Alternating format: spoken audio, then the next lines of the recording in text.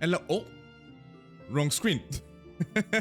Hello, my friends. Welcome in. Welcome to our... Well, you could almost call it our Halloween stream. Because tomorrow we don't have a stream. Honestly, I originally planned something, or that I want to do something on Halloween, but I couldn't come up with anything. And since so many other people are doing stuff on Halloween, I thought I'd just skip it this year. Next year, though, I already have planned for next year. But they're not doable this year. Hi, Nova. Hi, Chris. Hi, channel member Zerk, and everybody else who is here. I hope you all are doing well. Otherwise, we need to have a talk. Just kidding. Yeah. We're gonna have a few Halloween-themed things. I mean, originally it was because we hit the $200 donation goal for the Extra Life campaign. Which, in case some of you haven't donated to it yet, it's still possible down below. With !Extra Life. In case any of you want to help a children's hospital in the US and can afford it. I don't actively promote it that much anymore, as you can see, like the counter is not on the screen anymore. I already mentioned it last stream. I think I mentioned it last stream. But donating is still possible if any of you want to until the end of the year. And if we may hit any donation goals as well, of course I'm gonna honor them. Anywho, that's not the point today. The point today is that we're gonna read fables. German fables. German children's fables. That, if were written today, would definitely not count as children's fables anymore. I don't know who of you is aware of this, but many of the German fables, most famous among them, the Grimm fables, are not always in the original, what's the word for it? The original edition, are not always the most child-friendly, necessarily, by today's standards at the very least. Same goes for actually many fables you might know from, for example, Disney movies. Do you really think Ariel ended so nice? Some are more cursed, some are others, so I'm gonna issue a light trigger warning here. Because some of them contain blood and a little bit of gore. It's nothing extreme, but they're definitely crueler than the ones you might know. Just a little heads up for everybody. But I think in terms of Halloween, a bit of more creepy stuff is not necessarily something bad. I've prepared two different things for you. For one, I've prepared, I found a list of the supposedly uncensored and original version of the Grimm's fables. The Grimm tales, you could say. We're gonna read a few of them. Oh, that's actually a very good idea. No, we're gonna do that in a second. Wait, let me do that. Actually.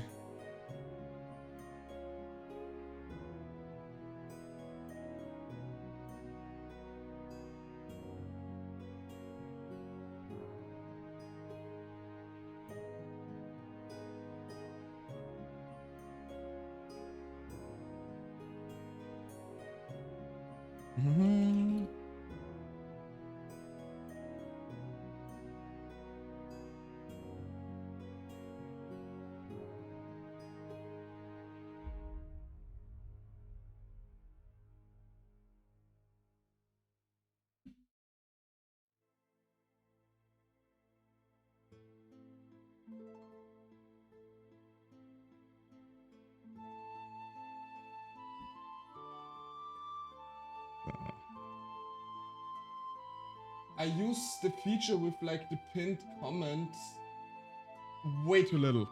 I use it way too little. This is something so useful. Thank you for pointing it out, Noah. Really appreciate it. So.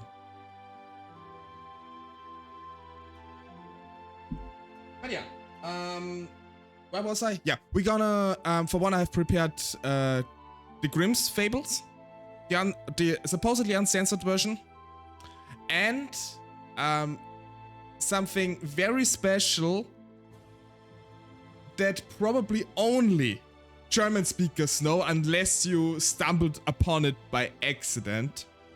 And that's the so-called Struwwelpeter.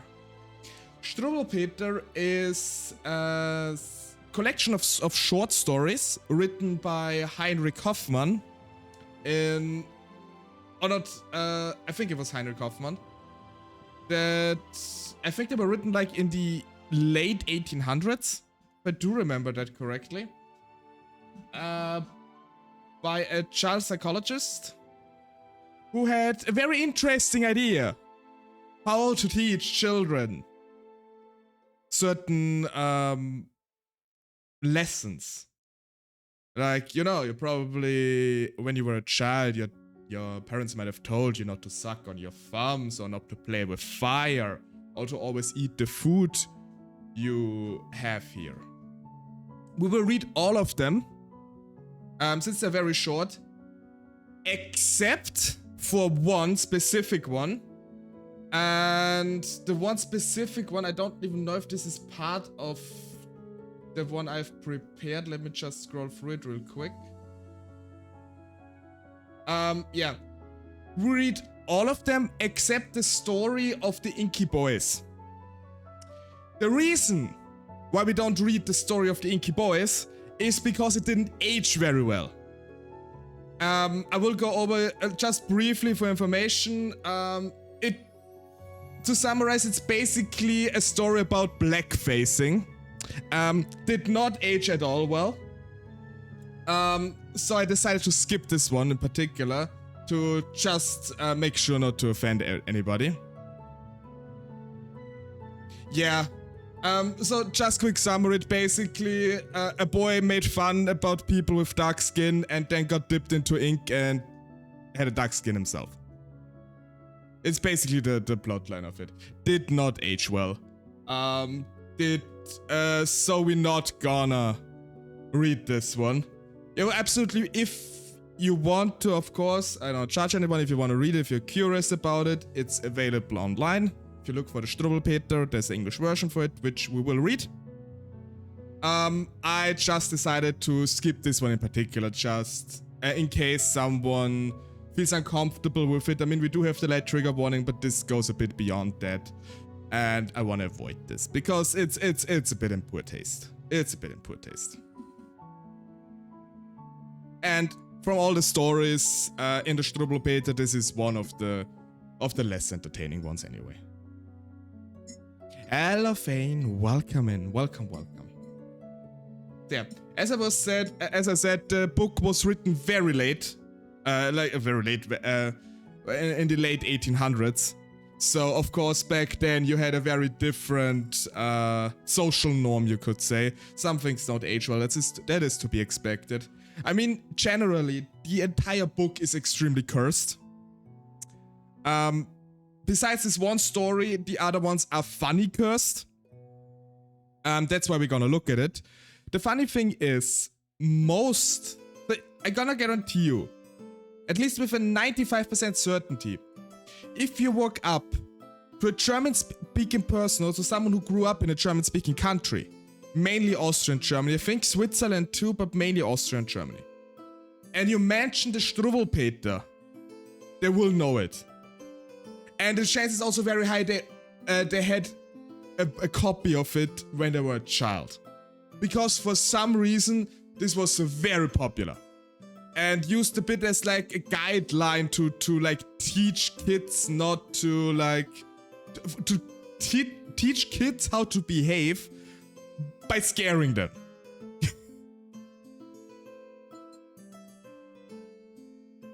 So, I also prepared a bit of tea for my throat, so I can hopefully read enough today.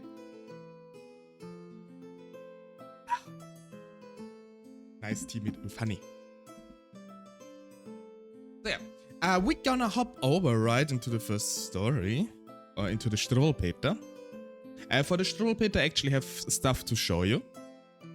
So we're gonna switch over to the other screen real quick. Yeah, and I get in my little corner. And hello, Elistra. Meow. Thank you for the cat ears. So, let me just real quick.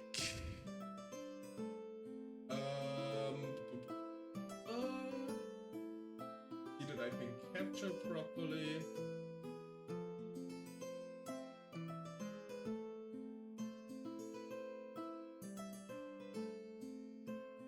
This is the wrong one. This is the right one. Okay. Perfect transition. So. I'm actually gonna stop the music for this one. And we had a bit of ambiance in the background. It's a bit fire crackling. Is that too loud? I'm maybe gonna turn it down a little bit. So. Today's tale, or the first of today's tale, is the Struwwelpeter. Merry Stories and Funny Pictures is the actual name of the book by Heinrich Hoffmann. And yeah, from Project Gutenberg. And this is the Struwwelpeter, who will also be part of one of the stories. This is the picture on the cover of the book. And this is probably the picture many German-speaking children had nightmares about, because this is drawn absolutely nightmarish, especially for a little child. I do remember vividly when I was looking through a bookshelf at my parents' home when I was a wee little Lux. And I suddenly found this book and I was too terrified to open it and I with shaking hands put it back after I saw the cover, because it was just so unnerving me. But yeah, this is the Struwwelpeter. As I explained earlier, it was written by a psychiatrist who tried to educate children. Those nails, those hairs. So Struwwel is basically a German slang word for messy, specifically messy hair.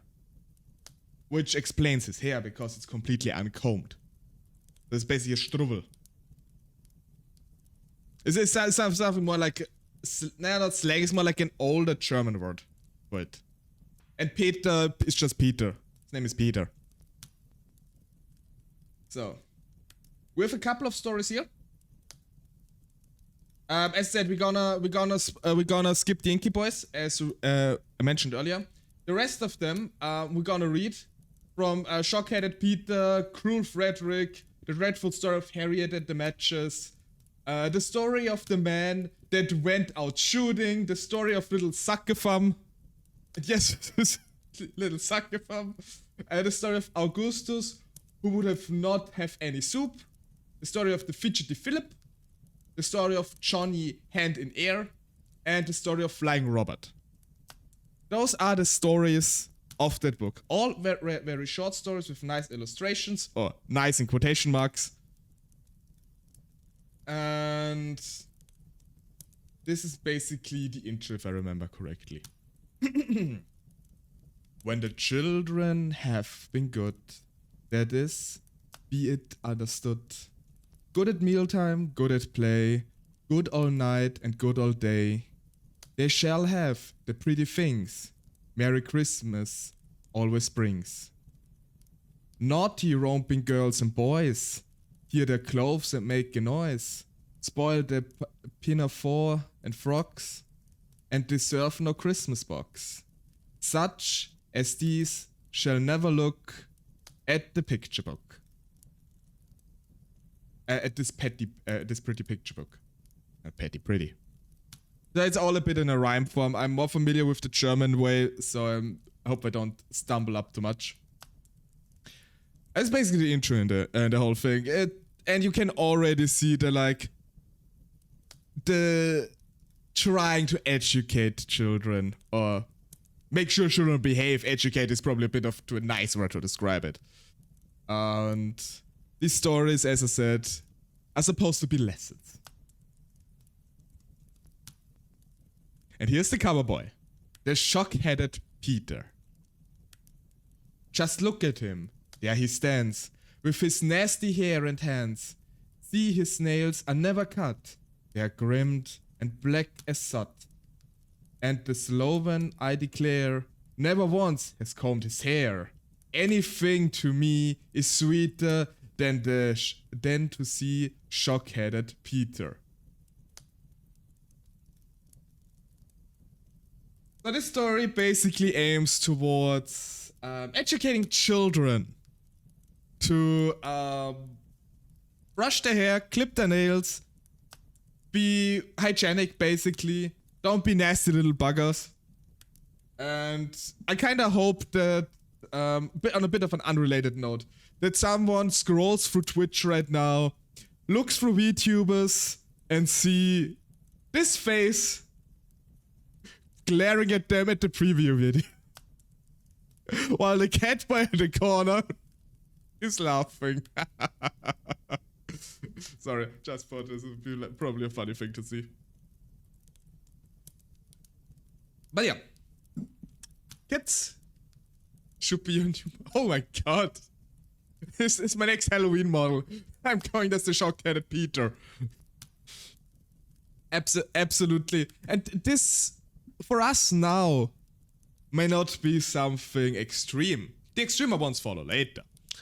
But as I mentioned already, and I've talked about this with a couple of my German-speaking friends, this is like a topic that sometimes pops up, but hey, you remember the Struwwelpeter. This is actually something that gave children nightmares, this picture specifically. Not the fact that I didn't comb shock-headed Lux. You know why it's called shock-headed? Because I took a shock because it was like bringing my fingernails in the socket and get electrocuted. It is how it looks actually. Shock-headed Lux, oh no. Don't let my future model mama hear this. He probably does it in a... She probably does it in a heartbeat. But yeah, this is actually a picture, while rather normal looking to us, it is very cursed to see it as a little child. And suddenly having, like, your grandparents or your parents, like, make you look at this picture and be like, oh, this is so creepy looking, like with the face and everything, and like those creepy ass nails. So that makes me shudder a little bit. I need to show you Pomple or Pilt, absolute nightmare food that was meant for kids in my country. Oh god. I would love to see it. If you can like send it through to me, if there's like an English version for it, or a German even. I'm fine with either, but I would love to see this. I love stuff like this. So, but as I said, shock-headed Peter is still one of the calmer ones. It's the introduction. I think you gotta ease in here. The next one is way less nice.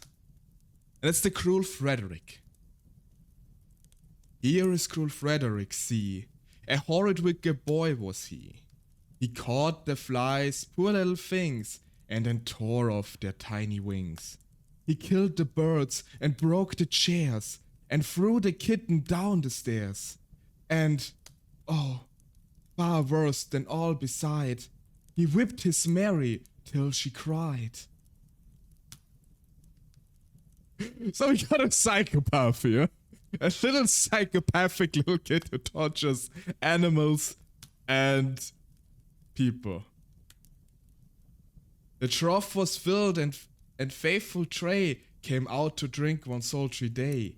He wagged his tail and wet his lips when cruel Fred snatched up a whip and whipped poor Tray till he was sore and kicked and whipped him more and more. At this, good Tray grew very red and growled and bit him till he bled. Then You should only have been by to see Fred scream and cry.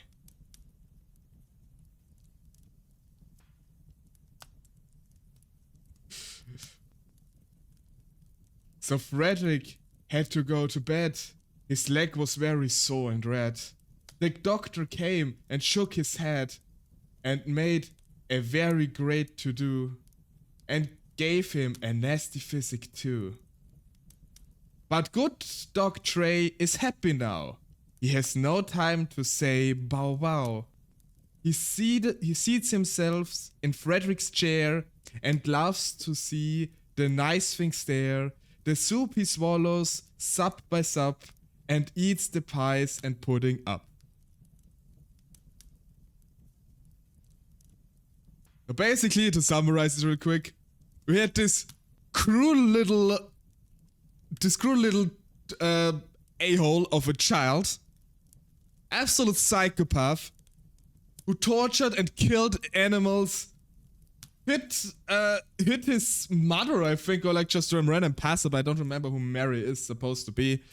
He whipped the dog bit him and he couldn't walk anymore. And then he was forced to lie in bed until he was healed. The doctor gave him awful medicine.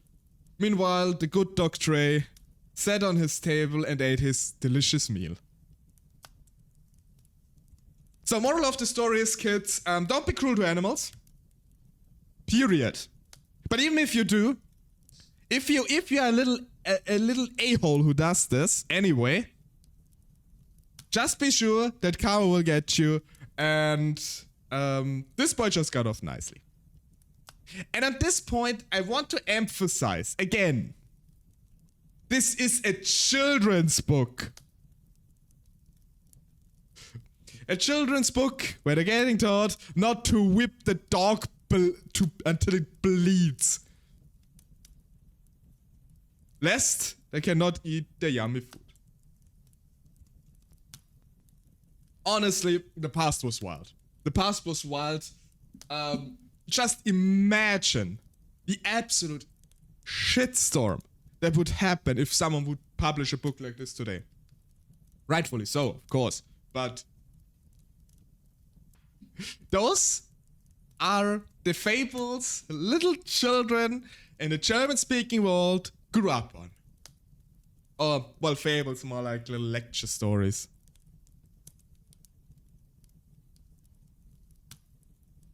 The next one is the dreadful story of Harriet and the matches.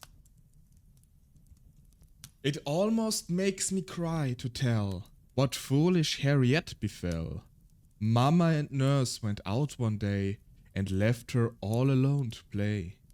Now on the table close at hand, a box of matches chanced to stand. And kind Mama and nurse had told her that if she touched them, they would scold her. But Harriet said, "Oh, what a pity! For when they burn, it is so pretty. They crackle so, and spit, and flame. Mama too often does the same." The pussycats heard this, and they began to hiss, and stretch their claws, and raise their paws. "Meow," they said, "meow, meow, you'll burn to death if you do so." But Harriet would not take advice. She lit the match, it was so nice. It crackled so, it burned so clear, exactly like the picture here.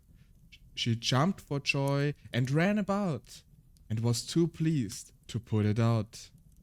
The pussycat saw this, and said, "Oh, naughty, naughty miss," and stretched their claws and raised their paws.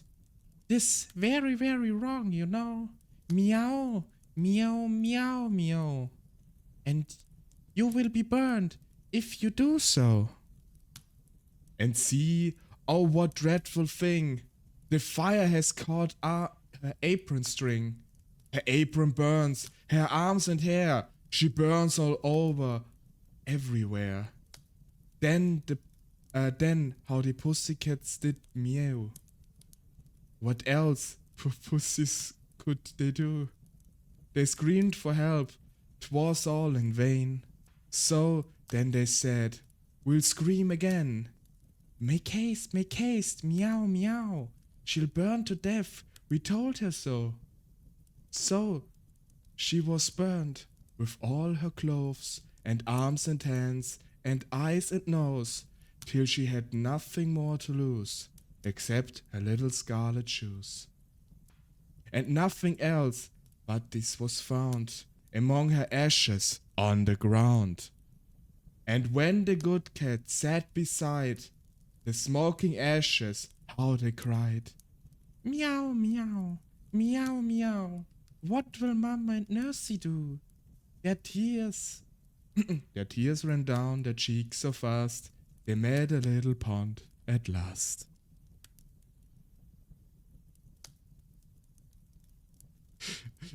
And with this, listen to the pussycats. Don't play with fire, children. Sorry, I know I'm a bit of a child. I had to laugh it. At like this part here. I'm such a child, I do apologize. The cats got too, I could have put out the fire. The cats are to blame.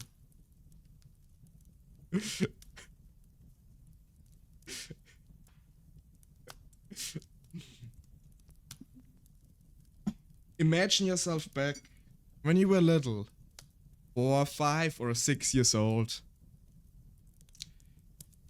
Your grandpa comes to your room and tells you to read you and offers you to read you a good night story. And then he takes the Strubbelpeter and reads you the story of how little Harriet burned to a literal pile of ashes and nothing but her shoes are left. And then he leaves and lets you to contemplate.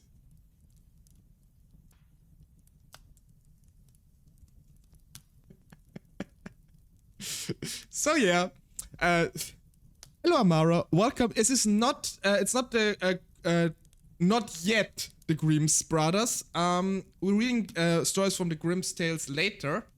Currently we're reading the Strubbelpeter, a nightmarish book, which taught German-speaking children in the most cruelest way not to play with fire and not to whip dogs bleeding. To give the best sleep after that, yeah? I just looked up if we had any scary or weird favorites because I was curious. But there's none, not really. No, like, I mean, I don't know, like, what absolute lunacy befell the German-speaking world to write fables where little children burned to death because they were playing with matches. And, yeah. And hello, reader, welcome in. We're reading extremely nice stories where little children play with matches and burn to death with nothing but their shoes are left. Oh, that rhymed him a little. Oh, that was unintentional. I love nice stories. Yeah, there were actually children's stories when I grew up. Yeah, little Harriet, I think the little Hans who heard this story, he did not want to play with fire. He was too busy crying while trying to fall asleep after hearing the story. So, the next one, as I said, the story of the Inky Boys, we're gonna skip that because I don't feel like reading a story about blackfacing. So, for anybody who's interested in, so it's nothing for a stream, but you can look it up if you want to. It just didn't age well. Anyway. We have the next story. And this is the story of the man that went out shooting. This is the man that shoots the hares. This is the coat he always wears. With game bag, powder horn and gun, he's going out to have some fun. He finds it hard without a pair of spectacles to shoot the hare. The hare sits snug in leaves and grass and loves to see the green man pass. Now, as the sun grew very hot and he a heavy gun had got, he laid down underneath a tree and went to sleep, so as you may see. And while he slept like any top, the little hare came, hop, hop, hop, took gun and spectacles, and then on her hind legs went off again. The green man wakes to seize and sees her place, the spectacle upon her face, to shoot the sleepy green-coated man. He cries and screams and runs away. The hare runs after him all day and hears him call out everywhere. Help! Fire! Help! The hare! The hare! At last he stumbled at the well, head over ears, and in he fell. The hare stopped short, took aim, and hark! Bang! Went the gun. She missed her mark. The poor man's wife was drinking up her coffee in her coffee cup. The gun shot cup and saucer through. Oh dear, she cried, what shall I do? There lived close by the cottage there the hare's own child, the little hare. And while she shot upon her toes, the coffee fell and burned her nose. Oh dear, she cried, with spoon in hand, such fun I do not understand. Don't play with guns, kids. Don't play with guns. That's it. Because you might get singed by coffee otherwise.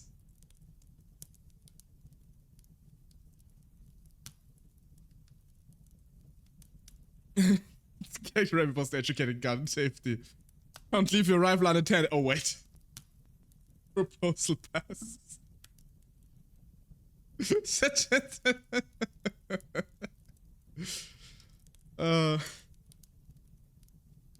is one of the weirder stories where I don't really get the message myself completely. And it's just, oh yeah, there's the hunter. The rabbit got the gun and shot him. I also just loved like the crazy eyes they get there. And this one looks always a bit like they have like a cigarette or something in the mouth. At least it looks a bit like it. Have underestimated your enemies, yeah, I guess. Thank you for the high redeem. Drink a little bit of tea. Don't F with rabbits, yeah, probably. Don't F with rabbits. You had it here first, children.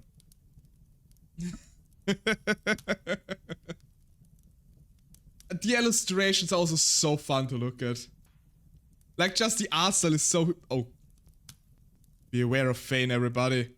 Be aware of Fane! It's come to haunt us!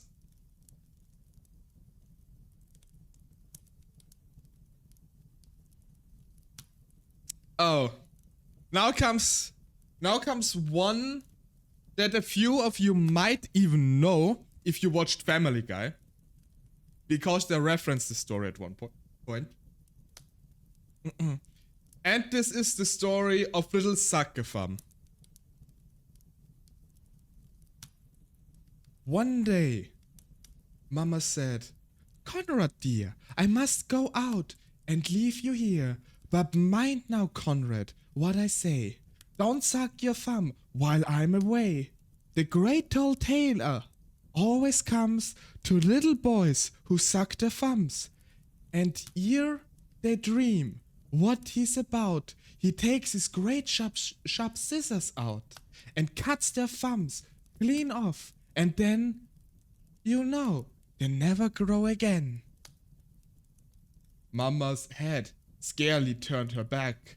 Her thumb was in. Alack, alack. The door flew open, in he ran, the great long red-legged scissor man. Oh children, see, the tailor come and caught out a little sucker thumb. Snip, snap, snip, the scissor go. And Conrad cries, oh, oh, oh. Snip, snap, snip. They go so fast that both his thumbs are off at last. Mama comes home, there Conrad stands and looks quite sad and shows his hands. Ah, said Mama, I knew he'd come to naughty little sucker thumb.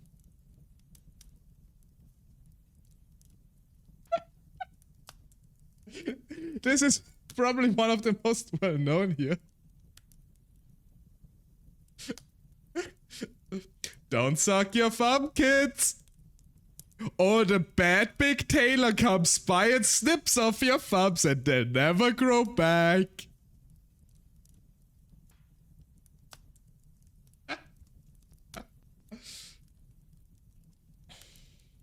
This is a reference in Family. Yeah, there's actually I remember that there's a episode of Family Guy where they have like a cutaway gag with saying how creepy German fables are, and then a reference this story. This was particular. This is from the Struwwelpeter, as you can see. If you suck your thumb, a grown-ass man comes and cuts your fingers off. Exactly.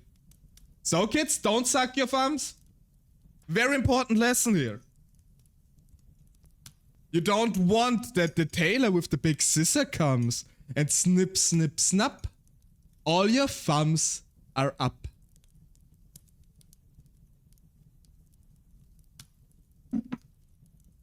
As I said, this book was written by a child psychologist in the late 1800s, if I remember correctly.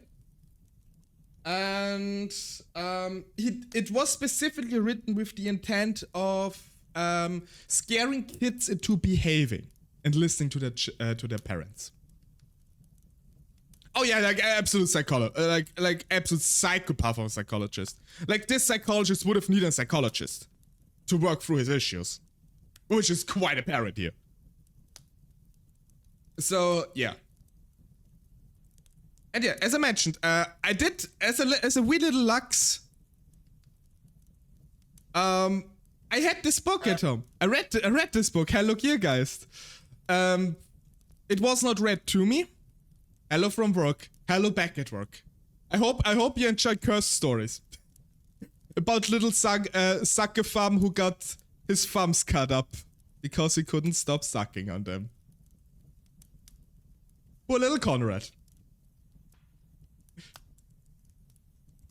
I don't. I think I never did actually. He has none anymore. That's why I collect toes to compensate. No.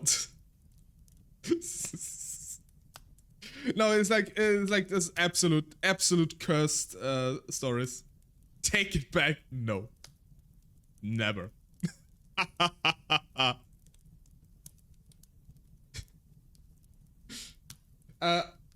Although once again, I think it is very fitting for Halloween to revisit those children's stories. I cannot emphasize this enough. Children's stories. You read this to your young children often before they even went to like first grade.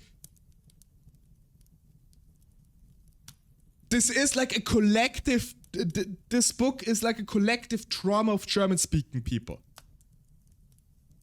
I swear to God. I promise you, if you like ask Heidi, if you ask Olga, they know this a lot. They know this book. I can promise you that. I haven't asked them about it, but I'm certain they do. The story related to kids, I don't think it's common literature anymore. I don't have kids, I don't know it. I gotta ask Olga Daddy if he read it to his children. But,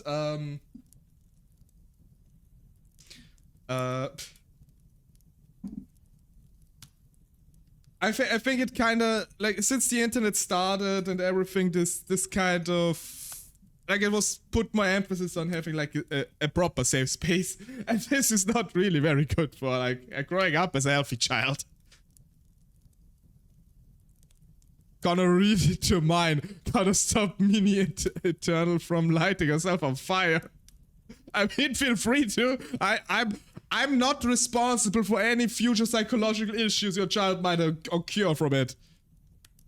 If I have a kid and read this to them, raise their shit proper, right? The German way.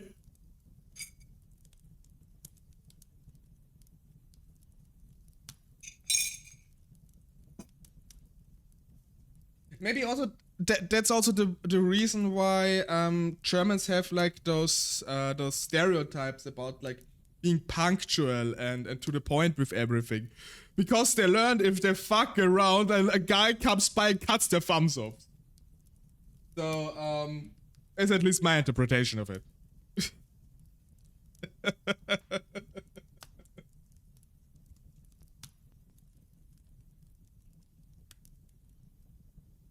Just refill my tea real quick. Gonna lurk while I go compress my spine with weights. Enjoy weight training, Rena. I hope you're still listening because we're far from done with those. Try not to get startled when I read them. Okay, these are the original fuck around and find out details. Yes! I could. I mean, it's the extreme version of it, but yes.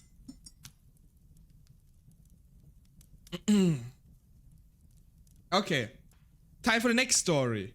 The story of Augustus, who would not have any soup. I'm not gonna scroll ahead per purpose.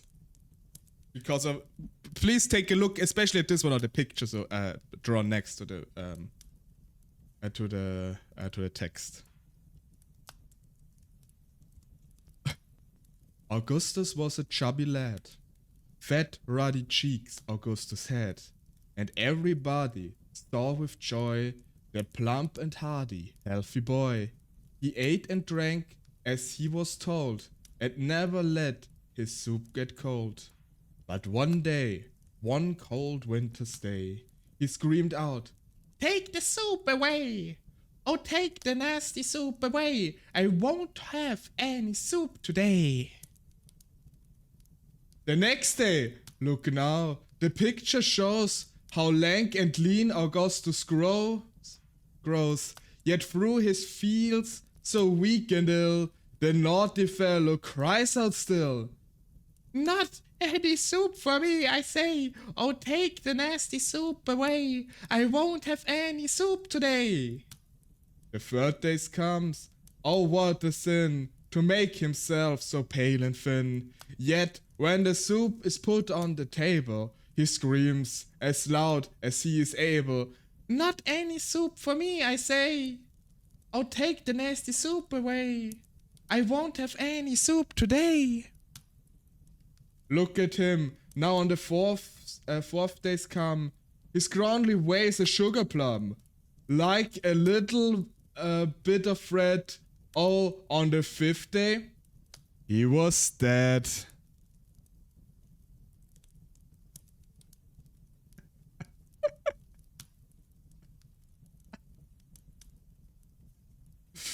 Little children, always eat your soup or you starve to death within 5 days. You're just dead.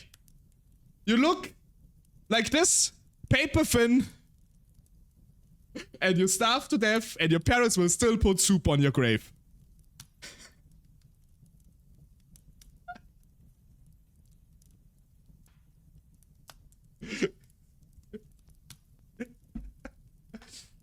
This kid could not, no, like this kid would not serve poverty. And yes, like, I mean on the first day, okay, like, on the second day I could see, okay, now today you eat your soup, and if he on the third day still refuses to eat soup, it already looks like like an SCP who escaped containment, then you might need to feed him something else. And to be honest, if I would eat nothing but soup every day, I would get sick of it eventually too. Like, at least give him, like, a dry bread to gnaw on. If nothing else. Is this, it's this or bed without dinner type shit? Yeah, it's exactly like this. We are poor, we put all our money into the last stew. It lasted for 5 days. Apparently. But even if they have so little money, why did they have a golden soup pot here? It's golden. They put it on his grave even. They could have sold the soup pot and got some bread with it. You don't need a golden soup pot. So don't eat soup and you lose weight. Don't. Sorry. Just made him into soup. Just piss covered. Is this what it means to be piss poor?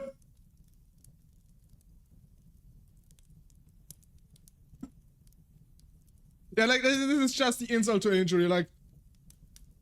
But I mean, what kind of cruel parent do you have to be when you see your child as thin as like a piece of paper and you still don't feed him anything? And I mean, I don't even think soup could even fix this.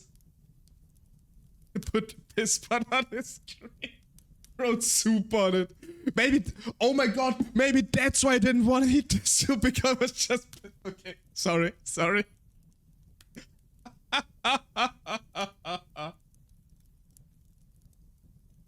Oh my god.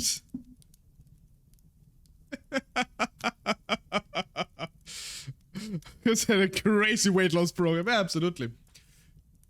If you like wanna lose weight like a champ, just don't eat soup for 2 days and you already look like this. You go from this to that.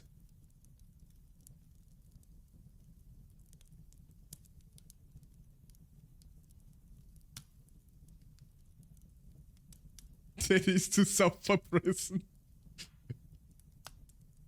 Just treat him. What I also think is so incredible, just this extremely dry delivery at the end. And on the 5th day, he was dead. He died, little Jimmy. Do you get it? He no longer lives. He no longer he is dead. He is getting eaten by worms, what little is left of him. Do you understand that, little Jimmy? That's how I imagined that.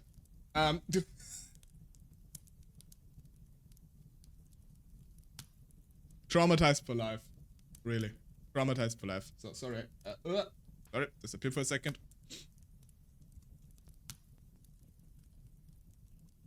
Like, little Jimmy, like, scarred for life here. Like, it's over. It's over for him.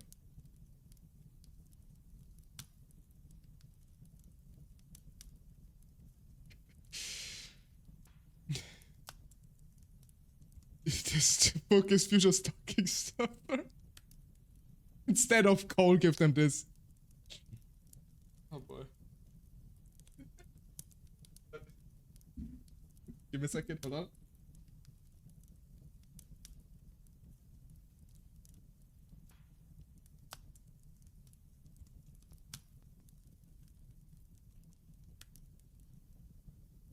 Off to the next story. Santa wrote this book of faith. Read it, learn it, understand it. Next is the story of Fidgety Philip. Let's see if Philip can be a little gentleman. Let me see if he is able to sit still for once at table. Does Papa bade Phil behave, and Mama looked very grave. But Fidgety Phil, he wouldn't stay still. He wriggles and giggles, and then I declare,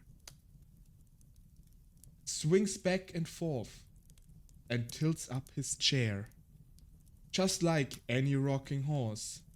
Philip, I'm going to cross. See the naughty restless child growing still more rude and wild, till his chair fell over quiet. Philip screams and with all his might catches at the cloth, but then that makes matters worse again. Down down upon the ground they fall, glasses, plates, knives and fork and all. How Mama did fret not to frown when she saw them tumbling down.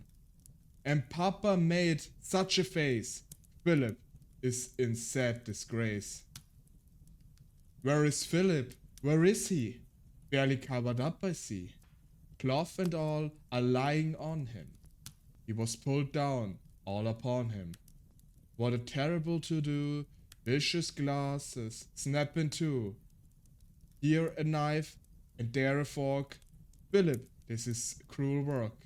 Table also bare, and poor Papa and poor Mama look quite cross and wonder how they shall have their dinner now.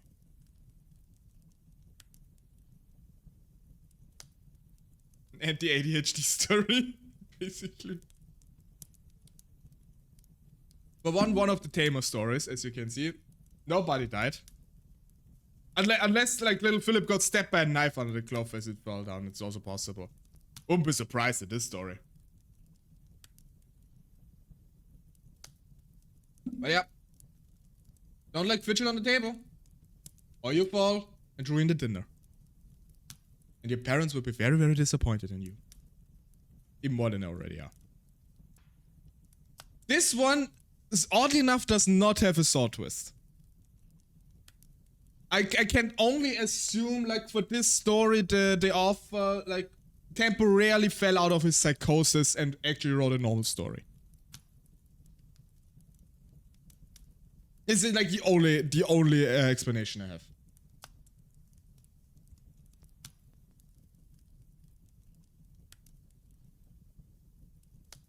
Next is the story of Johnny Head in Air. As he trudged along to school, it was always Johnny's rule to be looking at the sky and the clouds that float by. But what just before him lay in his way, Johnny never thought about. So that everyone cried out, "Little Johnny, there, little Johnny Head in Air."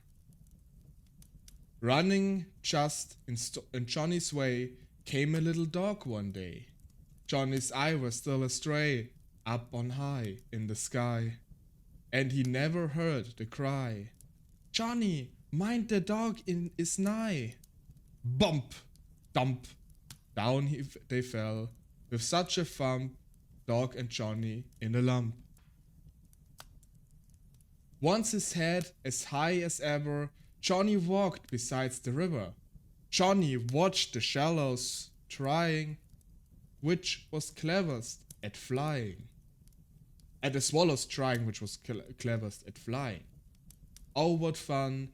Johnny watched the bright round sun, going in and coming out. This was all he thought about. So he stood on, only thinking, to the river's very brink. Only think to the river's very brink, where the bank was high and steep, and the water very deep. And the fishes in a row stared to see him coming so. One step more, oh sad to tell, headlong, in poor Johnny fell. And the fishes in dismay wagged their tails and swam away. There lay Johnny on his face, with red riding case. But as they were passing by, two strong men had heard him cry. And with sticks, the two strong men hooked poor Johnny out again. Oh, you should have seen him shiver when they pulled him from the river. He was in a sorry plight, dripping wet and such a fright. Wet all over, everywhere, clothes and arms and face and hair. Johnny never will forget what it is to be so wet. And the fishes, 1, 2, 3, are come back again to see. Up they came, the moment again, to enjoy the fun and laughter. Each popped out his little head, and to tease poor Johnny said, "Silly Johnny, look, You have lost your writing book.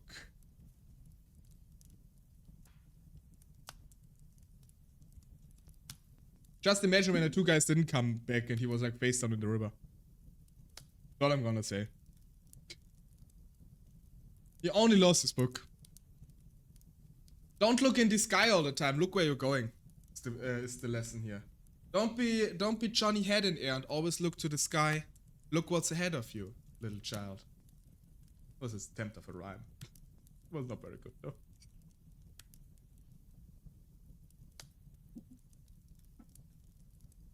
So yeah, look where you're going, or you end up wet, lose your book, and fishes will laugh at you.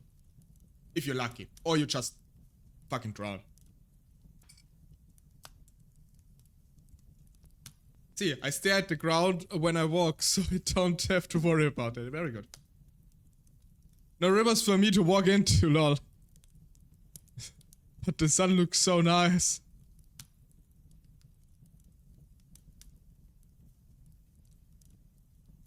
I mean, neither is like fidgeting a bit at the table, like normally this would happen. Yeah, it is not a bad of a trade.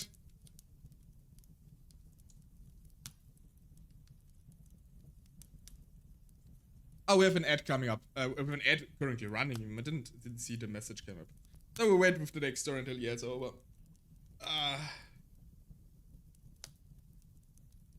But yeah, a few of them are a bit calmer. So, for some of them, you can absolutely like when you read it, you can absolutely see like the author just went into an absolute psychosis. Like little sucker farm and like carry it and the matches. Or the soup story. Little Augustus. I hope you're all learning something today. It's a very educational stream today. Yes, yes, yes. So stay inside and you be okay. Got it. Yeah, but don't suck your thumbs. And don't play with matches. And eat your soup.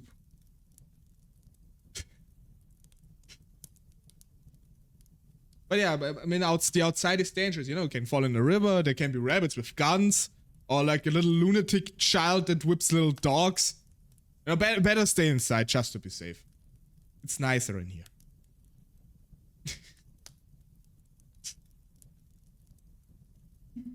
I'm enjoying the stories so far. I hope they're to your liking, everybody. I just love the curseness of them.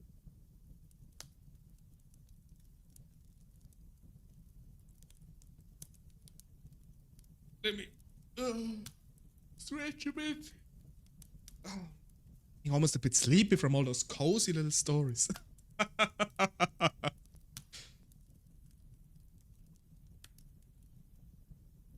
Yeah, just be careful. Be careful of it.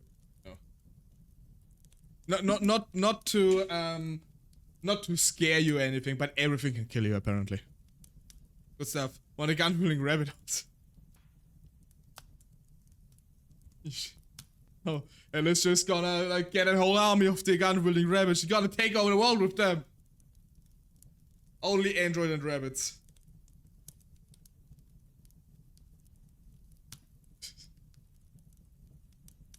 Oh boy.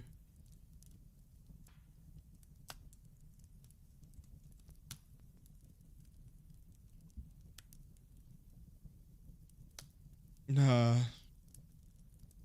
Okay, so I think the ad should be over. Hell yeah. Yeah. Would be I guess it would be kind of a silly game to like have a game where I have to like get an army of gun-wielding rabbits and kill everything. It would be a funny concept for a game, not gonna lie. Welcome back from ad break, everybody. Welcome back. So, going on to the next story.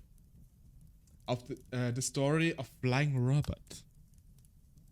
When the rain comes tumbling down, in the country or in the town, all good little girls and boys stay at home and mind their toys.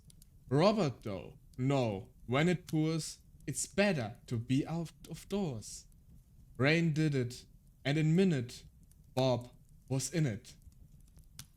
Here you see him, silly fellow, underneath his red umbrella. What a wind, oh, oh, how it whistles through the trees and flowers and thistles. It has caught his red umbrella. Now look at him, silly fella. Up he flies to the skies. No one heard his screams and cries. Though the clouds the rude wind bore him, and his flathead flew on before him. Soon they got to such a height, they were nearly out of sight, and their head went up so high that it nearly touched the sky. No one ever yet could tell where they stopped or where they fell. Only this one thing is plain: Bob was never seen again. Stay indoors, everybody.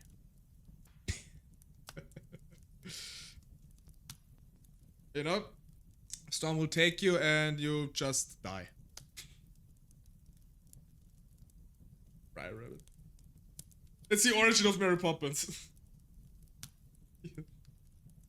Oh god, now I wanna watch Mary Poppins again. I do like the movie, the original one. One of the few times where I actually prefer like a live action kind of style movie over like animation. There's just such a charm to it.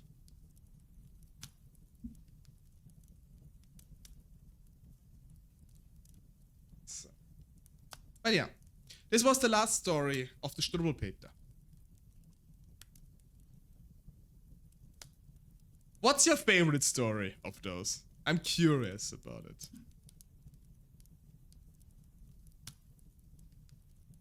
I think, like, in terms of cursed factor, my favorite is just the soup story, because it's just so... And he's dead.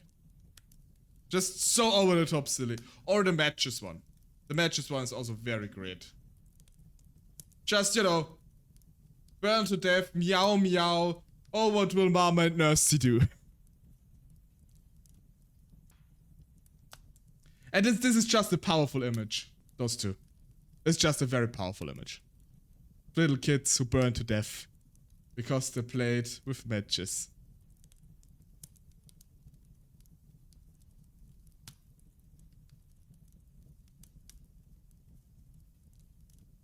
Yeah, I mean, Frederick, like the story with Cruel Frederick definitely was was a satisfying ending for him. He was tortured by the doctor basically while the dog get to eat all his yummy food. That's how it's supposed to be.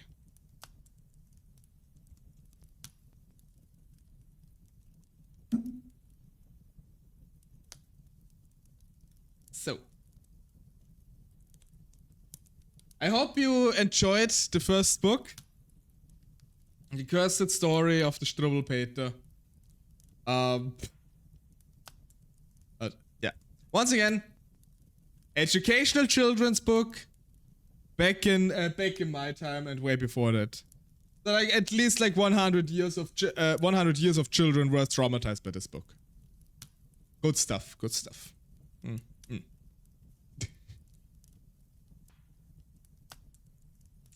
So let me check. Where do I have the others? Honestly, 10 out of 10. Would read again. I mean, it's available online, obviously, in Gutenberg.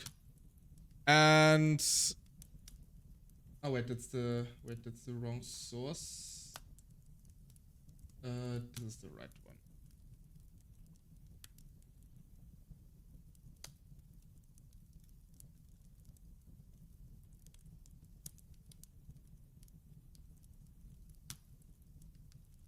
So, wait, let me chat a little bit in the meantime. Can leave the fire running. But yeah, the Struwwelpeter definitely has a way of educating people or children that's extremely unique. Not cursed again. At all, not again, whatever. So everybody who has children, plans on having children, or just wants to be like the cruel uncle or aunt that completely disturbs the little ones, this is the way to do it. Children this day don't know how good they have it. I'm truly... Oh, sorry. I cannot imagine that the vast majority of parents would read this to their children anymore. I don't know if like reading stories to children is even that common. As it would probably come to a surprise, I do not have any children myself. As a telltale, I'm always out and about. Children are not something I could take responsibility for, after all. But I do wonder if other parents, if there's still like some very messed up parents out there somewhere who would genuinely read this story to their children.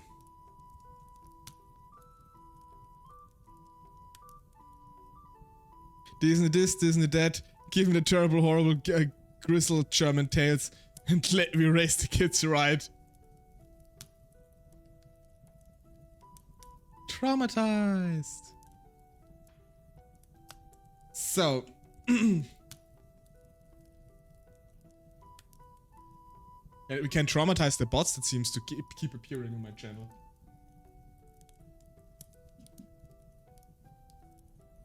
So the next one, I mean, now is the question, which of all these stories do you want me to read? I cannot read all of them, it's impossible. Those are all the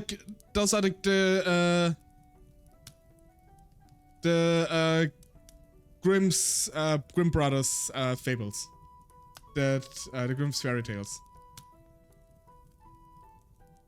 And yes, they're way more than you would expect. It's not just like Rapunzel and Cinderella. I don't know all of them myself, honestly.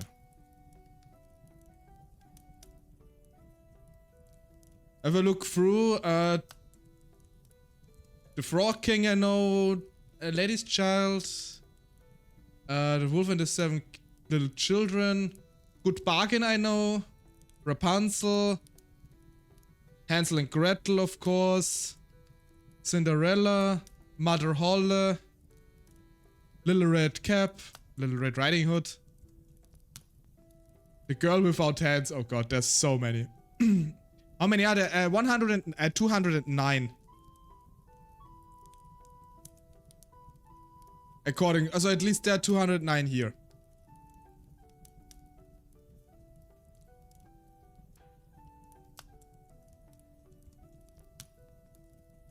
You can use a number generator. The Girl Without Hands has my attention. Oh, wonder. It's probably related to the little boy who got his thumbs cut off. We can read this one.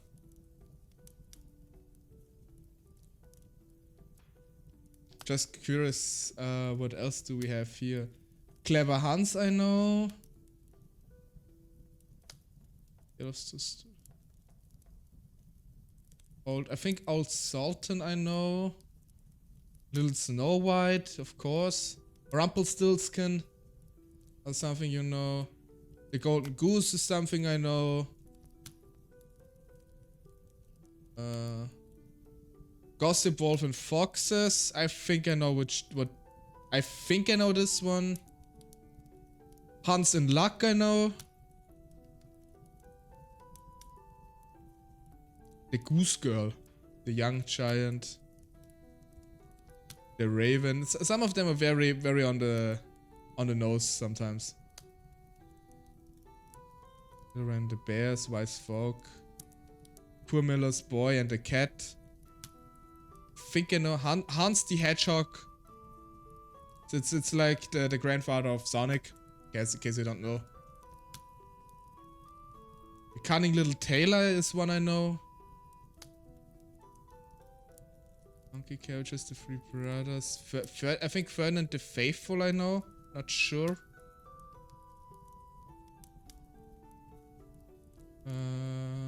Iron Chan. Domestic Servant, Lambkin. Grateful Sun, Turnip. Hedgehog, you say? Oh, oh. Nova already. Hedgehog, Hedgehog, Hedgehog. Just let me look. I think Glass Coffin, Snow White and Rose Red.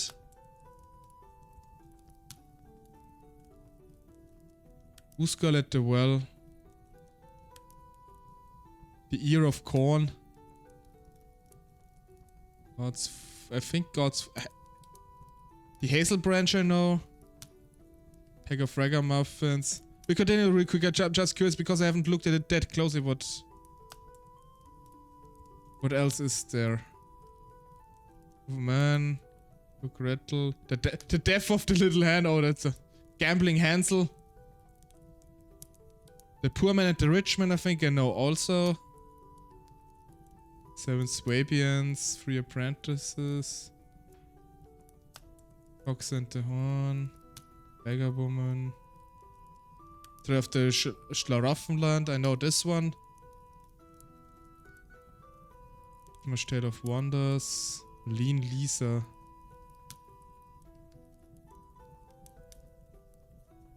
Probably missed a few, but yeah. The Hare and the Hedgehog, also something I know. Golden Key.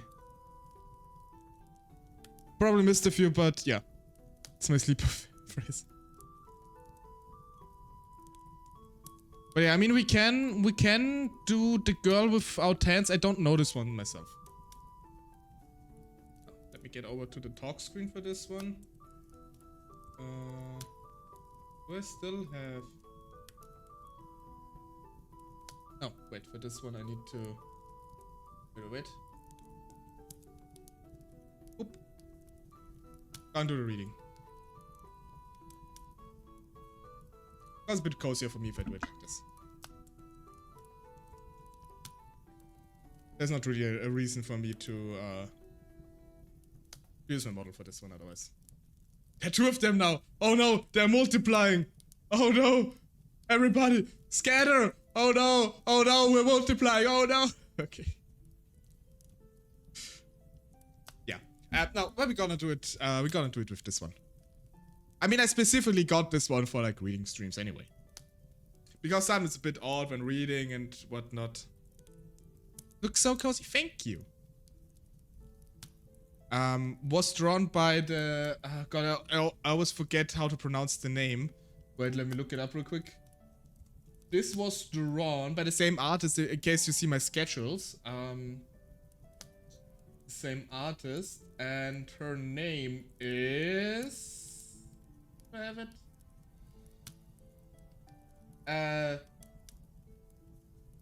Sichinari. Sichinari. I mean, I don't know how to pronounce her name, honestly. But go check her out if you like the artwork. It's really good, as you can see. I can find her on VChat and on YouTube too, on Twitch too, I think. Yeah, incredible artist. Very happy with this. So, then let's read The Girl Without Hands. Oh, it's a bit of a long one. It's okay, so those stories obviously are a bit longer than the ones we just read. I'm gonna take maybe a break or two in between, depending. It's not that long, it's maybe like 2 pages of my little book here. So. A certain miller had little by little fallen into poverty, and had nothing left but his mill and a large apple tree behind it. Once, when he had gone into the forest to fetch wood, an old man stepped up to him, whom he had never seen before, and said, "Why do you plague yourself by cutting wood? I will make you rich if you will promise me what is standing behind your mill." "What can that be but my apple tree?" thought the stranger. He, however, laughed mockingly and said, "When 3 years have passed, I will come and carry away what belongs to me. And then he went. When the miller got home, his wife came to meet him and said, Tell me, miller, from whence come this sudden wealth into our house? All at once, every box and chest was filled. No one brought it in, and I know not how it happened. He answered, It comes from a stranger who I met in the forest and promised me great treasure. I, in return, have promised him what stands behind the mill. He can very well give him the big apple tree for it. Ah, husband, said the terrified wife, that must have been the devil. He did not mean the apple tree, but our daughter, who was standing behind the mill, sweeping the yard. What? Actually, wait. Make a quick second real quick. I think so that let me put up something real quick. Ah, wrong. Let me put up something real quick. I think this might be a nice addition.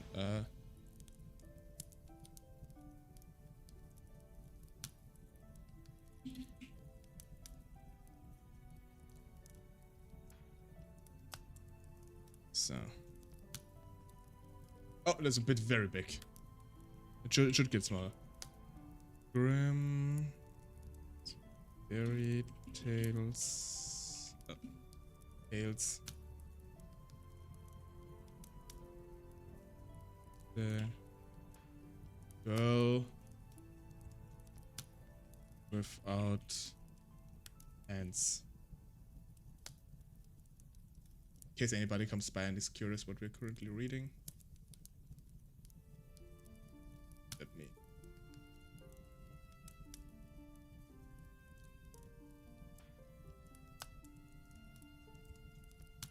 I think up here is good. Wait, I can.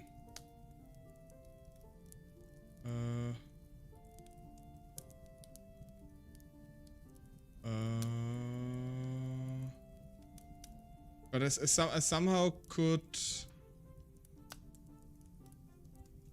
Ah, that was. Wait. Background color, gradient. Color, that's fine. That's fine. Outline.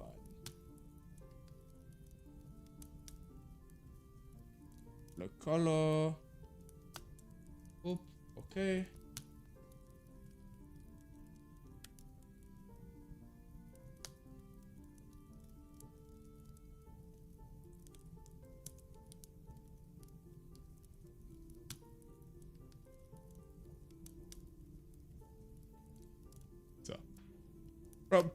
Probably so that people know what we're reading. Little I think it would be a nice addition.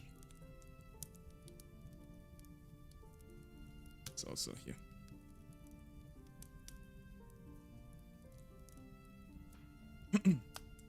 Okay. So the miller just gave away his daughter by accident for his riches. That's great. The miller's daughter was a beautiful, pious girl and lived through the 3 years in fear of God and without sin. When therefore the time was over and the day came when the devil, one, was to fetch her, she washed herself clean and made a circle round herself with chalk. Devil appeared quite early, but he could not come near to her. Angrily he said to the miller, Take all water away from her, that she may no longer be able to wash herself, for otherwise I have no power over her. The miller was afraid, but did so. The next morning the devil came again, but she had wept on her hands, and they were quite clean. Again he could not get near her, and furiously said to the miller, Cut her hands off, or else I have no power over her. The miller was shocked and answered, How could I cut off my own child's hand? Then the evil one, threatened him and said, if you do not do it, you are mine, and I will take you yourself. The father became alarmed and promised to obey him. So he went to the girl and said, my child, if I do not cut off both your hands, the devil will carry me away, and in my terror I promise to do it. Help me in my need and forgive me the harm I do to you. She replied, dear father, do with me what you will, I am your child. That's a statement. Thereupon she laid down both her hands and let them be cut off. The devil came back on the third time, but she had wept so long and so much on her stumps that after all they were quite clean. Then he had to give in and had lost all right over her. The miller said to her, I have by means of you received such great wealth, but I will keep you most handsomely as long as you live. But she replied, here I cannot stay. I will go forth. Compassionate people will give me as much as I require. Therefore she caused her maimed arms to be bound to her back, and by sunrise she set out on her way, and walked the whole day until night fell. Then she came to a royal garden, and by the shimmering of the moon she saw the trees covered with beautiful fruits grew in it. But she could not enter, for it was surrounded by water. And as she walked the whole day and not eaten one mouthful, her hunger tormented her. She thought, if I were but inside, that I might eat of the fruit, else must I die of hunger. Then she knelt down, called on God the Lord, and prayed. And suddenly an angel came toward her, who made a dam in the water, so that the moat became dry, and she could walk through it. And now she went into the garden, and the angel went with her. She saw a tree covered with beautiful pears, but they were all counted. Then she went to them, and to still her hunger, ate one without her mouth from the tree. With her mouth from the tree. What? But no more. The gardener was watching, but as the angel was standing by, he was afraid and thought, the maiden was a spirit. He was silent. Neither did he dare to cry out or to speak to the spirit. When she had eaten the pear, she was satisfied, and went and concealed herself among the bushes. The king, to whom the garden belonged, came down to it next morning and counted, and saw that one of the pears was missing, and asked the gardener what had become of it, as it was not lying beneath the tree, but was gone. Then answered the gardener, last night a spirit came by who had no hands, and ate off one of the pears with its mouth. The king said, how did the spirit get over the water? And where did it go after it had eaten the pear? The gardener answered, someone came in a snow-white garment from heaven, who made a dam, and kept back the water, that the spirit might walk through the moat. And as it must have been an angel, I was afraid and asked no questions, and did not cry out when the spirit had eaten the pear. It went back again. The king said, if it be as you say, I will watch with you tonight. When it grew dark, the king came into the garden and brought a priest with him, who was to speak to a spirit. All three seated themselves beneath the tree and watched. At midnight, the maiden came creeping out of the thicket, went to the tree, and again ate one pear of it with her mouth. And beside her stood the angel, white garments. When the priest went out to them and said, "Do you come from heaven or from earth? Are you a spirit or a human being?" She replied, "I am no spirit, but an unhappy mortal, deserted by all but God." The king said, "If you are forsaken by all the world, yet will I not forsake you."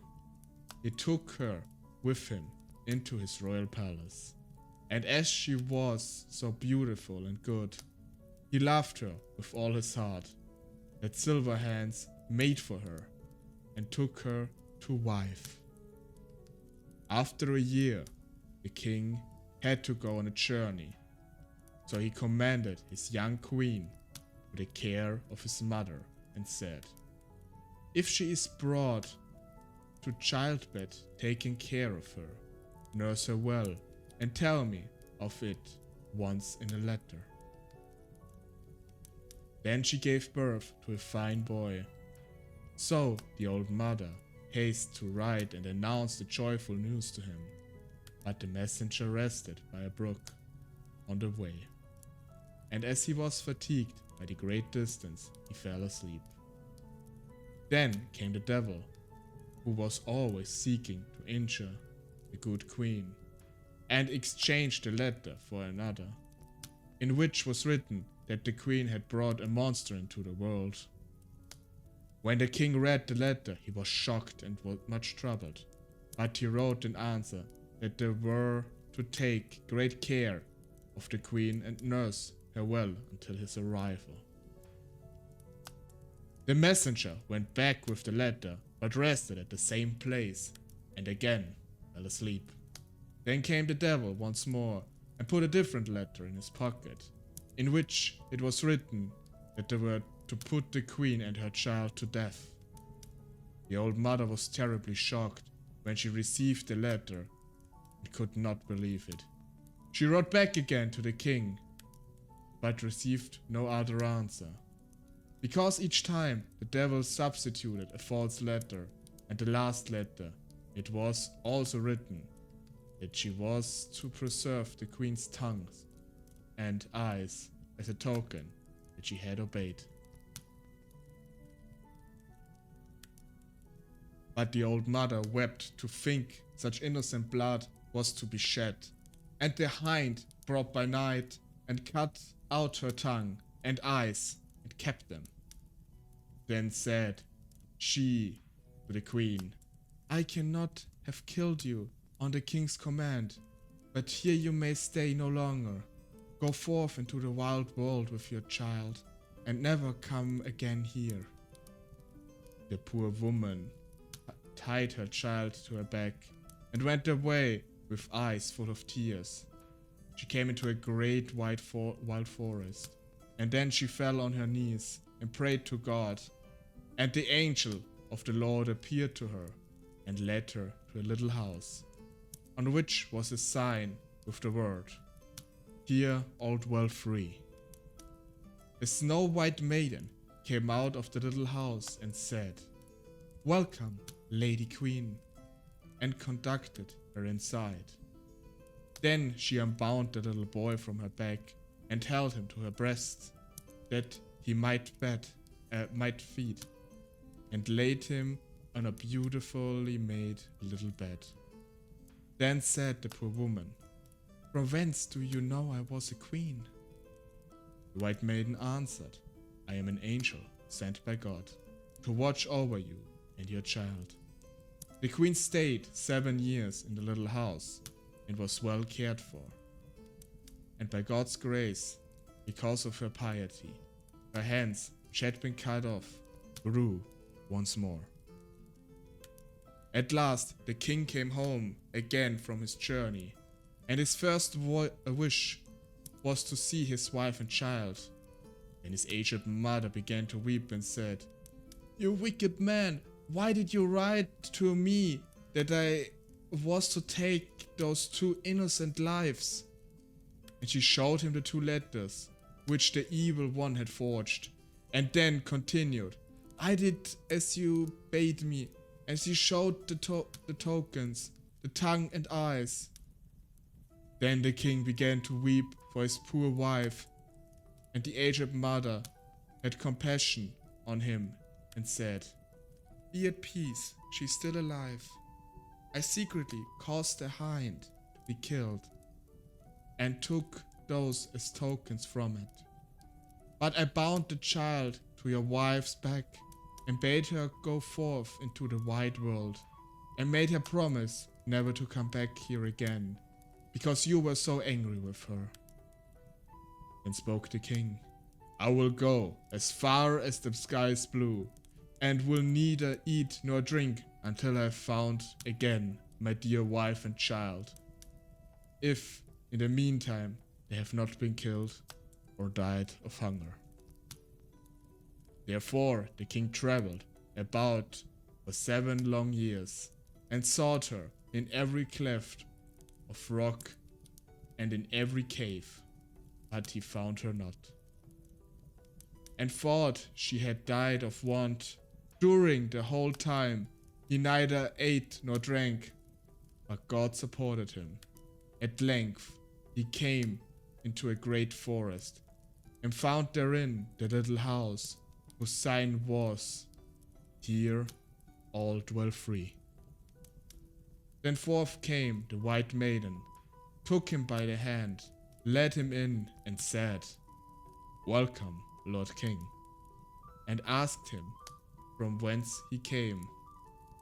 He answered, "Soon I shall have traveled about for the space of 7 years, and I seek my wife and her child, but cannot find them." The angel offered him meat and drink, but he did not take anything, and only wished to rest a little. Then he lay down to sleep, and laid a handkerchief over his face. Thereupon the angel went into the chamber where the queen sat with her son, whom she usually called Sorrowful, and said to her, "Go out with your child, your husband has come." So she went to the place where he lay, and the handkerchief fell from his face. Then said she, "Sorrowful, pick up your father's handkerchief and cover his face again."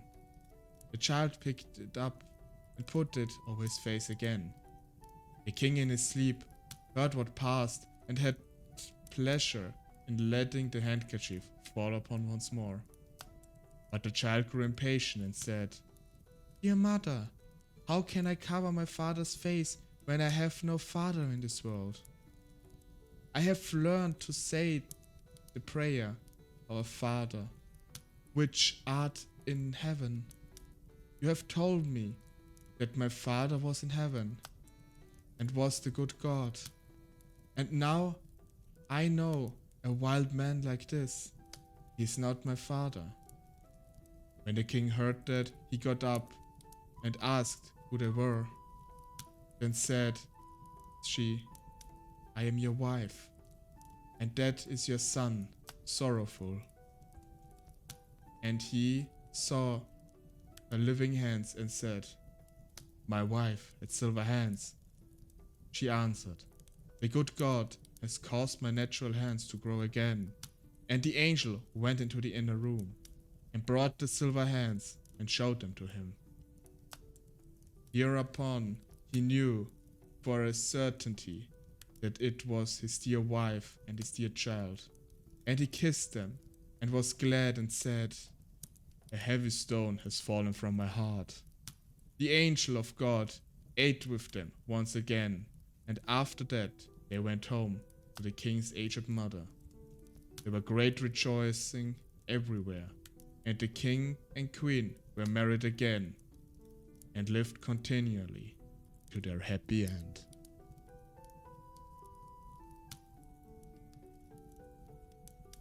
The end. Honestly, did not know this story. It took a bit of a turn, honestly. I was not expecting that Farmless Corner reading this. Yo, what the fuck? Yeah, can my farms grow back too? It's a nice story though. Comparatively.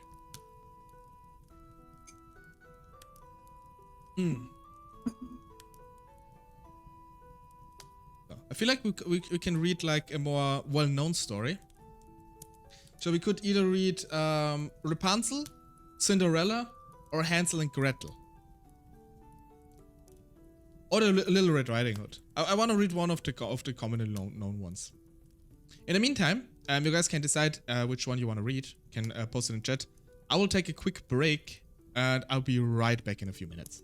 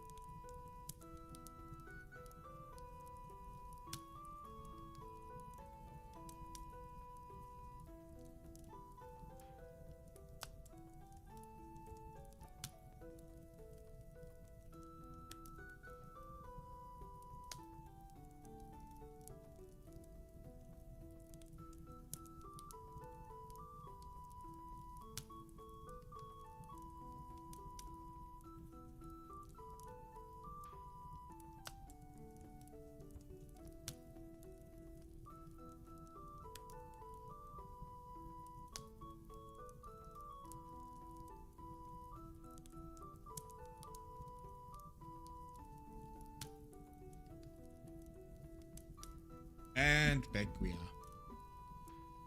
So, Hole, Cinderella, Rapunzel, Red Riding Hood, and Hansel and Gretel are the options presented. Kind of wanna hear how Hansel and Gretel goes. Sure. I mean, we can do more of them too. I definitely want to read Red Riding Hood later on too. So we at least have 2 more stories coming up, maybe more, depending on how I feel. But Hansel and Gretel, then we do Red Riding Hood, and then we saw it. How I feel if we have any more. So, Hansel and Gretel. I mean, the stories are rather long, so, or most of them are at the very least. Okay. Then.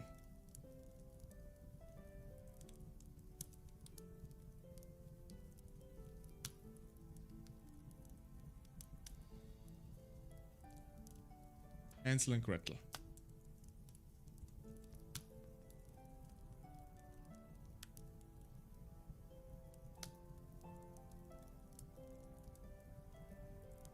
So, just getting a quick straight. Yeah.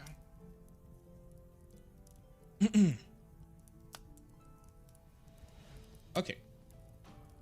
Let's go with Hansel and Gretel. Hard by a great forest dwelt a poor woodcutter with his wife and his 2 children. The boy was called Hansel and the girl Gretel. He had little to bite and to break, and once, when great dread fell on the land, he could no longer procure even daily bread. Now he thought over this by night in his bed and tossed about his anxiety. He groaned and said to his wife, "What is to become of us? How are we to feed our poor children when we no longer have anything even for ourselves?" I tell you what, husband, answered the woman. Early tomorrow morning, we'll take the children out in the forest to where it is the thickest. There we will light the fire for them and give each of them one more piece of bread. And then we'll go to our work and leave them alone.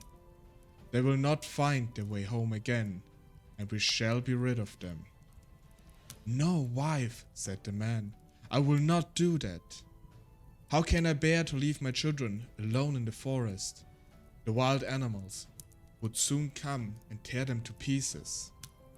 "Oh, you fool," said she, "then we must all die of hunger. You may as well plane the planks for our coffins." And she left him no peace until he consented. "But I feel very sorry for the poor children, all the same," said the man. The two children had also not been able to sleep for hunger, and had heard what their stepmother had said to their father. Gretel wept bitter tears, and said to Hansel, "Now all is over with us." "Be quiet, Gretel," said Hansel. "Do not distress yourself. I will soon find a way to help us." And when the old folks would fall asleep, he got up, put on his little coat, opened a door below, and crept outside. The moon shone brightly, and the white pebbles which lay in front of the house glittered like silver pennies. Hansel stopped and stuffed his little pocket of his coat with as many as he could get in. Then he went back and said to Gretel, "Be comforted, dear little sister, and sleep in peace. God will not forsake us." And he lay down again in his bed. When the day dawned, but before the sun had risen, the woman came and awoke the two children, saying, "Get up, you sluggards. We are going into the forest to fetch wood." She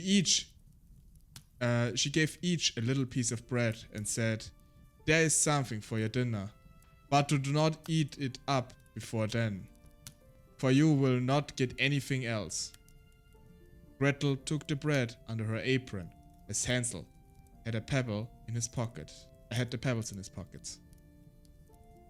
When they all set out together on their way to the forest, when they had walked a short time, Hansel stood still and peeped back at the house, and did so again and again.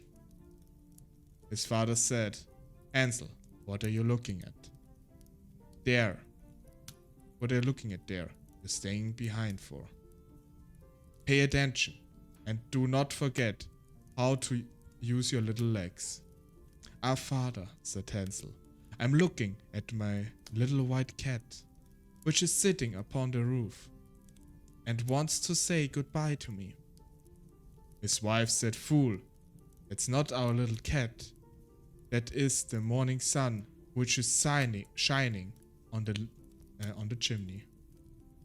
Hansel, however, had not been looking back at the cat, but had been constantly throwing one of the white pebblestones out of his pockets on the road. When they had reached the middle of the forest, the father said, "Now, children, pile up some wood, and I will light a fire that you may not be cold." Hansel and Gretel gathered brushwood together, as high as a little hill. The brushwood was lightened, and when the flames were burning very high, the woman said, "Now, children, lay yourself down by the fire and rest. We will go into the forest and cut some wood. When we have done, we will come back and fetch you away." Hansel and Gretel sat by the fire, and when noon came, each ate a little piece of bread. And as they heard the strokes of the wood axe, they believed that their father was near. It was not the axe, however, but a branch he had fastened to a withered tree, which the wind has blowing backwards and forwards. And as they had been sitting such a long time, their eyes closed with fatigue, and they fell fast asleep. When at night they awoke, it was already dark. Gretel began to cry and said, "How are we going to get out of this forest now?" But Hansel comforted her and said, "Just wait a little until the moon has risen, and then we'll soon find the way." And when the full moon had risen, Hansel took his little sister by the hand and followed the pebble, which shone like newly coined silver pieces, and showed them the way. They walked the whole night long, and by break of the day came once more to their father's house. They knocked at the door, and when the woman opened it and saw it was Hansel and Gretel, she said, "You naughty children, why have you slept so long in the forest? We thought you were never coming back to us at all." The father, however, rejoiced, for it had cut him to the heart to leave them behind alone. Not long afterwards, there were once again more great droughts throughout the land, and the children heard their mother saying at night to their father, "Everything is eaten again. We have 1/2 loaf left, and that is the end. The children must go. We will take them farther into the woods, so that they will not find their way out again. There is no other means of saving ourselves." The man's heart was heavy, and he thought it would be better not to share the last mouthful with your children. The woman, however, it would be better to share the last mouthful with your children. The woman, however, would not listen to nothing he had to say, but scolded and reproached him. He who says A must say B. Likewise, and he had yielded the first time, he had to do a second time also. The children, however, were still awake and had heard the conversation. When the old folks were asleep, Hansel again got up and wanted to go out to pick up pebbles, as he had done the night before. But the woman had locked the door, and Hansel could not get out. Nevertheless, he comforted his little sister and said, "Do not cry, Gretel. Go to sleep quietly. The good God will help us." Early in the morning came the woman and took the children out of their beds. The pieces of bread was given to them, but it was still smaller than the time before. On the way into the forest, Hansel crumpled his in his pocket, and often stood still and threw a morsel on the ground. "Hansel, why do you stop and look around?" said the father. "Go on." "I'm looking back at my little pigeon, which is sitting on the roof, and wants to say goodbye to me," answered Hansel. "Fool," said the woman. "That is not your little pigeon.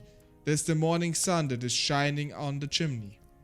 Hansel, however, little by little, threw all the crumbs on the path. The woman led the children deep into the forest, where they had never in their lives been before. Then a great fire was again made, and the mother said, "Just sit there, you children, and when you are tired, you may sleep a little.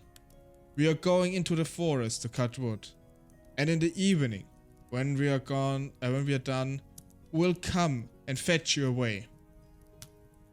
When it was noon, Gretel shared her piece of bread with Hansel, who had scattered his by the way. Then they fell asleep, and evening passed, but no one came to the poor children. They did not awake until it was dark at night. Hansel comforted his sister and said, "Just wait, Gretel, until the moon rises, and we shall see the crumbs of bread which I have strewn about. They will show us our way home again." When the moon came, they set out, but they found no crumbs, for the many thousands of birds which fly about in the woods and fields had picked them all up. Hansel said to Gretel, "We shall soon find the way." But they did not find it. They walked a whole night, and all the next day too, from morning till evening, but they did not get out of the forest. They were very hungry, for they had nothing to eat but 2 or 3 berries which grew on the ground. And as they were so weary that their legs could carry them no longer, they lay down beneath a tree and fell asleep. It was now 3 mornings since they had left their father's house. They began to walk again, but they always came deeper into the forest. And if help did not come soon, they must die of hunger and weariness. When it was midday, they saw a beautiful snow-white bird sitting on the bough, which sang so delightfully, and they stood still listening to it. And when its song was over, it spread its wings and flew away before them. And they followed it until they reached a little house, on the roof of which it alighted. And when they approached the little house, they saw that it was built of bread and covered with cakes, but that the windows were of clear sugar. "We will set to work on that," said Hansel, "and had a good meal. I will eat a bit of the roof, and you, Gretel, can eat some of the window. It will taste sweet." Hansel reached up above and broke off a little of the roof to try how it tastes, and Gretel leaned against the window and nibbled at the panes. Then a soft voice cried from the parlor, "Nibble, nibble, gnaw, who is nibbling at my little house?" The children answered, the wind, the heaven-born wind," and went on eating without disturbing themselves. Hansel, who liked the taste of the roof, tried a great piece of it, and Gretel pushed out the whole one round window pane, sat down and enjoyed herself with it. Suddenly the door opened, and a woman, as old as the hills, who supported herself on crutches, came creeping out. Hansel and Gretel were so terribly frightened,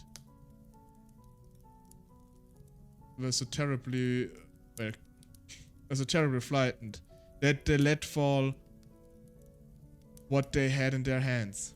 The old woman, however, nodded her head and said, "Oh, you dear children, who has brought you here? Come on in and stay with me. No harm shall happen to you." She took them both by the hand and led them into her little house. Then good food was set before them. Milk and pancakes with sugar, apples and nuts. Afterwards, 2 pretty little beds were covered with clean white linen, and Hansel and Gretel laid down and thought they were in heaven. The old woman had only pretended to be so kind. She was in reality a wicked witch who lay in wait for children, and had only built a little house of bread in order to entice them there. When a child fell into her power, she killed it, cooked and ate it. And that was a feast day with her.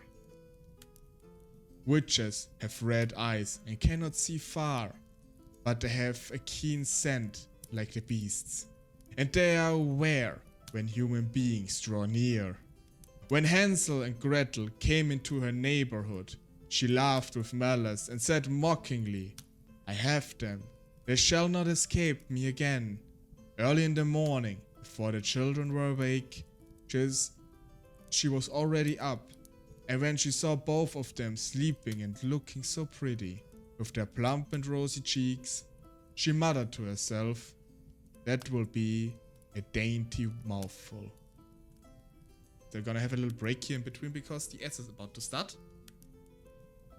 And I need to drink something anyway.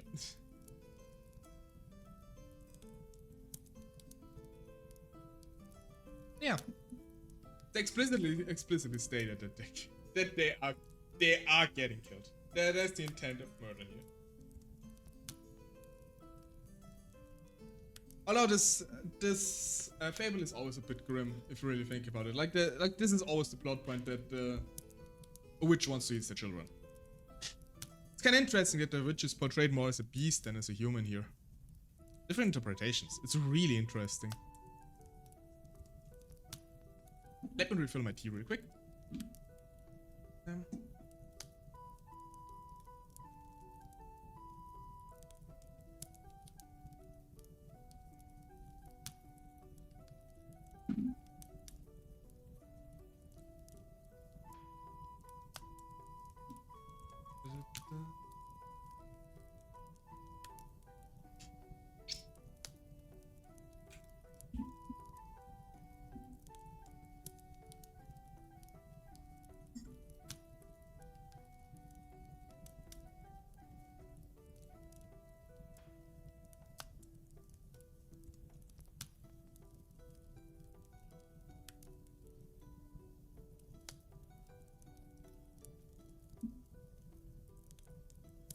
I have to admit, like before I started streaming and everything, not today but in general, I did not really get around to like reading them, like reading the tales like this. I mean, I knew what was gonna happen. Like I already knew that basically the attempt of like leaving the children back in the woods was basically a second attempt. The first one with the pebbles and then with the bread. And then the father was not very happy with the decision, but you know, the stepmother base. It's always the evil stepmother. This is probably where the trope comes from, with the stepmother is evil from those fables.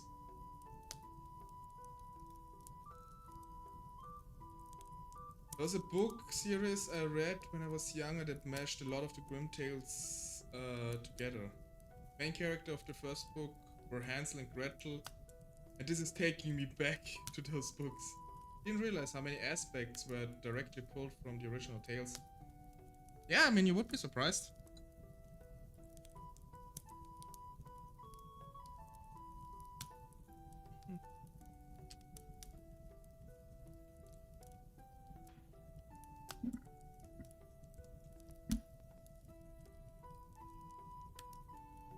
After we finish the tale, I will take a little reading break. Let me chat a bit. And reading so much is really exhausting. It's honestly kind of wild. Especially reading out loud.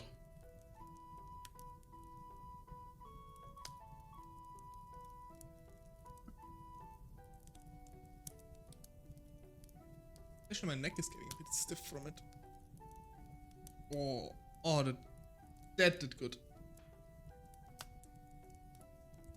I stay awake, I have stuff I wanna do.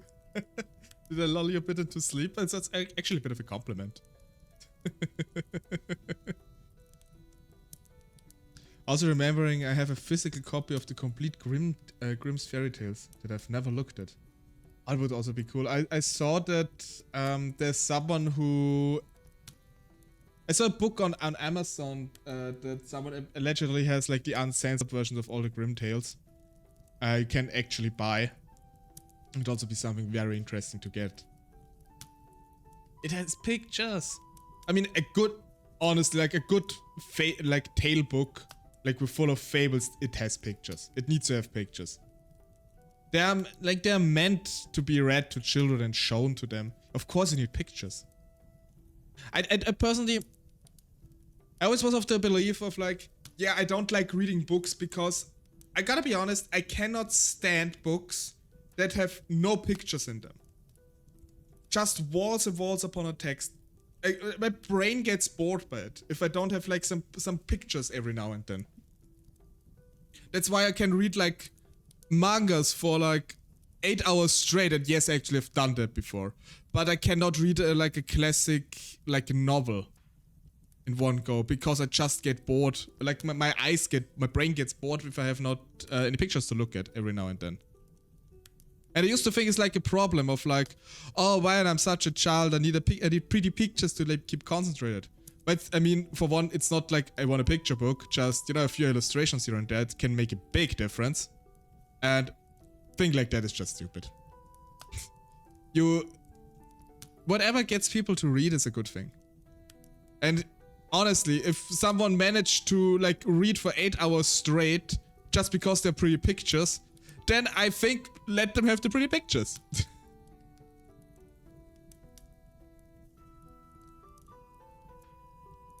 Exactly what's on Project Gutenberg side by this. Like, yeah, I mean, it is just nicer if you have a few pictures here and there. Keeps you more engaged, I think. And it also kind of stirs up your imagination a bit more if you can visualize it. I mean, I'm a more of a visual person anyway, so just goes for me. I mean, it's different for everybody, of course.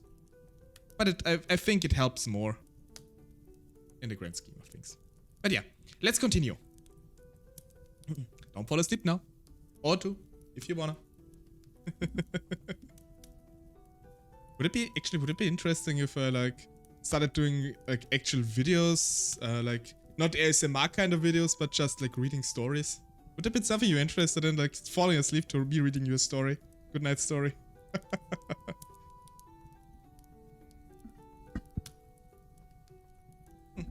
Could try it at one point. I mean, worst thing that could happen is nobody watches it.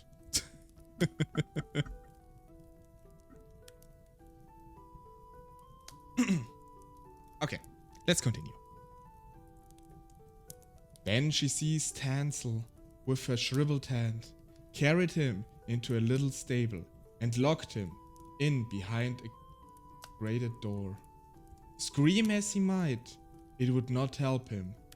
Then she went to Gretel, shook her till she awoke, and cried, "Get up, lazy thing, fetch some water, I cook something good for your brother.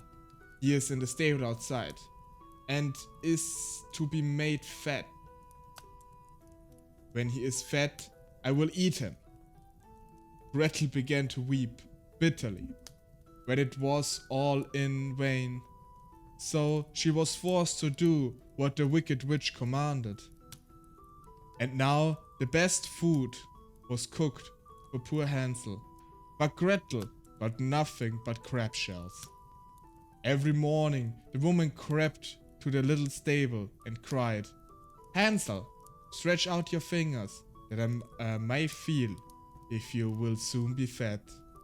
Hansel, however, stretched out a little bone to her, and the old woman, who had dim eyes, could not see it, and thought it was Hansel's finger, and was astonished that there was no way of fattening him.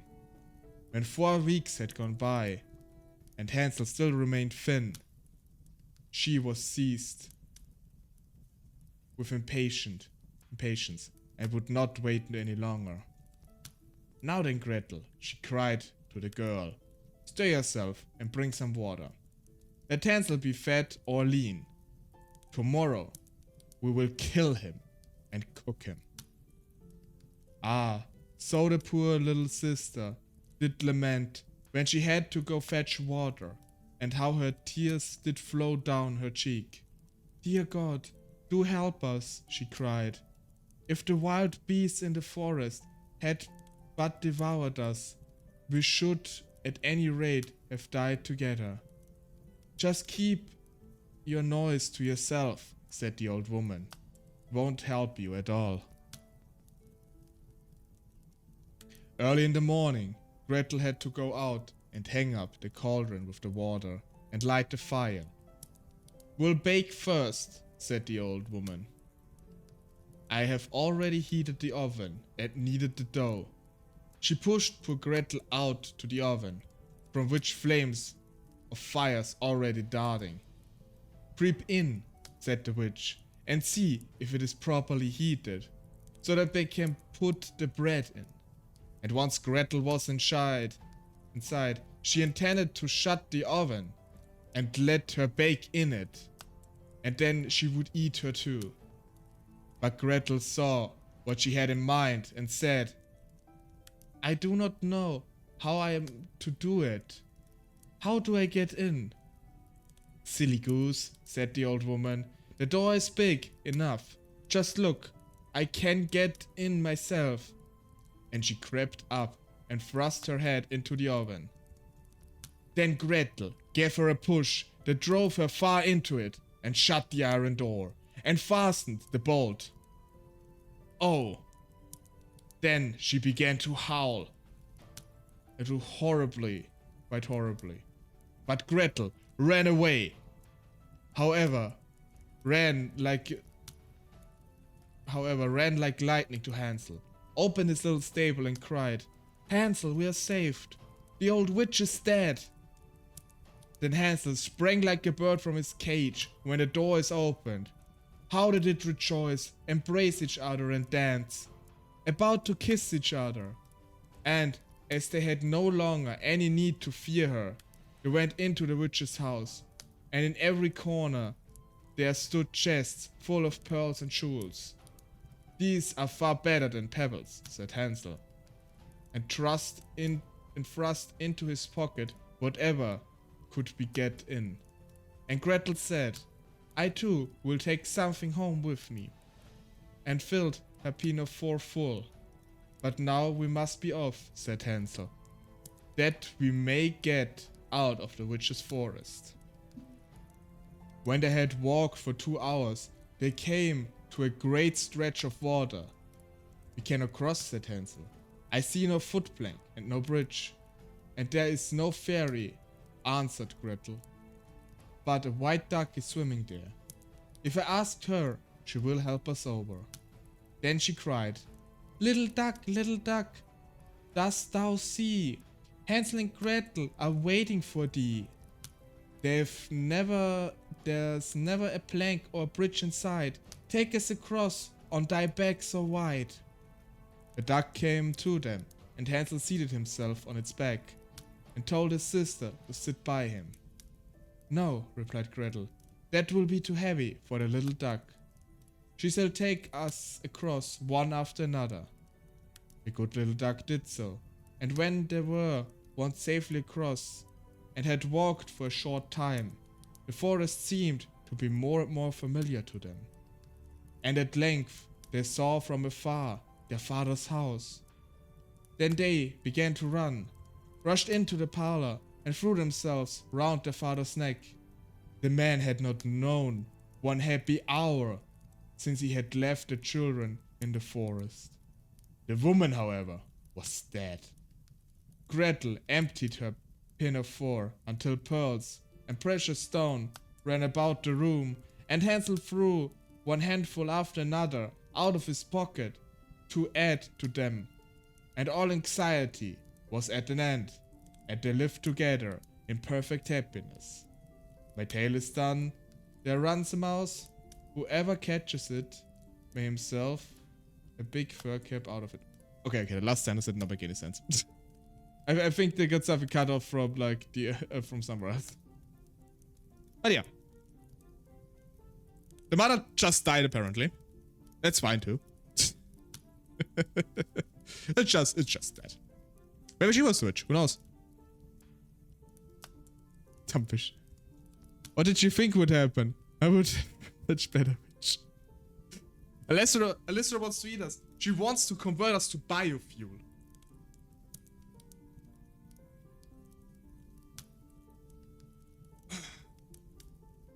Maybe the mom is secretly the witch. Yeah, who knows? Would be a neat twist. I mean, she could have totally disguised her as the stepmother. Was her plan all along.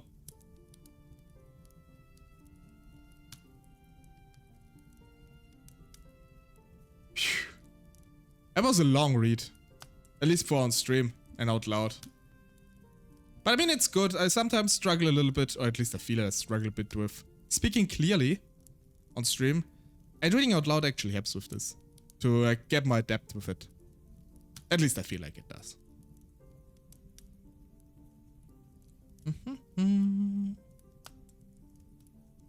Although it could probably also just be a case of me horribly overthinking literally everything once again.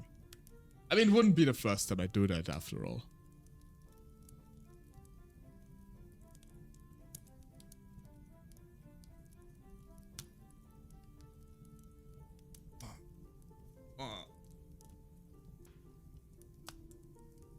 Yeah, honestly, like reading German fables like this is really nice.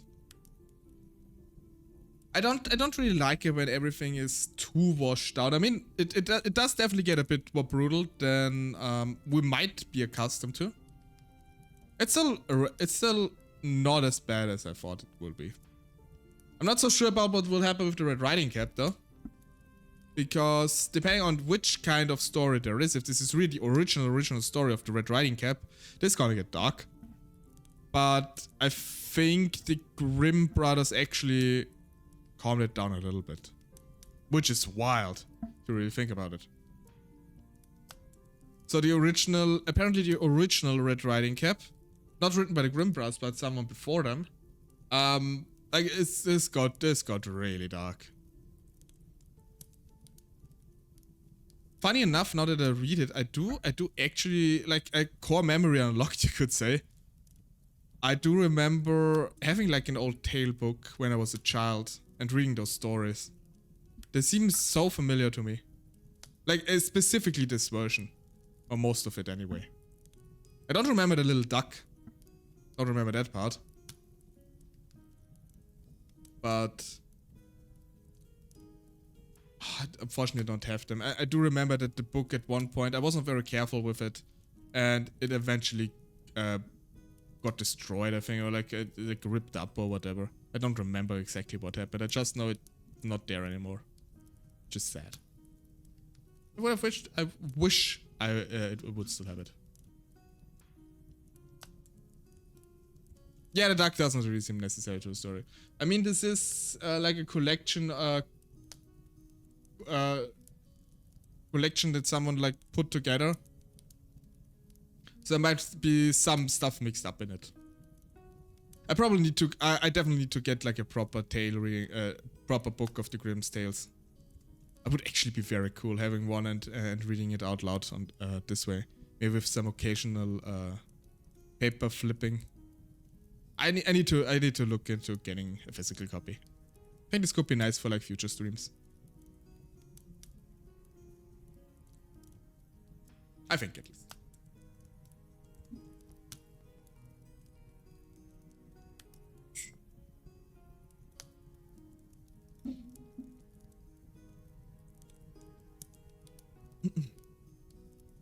Okay.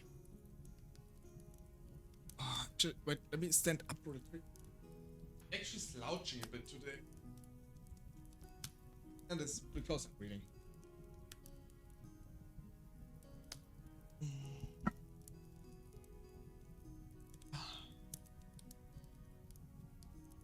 Okay. Let's read one more. Let's read the You understand? Let's read the Little Red Cap or Little Red Riding Hood, depending on how I see it. Let me just adjust the title real quick.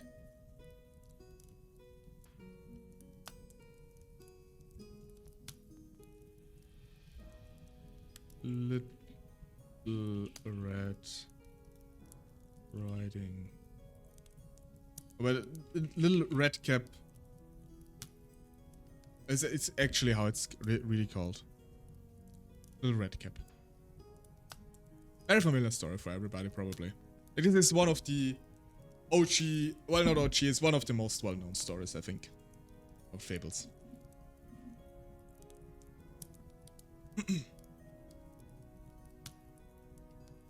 just noticed I kept the music running for like reading the last story.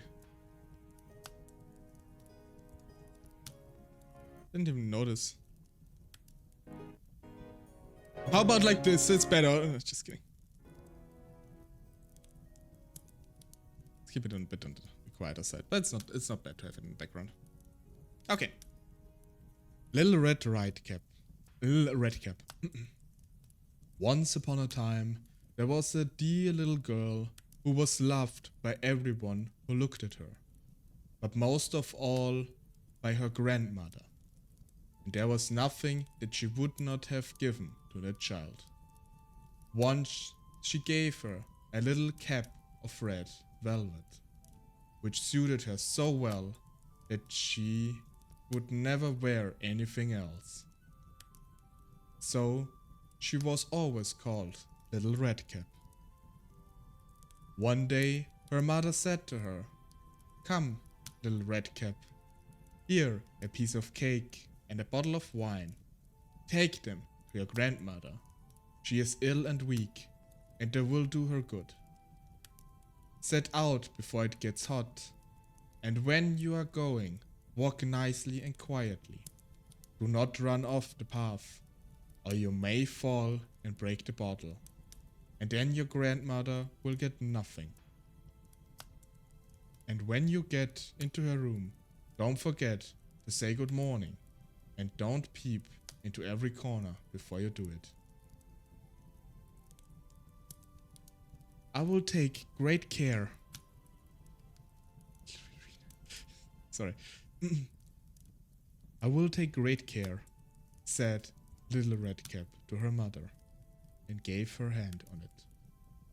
The grandmother lived out in the wood, half a league from the village, and just as Little Red Cap entered the wood, a wolf met her. Red Cap did not know what a wicked creature he was, and was not at all afraid of him. "Good morning, Little Red Cap," said he. "Thank you kindly, Wolf." "Why there away so early, Little Red Cap?" "To my grandmother's." "What do you have in your apron?" "Cake and wine. Yesterday was baking day, so poor sick grandmother is to have some good, to make her stronger." "Where does your grandmother live, Little Red Cap?" "A good quarter of a league further in the wood. Her house stands under the 3 large oak trees. The nut trees are just below. You surely must know it," replied Little Red Cap. The wolf thought to himself, "What a tender young creature. What a nice plump mouthful. She will be better. She will be eaten than the old woman. I must act craftily, so as to catch both." So he walked for a short time by the side of Little Red Cap, and then he said, "See, Little Red Cap, how pretty the flowers are about here. Why don't you look around? I believe too that you do not hear how sweetly the little birds are singing. You walk gravely along as if you were going to school, while everything else out here in the wood is merry." Little Red Cap raised her eyes, and when she saw the sunbeams dancing here and there through the trees, and pretty flowers growing everywhere, she thought, "Suppose I take grandmother a fresh nosegay. That would please her too. It is so early in the day that I shall still get there in good time." And so she ran from the path into the wood to look for flowers. And whenever she had picked one, she fancied that she saw a still prettier one farther on, and ran after it, and so got deeper and deeper into the woods. Meanwhile, the wolf ran straight to the grandmother's house and knocked on the door. "Who is it?" "Little Red Cap," replied the wolf. She is bringing cake and wine. Open the door. Lift the latch, called out the grandmother. I am too weak, cannot get up.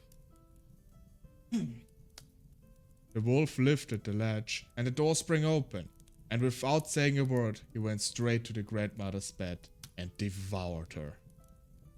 Then he put on her clothes, dressed himself in her cap, laid himself in bed, and drew the curtains. Little Redcap, however, had been running about picking flowers, and when she had gathered so many that she could carry no more, she remembered her grandmother and set out on the way to her. She was surprised to find the cottage door standing open, and when she went into the room, she had such a strange feeling that she said to herself, "Oh dear, how uneasy I feel today.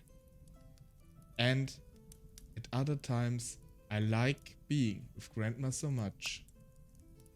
She called out, "Good morning," but received no answer. So she went to the bed and drew back the curtains. There lay her grandmother, with her cap pulled over her face, and looking very strange. "Oh, grandmother," she said, "what big ears do you have?" "To better hear you with, my child," was the reply. "But grandmother, what big eyes you have," she said. "To better see you with, my dear." "But grandmother, what large hands you have."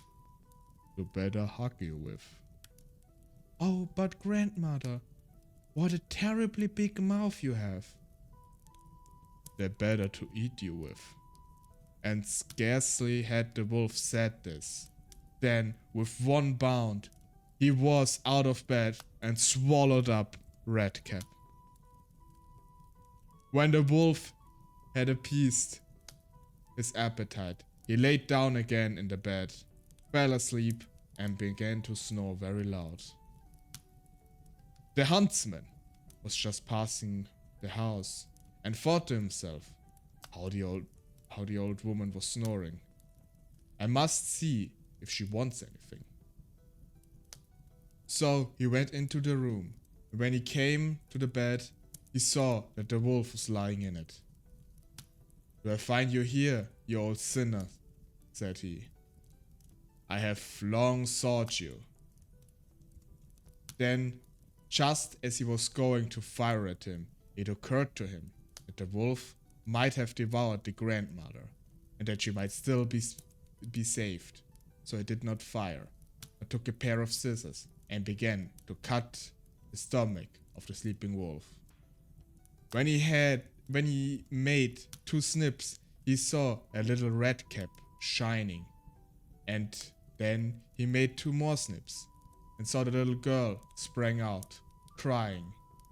Ah, how frightened I have been! How dark it was inside the wolf! And after that, the aged grandmother came out, alive also, scarcely able to breathe. Redcap, however, quickly fetched great stones, with which they filled the wolf's belly, and when he awoke, he wanted to run away, but the stones were so heavy that he collapsed at once and fell dead. Then all 3 were delighted. The huntsman drew off the wolf's skin and went home with it. The grandmother ate the cake and drank the wine which Redcap had brought, and revived, but Redcap thought to herself, "As long as I live, I will never by myself leave the path, run into the wood where my mother has forbidden me to do so."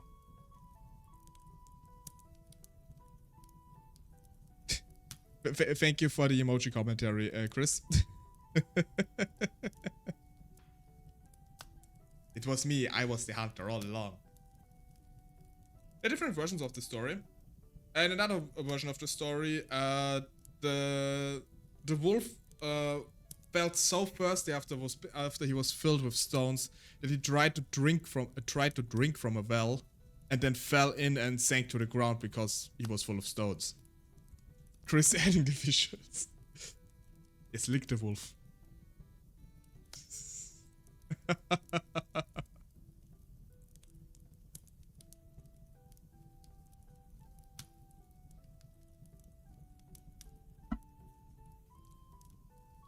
Yeah, there are a few different versions of this, but this is the most common one where the wolf just dies and gets skinned.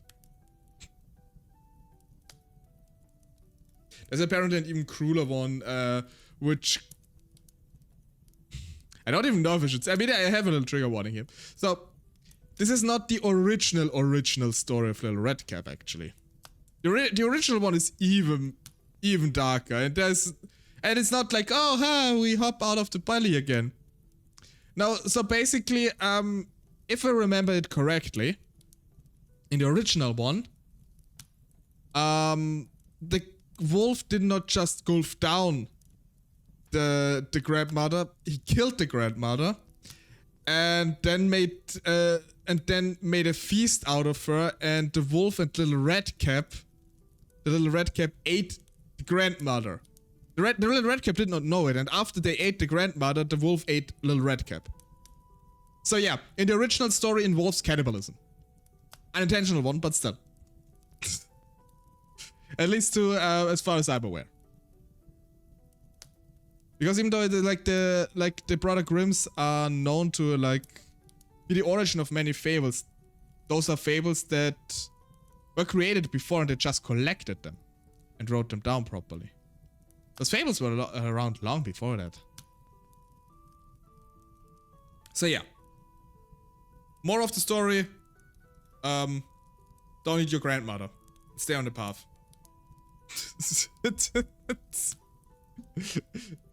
What's the moral of today's story? Don't eat grandma. That's it. It is actually insane. Like the original story apparently consists of good thing you say that. Not heard that version of it before.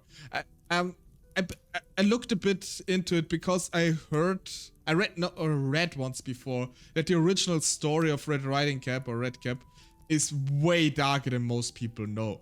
Then I got a bit on a little rabbit hole, and apparently the original one is including cannibalizing the grandmother, and everybody dies. Including the wolf. I think the wolf gets killed by the huntsman, but after grandma got barbecued and Little Red Riding Cap got shredded to pieces, there wasn't really much left that could have been cut out from the wolf. At least nothing that was still alive.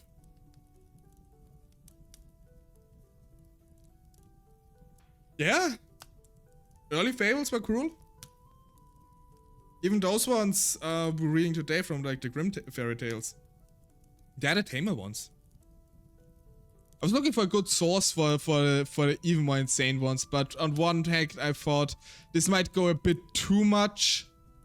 I would have probably need to put a heavy trigger warning, and then again I don't have the option to verify that many tales on their authenticity. Would just be too much. And hello Johnny, welcome in. We have a little reading stream today. I'm gonna have a little break just now because we're already a few stories in. It's getting a bit exhausting. We already read Struwwelpeter. If I remember correctly, you are also from your name, you're also German. So you probably know the Struwwelpeter. And we read a few, we're currently reading a few of Grimm's tales. The Grimm Brothers tales. In English, obviously. And yeah, thank you for the hydrate.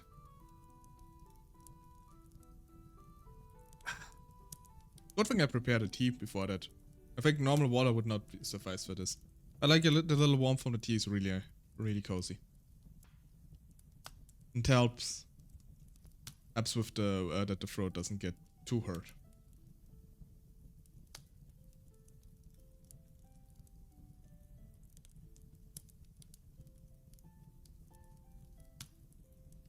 So.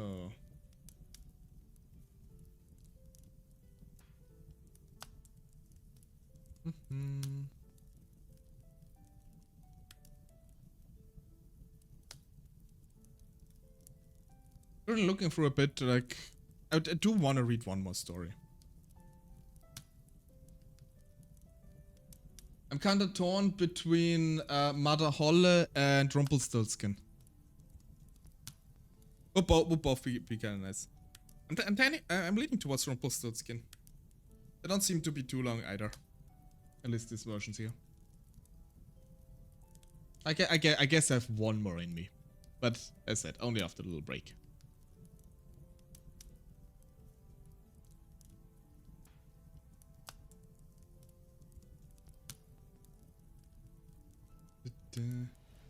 Rumpelstiltskin. Okay. I think Rumpelstiltskin is such an interesting... Well, I mean... Because originally it's not called... Like, in German it's not called Rumpelstiltskin. It's called Rumpelstilzchen. But since the sound is not really common in English, they needed to be adapted to Rumpelstiltskin. So it's pronounceable for, for English speakers. It's kind of funny.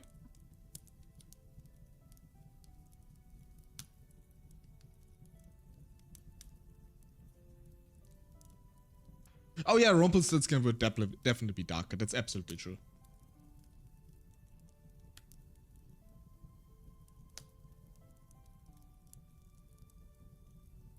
Rumpelstiltskin will definitely be darker.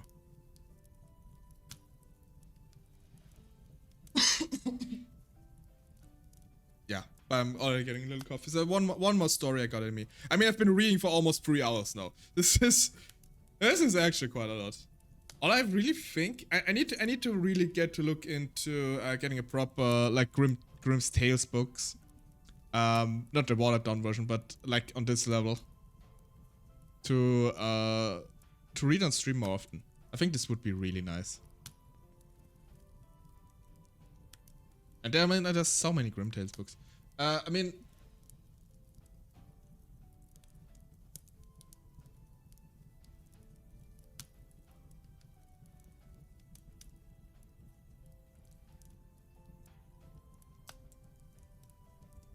because especially like they're not too long, so they're really well suited for stream, I think. It's like reading longer tales and everything is getting a bit too much for the stream, I think.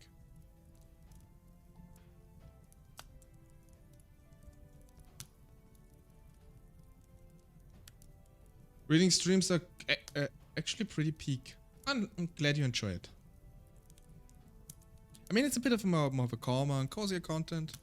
And I mean, I'm generally not a person that like screams around a lot. Unless the situation calls for it. But I do prefer like those calm streams too. It's nice. It's cozy.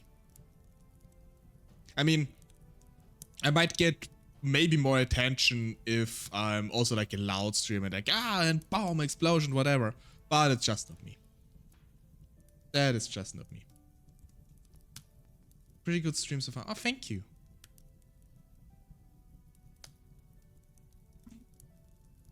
Yeah.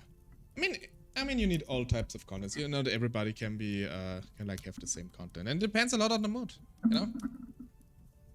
I mean, of course, some people do, prefer different things, but sometimes it depends on what the mood strikes.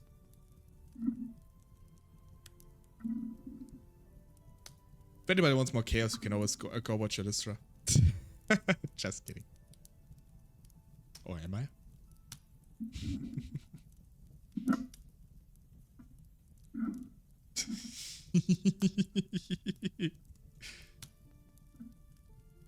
No. But seriously, by the way, everybody, if you haven't checked out Illustra, you absolutely should. Absolutely lovely Android. Actually, let me...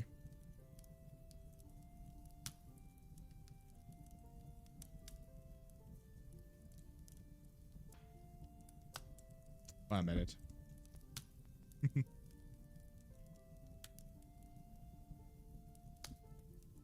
I still want to set up like an auto shoutout for everybody who's basically who I made a VIP on the channel. I still have to get around to it. So much to do. Actually, no. Yes. I'll go follow Listros. She's an absolutely lovely person. Actually, I'm currently also working on a few more things. Like, I've got a bit into video editing today. And I mean, I want to start being more active on YouTube. I don't know if I can actually, like, sustainably do that, because video editing takes a lot of time, even just like making shorts.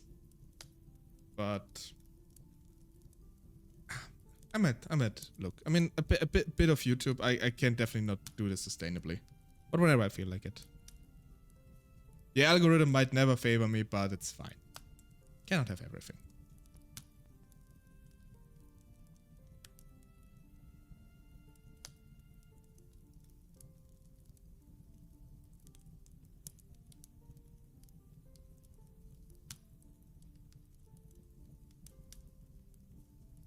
My neck is actually getting kind of stiff now from the reading.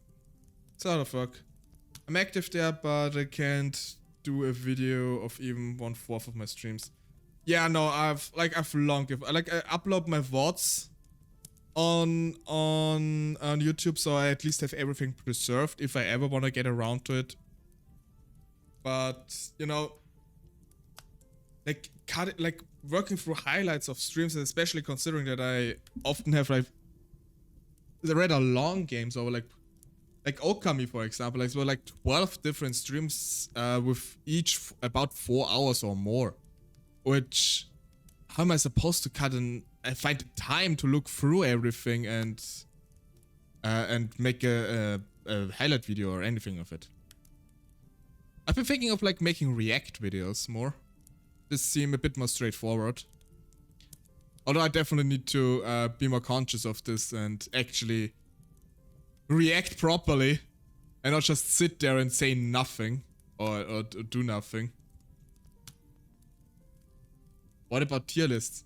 I mean, the issue with tier lists is Austrian dessert tier list. I mean, if you ever want to, we can definitely do something like this. I'm always open for like if any of you have suggestions or anything, I'm always open for different things. I mean, if you want an Austrian dessert tier list, I can definitely scrounge something up. We got going to the like traditional desserts, or also like sweets you can buy, depending. I'm definitely an expert on sweets. But yeah, I wanna do like more easy to digest content on YouTube eventually.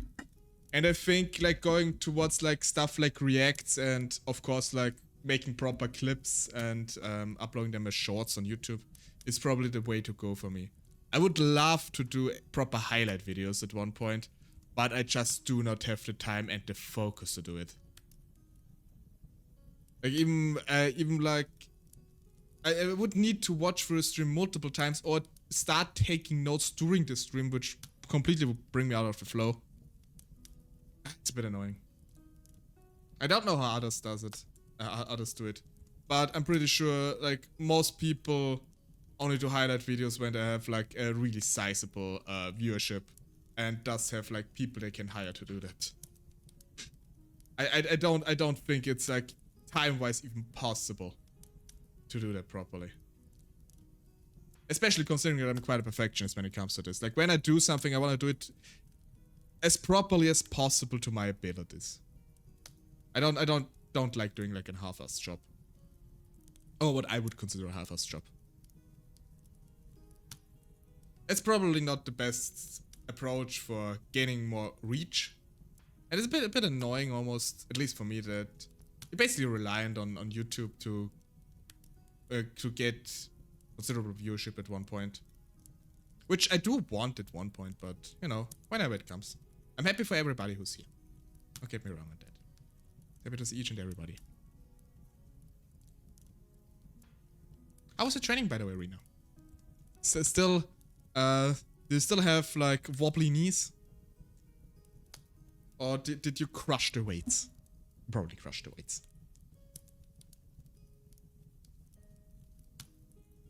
It's also something I occasionally think about. Like, should I also start like picking up some training or whatever?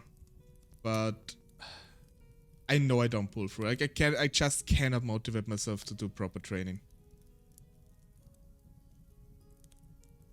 Good squatting 200. Oh, why? It's actually quite a lot. It's like 1.25 arenas. Wait, there's more than one arena? Oh god.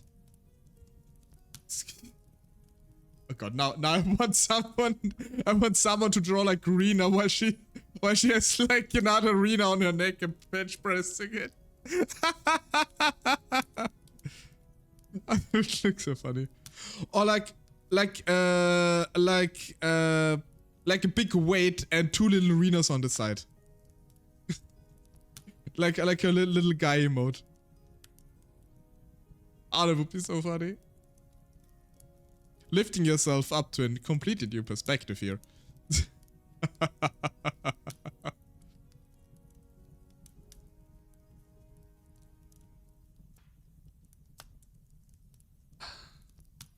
Okay. Are you guys ready for the last story of today? Of Rumpelstiltskin?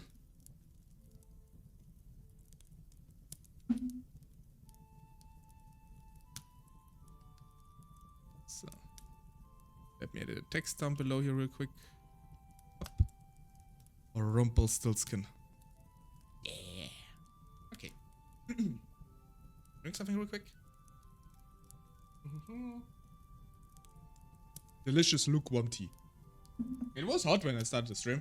But I mean, we've already been streaming for almost 3 hours, so no surprise it's got it cold. Sorry, my third cup, by the way. Like, whenever I have tea prepared, like I gulp it down like nobody's business. Insane. Okay. Actually, hold on a sec.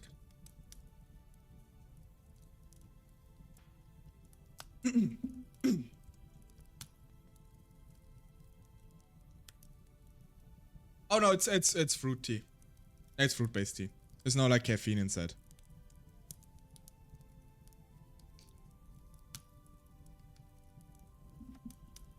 The only reason why I won't be able to fall asleep then is probably because I would need to run to the toilet every like 10 minutes.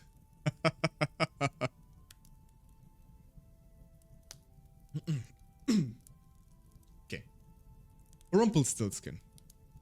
Once there was a miller who was poor, but who had a beautiful daughter. It happened. Now it happened. He had to go and speak to the king. And in order to make himself appear important, he said to him, I have a daughter who can spin straw into gold. The king said to the miller that this is an art which pleases me well. If your daughter is as clever as you say, bring her tomorrow to my palace, and I will put her to the test. And when the girl was brought to him, he took her into a room, which was quite full of straw, gave her a spinning wheel and rail, and said, now set to work, and if by tomorrow morning early you have not spun this straw into gold during the night, you must die. Thereupon he himself locked up the room and left her in it alone. So there sat the poor miller's daughter, and for the life of her could not tell what to do. She had no idea how straw could be spun into gold, and she grew more and more frightened until the last she began to weep. But all at once the door opened, and in came a little man, and said, Good evening, Mistress Miller. Why are you crying so? Alas, answered the girl, I have to spin straw into gold, and I do not know how to do it. What will you give me? Said the mannequin, if I do it for you. My necklace, said the girl. The little man took the necklace, seated himself in front of the wheel, and whir, whir, whir, 3 turns, and the reel was full. Then he put on another one, and whir, whir, whir, 3 times round. And the second was full too. And so it went on until the morning, when all the straw was spun and all the reels were full of gold. By daybreak the king was already there, and he saw the gold. He was astonished and delighted, but his heart became only greedier.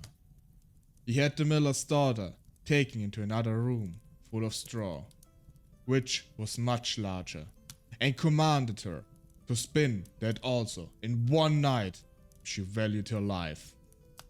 The girl knew not how to help herself and was crying. But the door opened again, and the little man appeared and said, "What will you give me if I spin that straw into gold for you?" "The ring on my finger," answered the girl.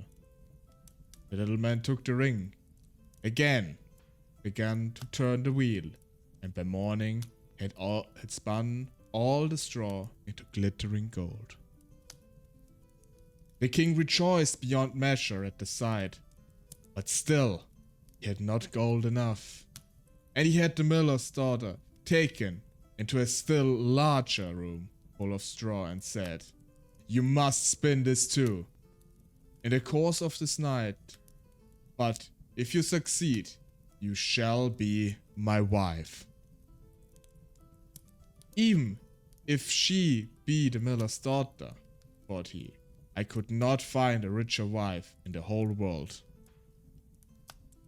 When the girl was alone, the mannequin came again for the 3rd time and said, "What will you give me if I spin the straw for you?" This time also. "I have nothing left that I could give," answered the girl.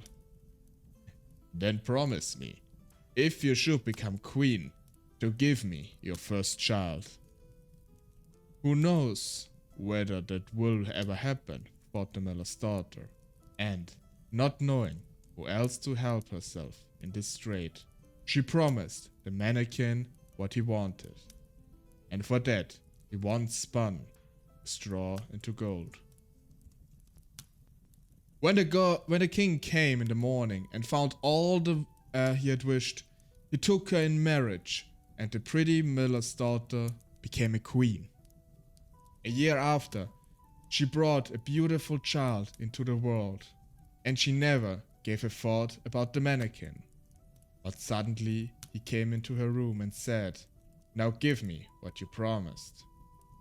The queen was horror-struck and offered the mannequin all the riches of the kingdom if he would leave the child. But the mannequin said no.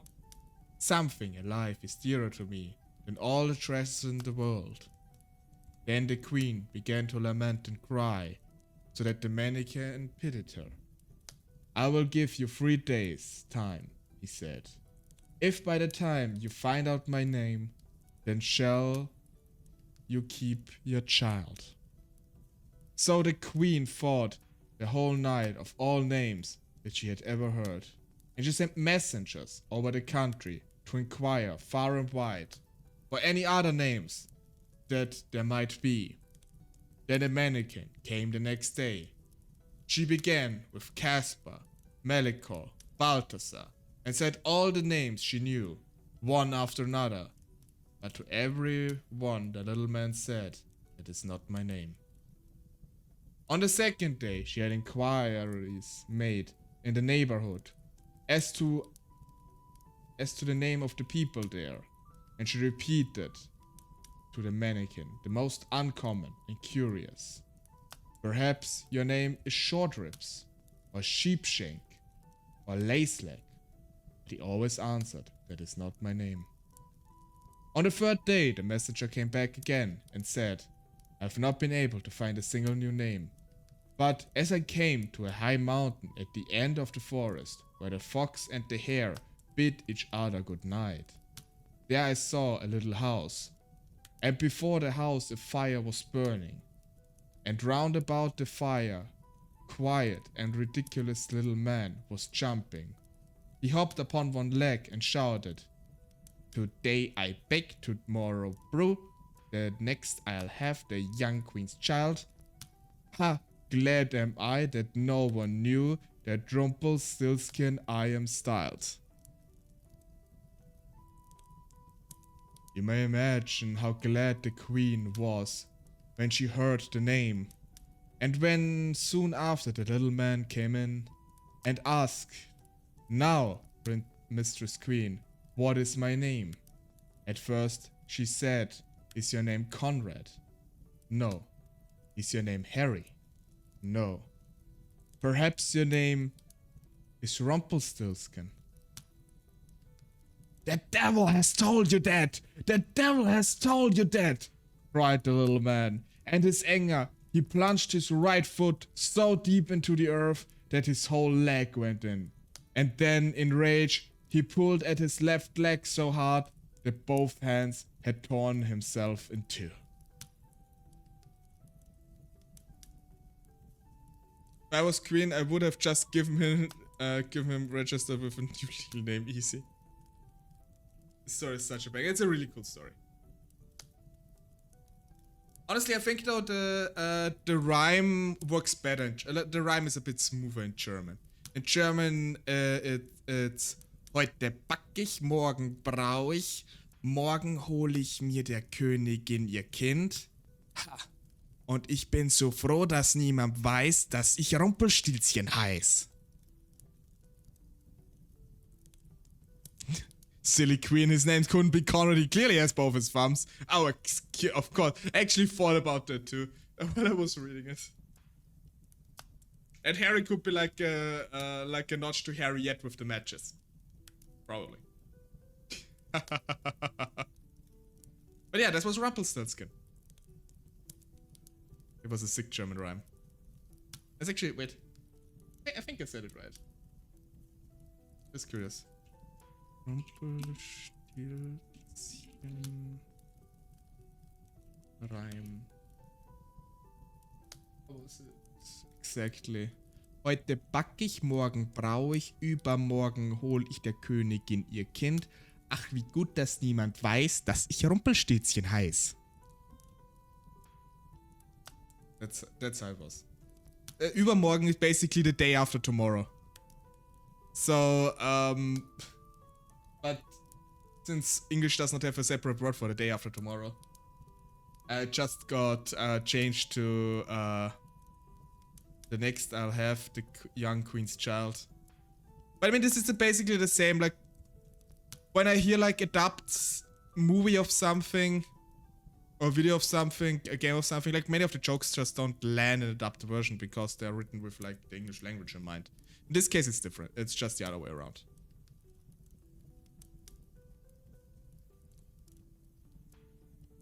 And yeah, Rumpelstiltskin. I hope you all enjoyed it. It's always nice to put up a little bit of extra things, like with the German version of the rhyme to it. Actually, kind of reading this today also unlocked a bit of like old childhood memories for me. Me like sitting in front of like my little Grimm's Tale books and reading those stories or getting those read to me.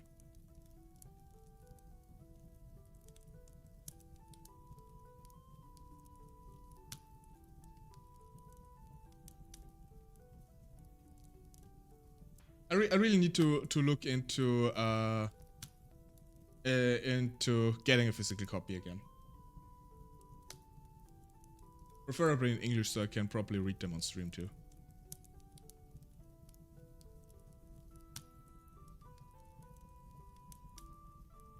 I mean, there are a few on like on Amazon. I have to look a bit through it.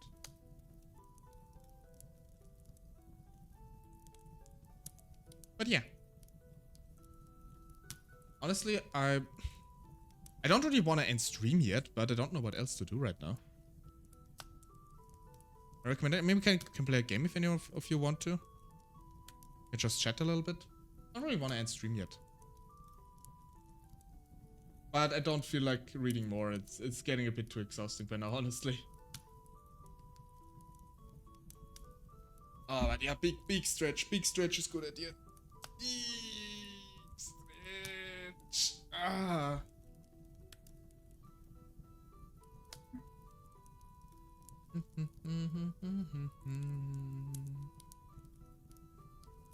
What else do we have? Game time? I mean, I'm not sure what. I've nothing prepared really for today. Let's see. What do we have? I mean, we could theoretically play more Tavern Talk, but this is also just more reading for me, which is not really the point of it.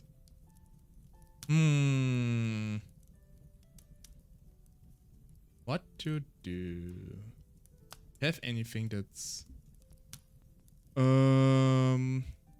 could play a bit more Pumpkin... Oh, I don't know if I want to play more Pumpkin Panic after last. This was a bit scarring. Play some Outlast alone. I don't have it installed. I can install it though. You mean like Outlast Trials or Outlast? I can play... I don't mind playing it alone.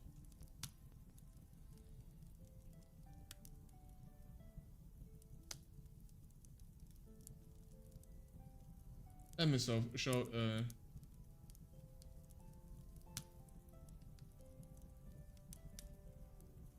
might have this theoretically. It would also be interesting.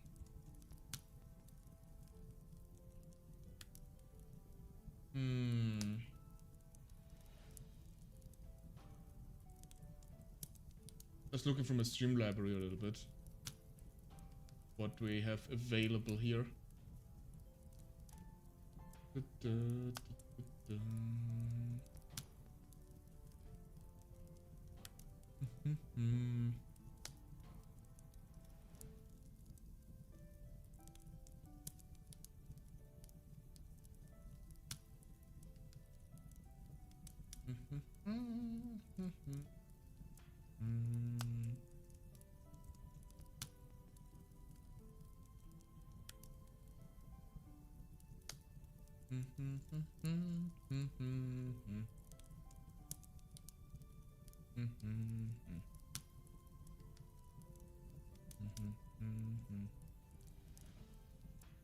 Oh, that's so many games. Most of them I cannot even like properly like fit into a category. I did not buy so many. Am I an idiot? Maybe.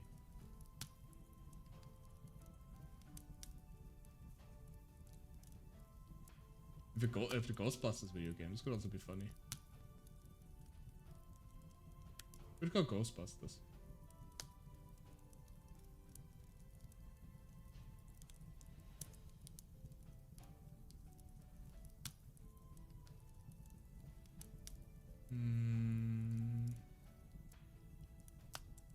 Hello, Suni. Hi. Doing good. We just finished with my reading today. It's been almost 3 hours now. I'm currently just... I don't feel like ending stream yet, so I'm currently just looking through my stream library real quick to see what to play. I just want to play something. How are you doing, Suni? Hope you're having a nice day.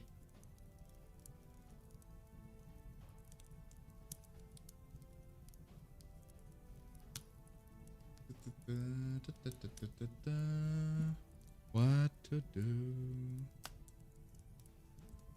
Oh, and we have an ad break coming up soon.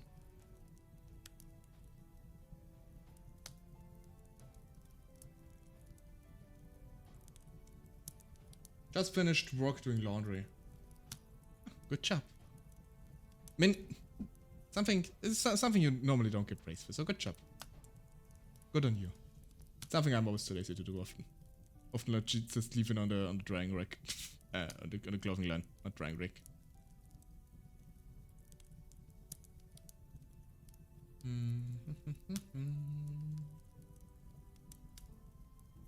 Already played this on stream. Don't know what that is.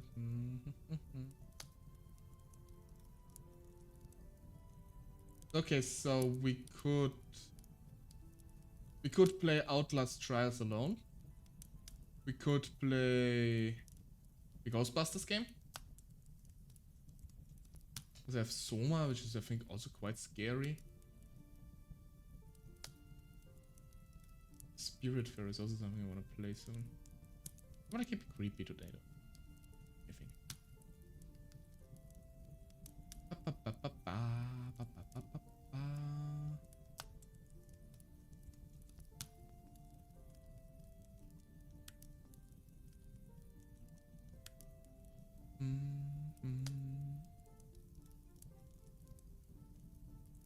Yeah, so I leave it up to you guys. Let me just do a little poll. How do I do this again? I haven't done a poll in quite some time.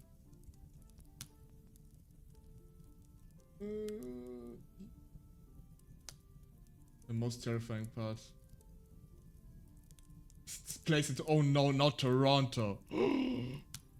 This is actually terrifying.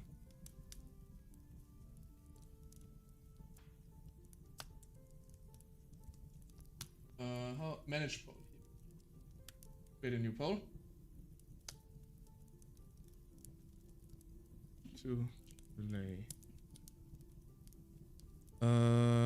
We have the Outlast Trials.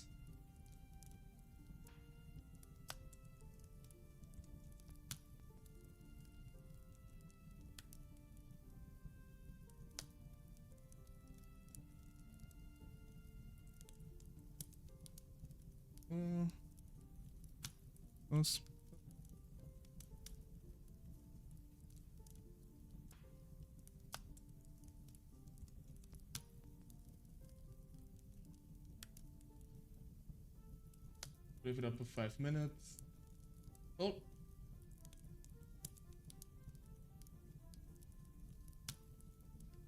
So, I created a poll for everybody, so you guys can vote on what we should play. I'm fine with anything. And I will take a quick little break since we're currently in ad break anyway. So I'll be right back.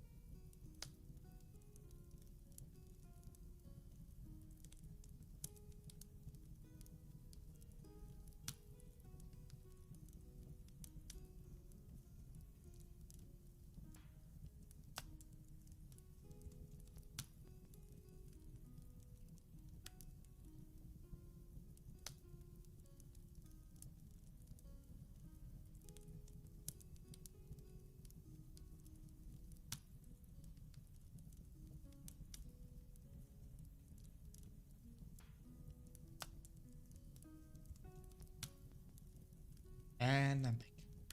Actually, just remind myself, actually, switch back. Up. Hi.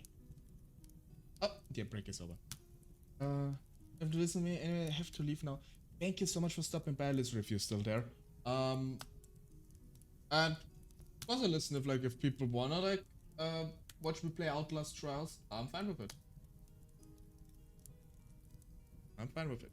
So everybody who was calling ad break when I created the little vote here currently can vote in chat what you want me to play next.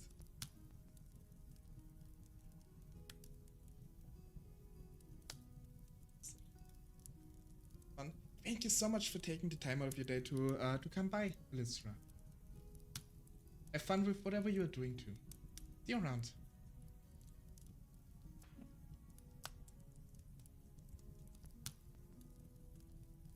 Depending on how long I can hold out, like if we can hold out another 2 hours, we can literally play into Halloween for me, because Halloween starts in 2 hours for me, theoretically, 31st. I don't know if I can actually play that long. It depends.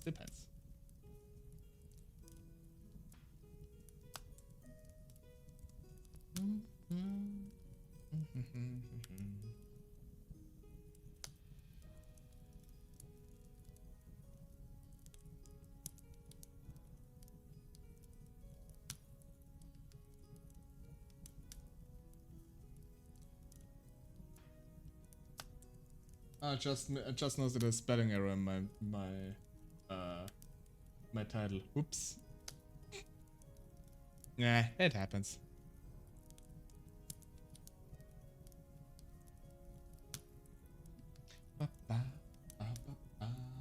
All is almost over, everybody. If anybody wants to have a vote in there, now is the time.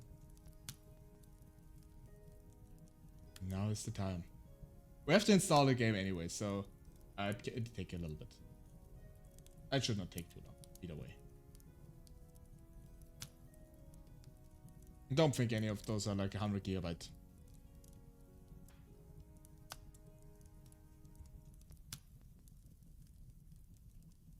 Let's check real quick though.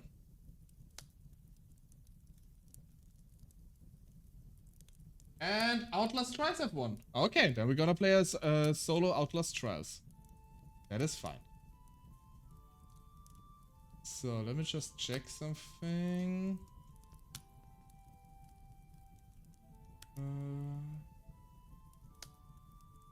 Gotta limit the download speed a little bit though. Otherwise the entire stream will probably struggle a lot. So, library, Outlast Trails. Let's install. Accept.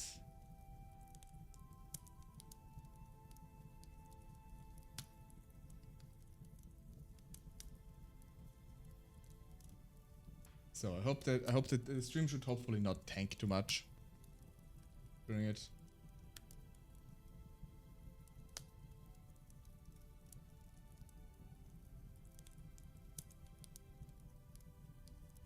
It's slow though.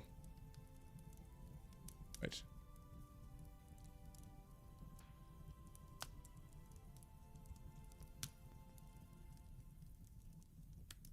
Okay, oh, I forgot. Okay, I know why it's so slow.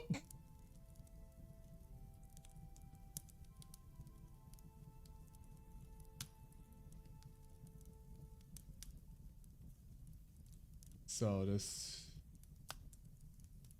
So what's the damage? Ah, it's still gonna take an hour though. Okay, the game is bigger than I thought. Yeah.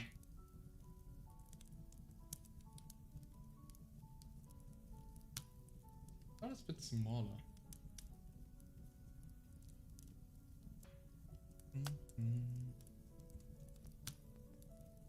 Let me just check something real quick. It might lag a little bit temporarily. How high can we go? I want to be a bit mindful of not clawing up my entire... Well, it's working fine so far. Now we're down to 70 minutes, which actually would be... Okay, it seems to be fine. It doesn't look like we have any drop frames. Okay, so I guess we downloaded full speed then. 400 megabytes. Thank it. God, am I glad I have such a good internet. Okay, 17 minutes. We need to just work for 17 minutes. So let me just check in the meantime. The wrong one. Okay, I guess we make something Halloween themed then. I don't know. I'm a bit surprised honestly that I'm still energetic enough to want to play a game afterwards. Oh. Good. I was just taking a sip from my teacup when you made the hydro redeem. Perfectly in sync.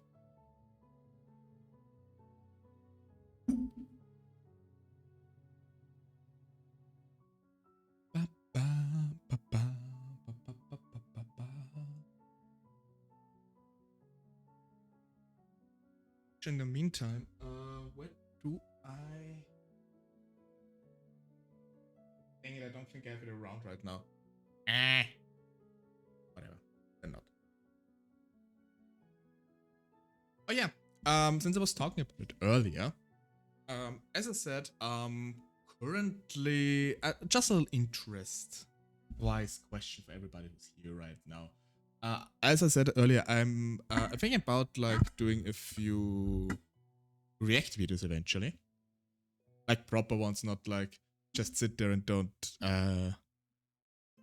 really say anything because goddammit, that's boring as heck. Would this be something you guys wanna do, like wanna be part of, like watch on stream with me? Or is it, in your opinion, better that I do this like off stream and just upload as a video? I'm really on the fence about it.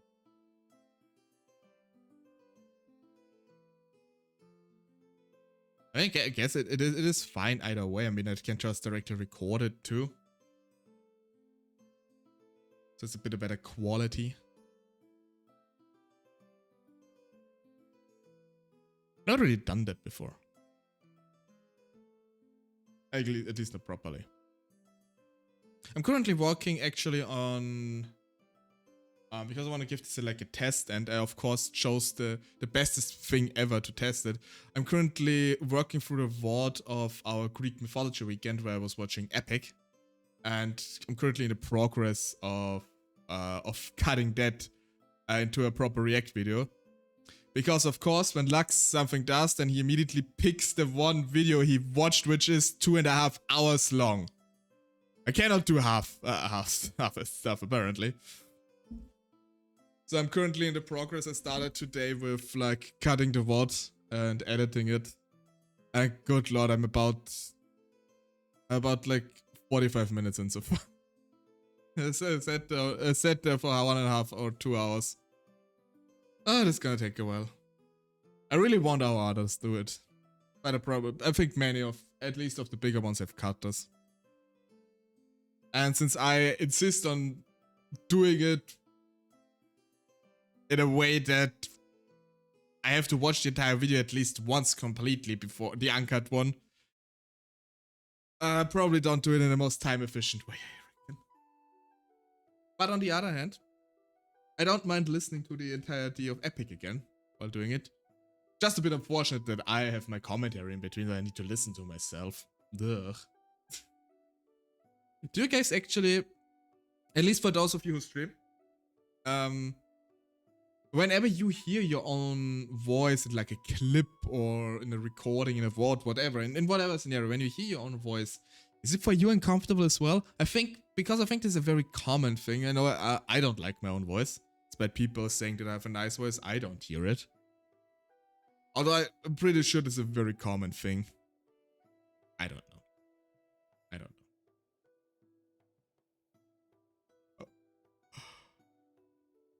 Click Nathan on chalk, but to me, one of Robert's. Okay. Okay, guess in this case, oh, I mean, you were talking about your own voice, not about mine. No, you have a nice voice too, Finn. Like so much getting used to. Yeah, it's really.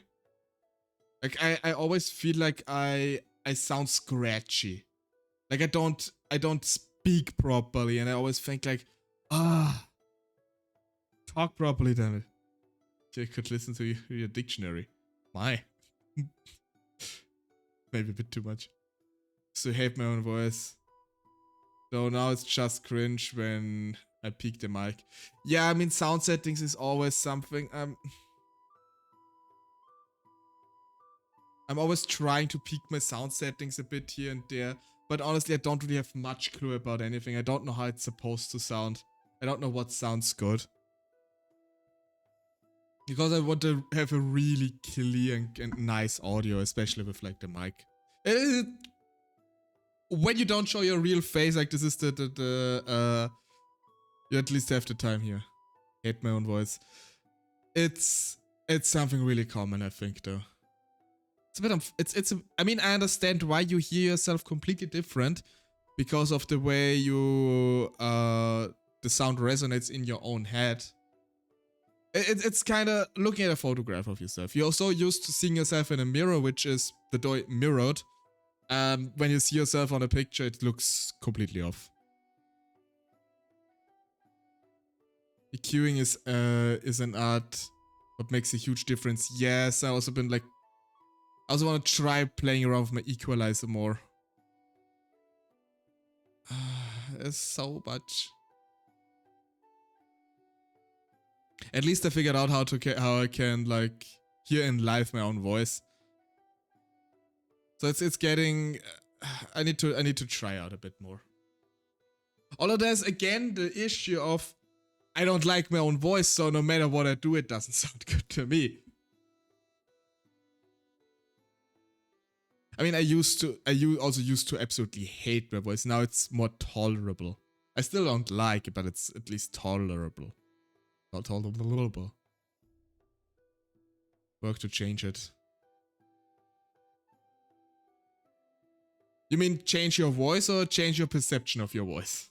Or I guess both. I mean, it completely depends. I'm also just way too too much of a self-critic. Change my voice. Okay. I'm just way too much of a self-critic to accept that I can do something proper. So I think no matter what I do, I will always be like, no, it's not good enough. No, it's not good enough. Especially when it comes to something like my voice.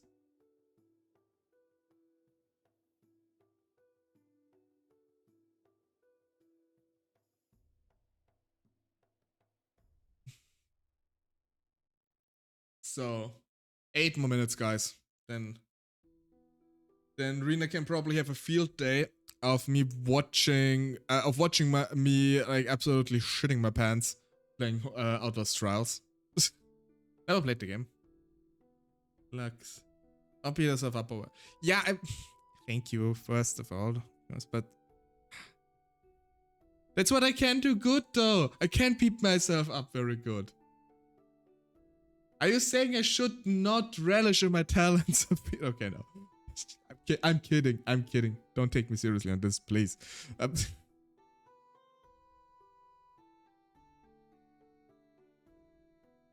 For me, it's other people's problem now. I mean, that's also a way of looking at it. Maybe some might even say it's the healthier option. I mean, it is you guys' problem, and seeing as none of you seem to have run away screaming, not that I could hear you scream, unless you scream really loud. It seems to be at least tolerable for most people.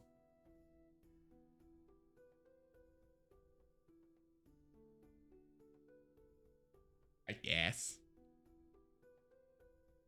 But yeah, I've talked to a couple people before in the past too about this, and nobody really likes their own voice. It's just like a rule of the universe, I think, at this point.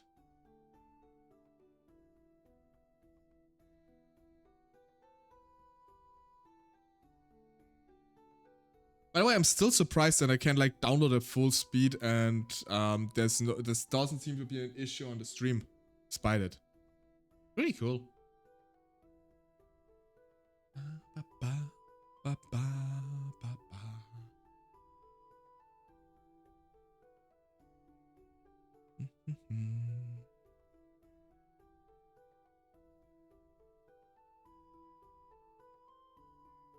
But yeah, at one point, I still want to work around with the equalizer a bit more. There's always the possibility of it becoming better. I could also just start working on the fact that I speak a bit more clearly. So sometimes, at least I noticed this while I was cutting the react from the epic, that I always have those like weird pauses sometimes when you can really hear me think all the time, which I don't know why. I do it again right now. I don't know why I always do this. I guess it's kind of a habit maybe I developed because I used to speak really, really fast at one point. It was before I started streaming. And this is something I kind of adapted so people can understand it a bit better. Although now it seems more choppy to me. But again, this is all self-critic. This is all self-critic. Oh no, he's thinking again. Stop him! Stop him! Plug out his brain. I'll plug it off. It's always I'm always a bit confused with the words sometimes. I do consider myself like being able to speak very fluent in English, but sometimes my German-speaking brain takes over and I say things weird because I literally translate them from German into English in my head because I cannot find. I know it sounds wrong. Like the way I say it sounds wrong, it's not proper English, but I cannot think of the correct English term. I'm telling what he'll figure out next. Lux must be stopped. Oh no, he's getting ideas. Scatter everybody!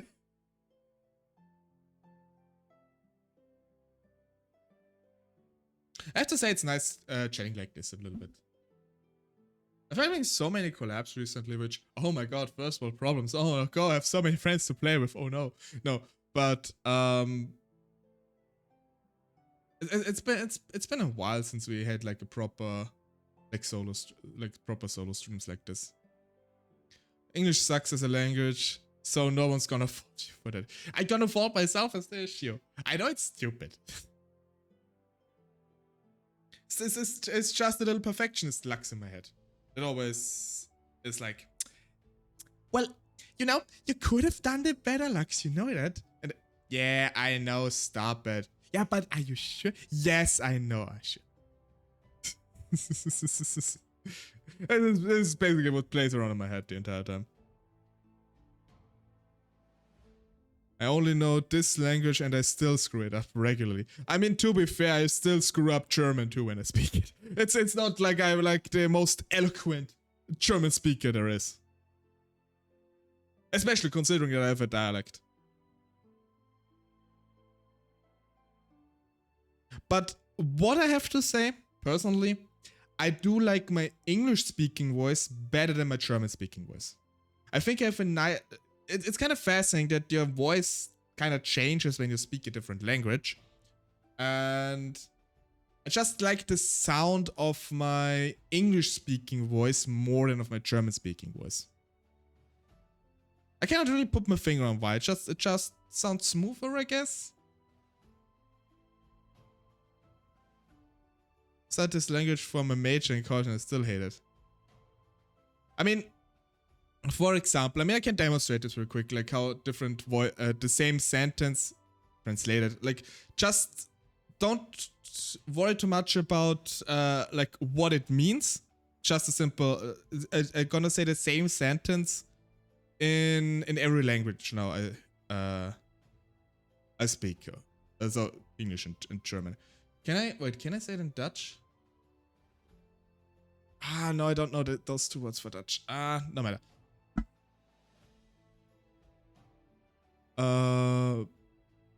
Yeah, so in English it is like I pick the apple from the tree, and in German the same sentence, ich pflücke den Apfel vom Baum. Like there's definitely like a difference in tone. Not that big maybe, but there's a difference.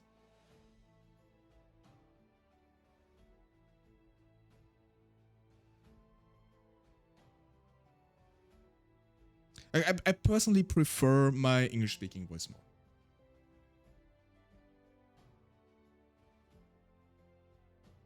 For example, when I'm like speaking Dutch, at least a bit I can speak, it's like, ik spreek een beetje Nederlands. I sound more nasally, for example. Ik spreek een beetje Nederlands.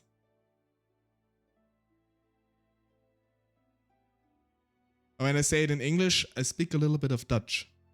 I think I don't know. It sounds cleaner, I think, when I speak English. Could also just be because like languages like German and Dutch are a bit choppy.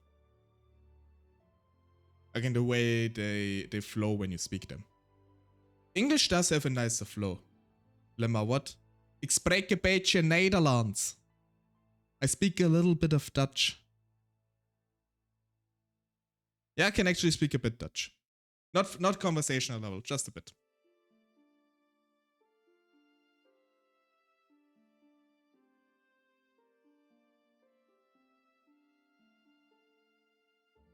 Yeah, like you sound different. So this is I think something you experience as a multilingual person. When you speak to a person in both languages, or hear another person speak in 2 different languages, and you understand both languages, you really pick up on the differences between the English and German speaking voice.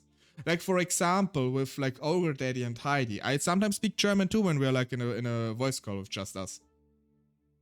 But sometimes I speak English with them. So like with those 2, I mix it up always. Sometimes like this, sometimes like this. But there's definitely like a difference in tone. For some it's more extreme, for some it's less extreme. But I think for me it's a bit more noticeable in terms of tone when I speak another language. But yeah, the game has finished downloading. So let me just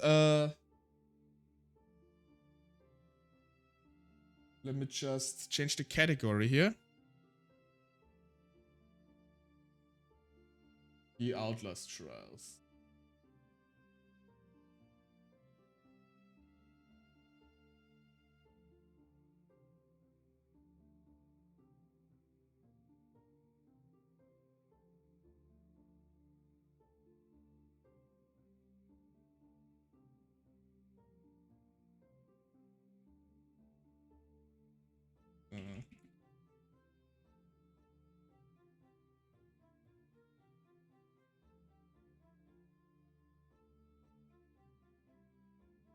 Trials.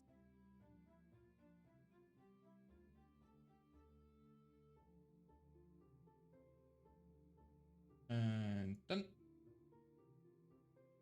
Let's go. I know very little in a few languages, but I noticed that I speak very nasally French. Yeah, I mean, I can speak a few words from different languages as well. Like, parlez-vous français? I probably butchered it a bit, but it's basically you speak French.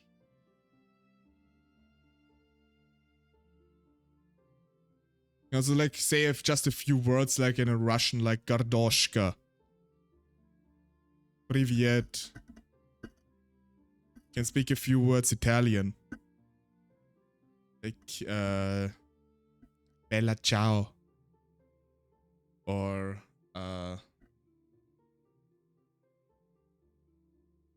me too. Did you like my friend?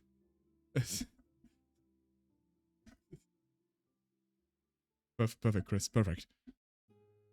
I completely forgot what thank you is in Italian. Mille grazie mille? Grazie mille? Grazie mille.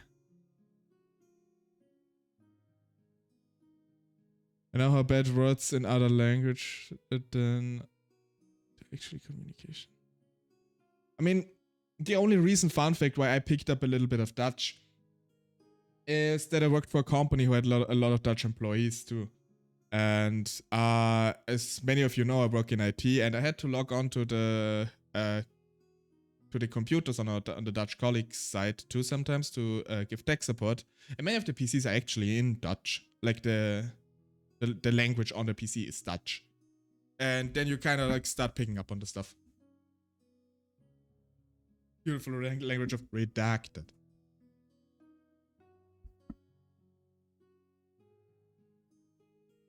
Okay, so let me just check something real quick.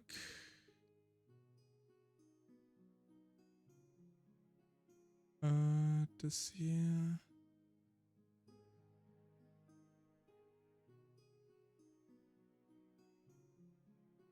Okay. So let's switch over.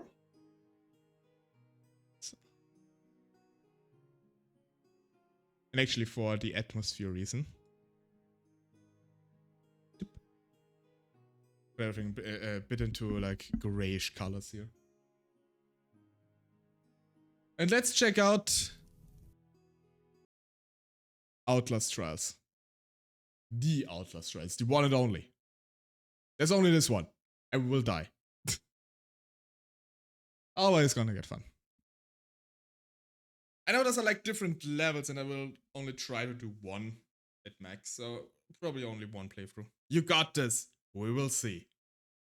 I only like looked at Alistra's and Rena's streams occasionally a little bit. Like I did not even watch a full playthrough of them. So I'm not really entirely sure what awaits me exactly. But we'll see. We'll see. Once the game actually starts.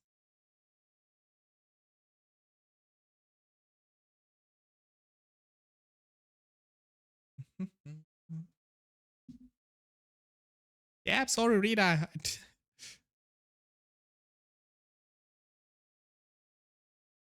So it's a bit laggy just now because the game is starting.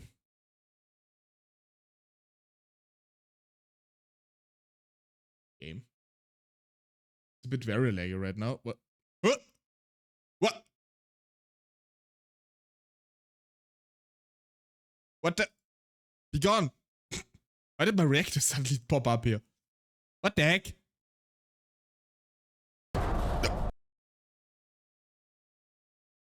This was loud noise.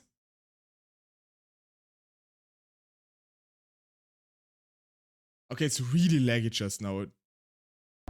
Okay, does it calm down? No.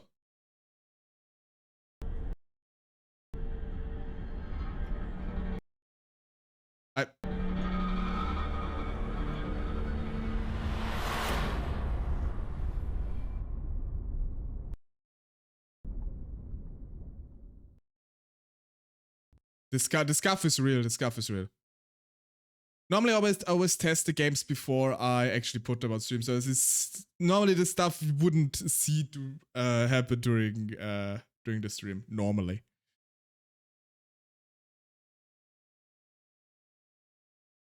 But I think it has calmed down now.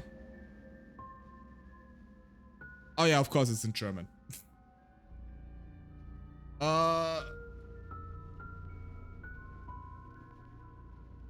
Why is it?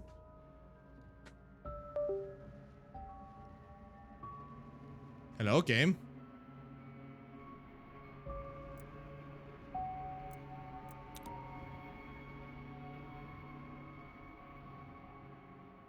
Okay.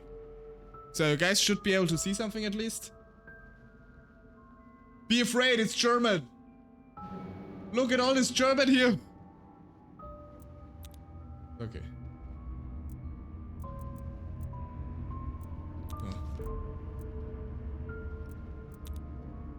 We're in English.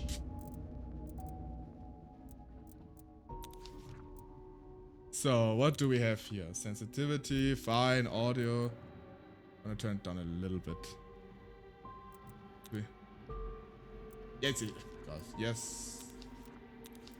Graphics, spoilers, full screen.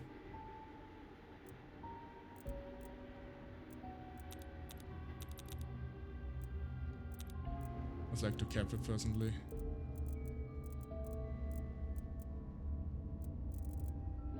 Should be fine.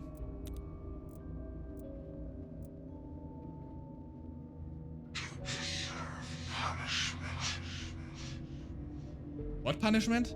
Excuse me?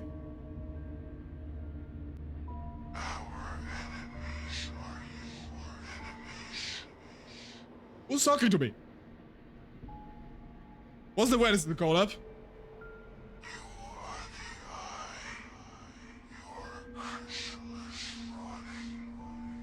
What? You need to speak a little up, you're a bit... Can you... Just talk properly to me, don't whisper in my ear all the time. This is rude. Unbelievable.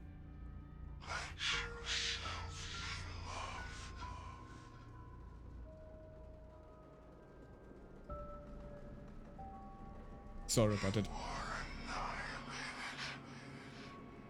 He's a bit of a nihilist though, so a bit of a pessimist. Or are they I? I am by myself. What are you talking about?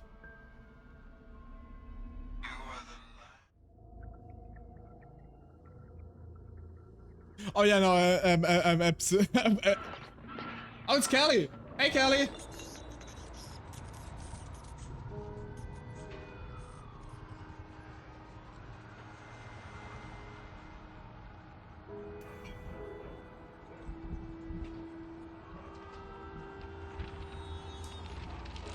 We want you.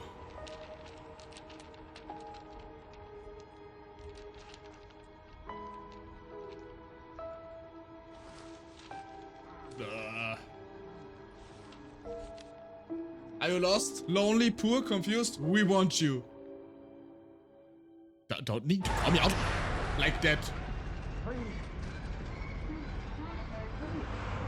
Why am I shut up like this? What? I'm not supposed to be here. No! Of course you deserve to be here. You made your choices.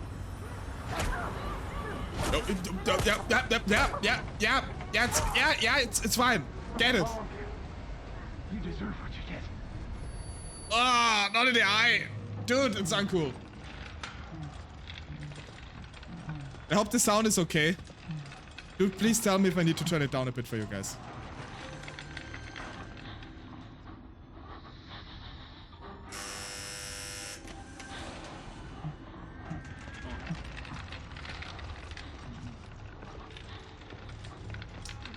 Okay. Just your average time at the hospital. It's fine. It's normal. We're just at the dentist, everybody. Calm down. We're just at the dentist.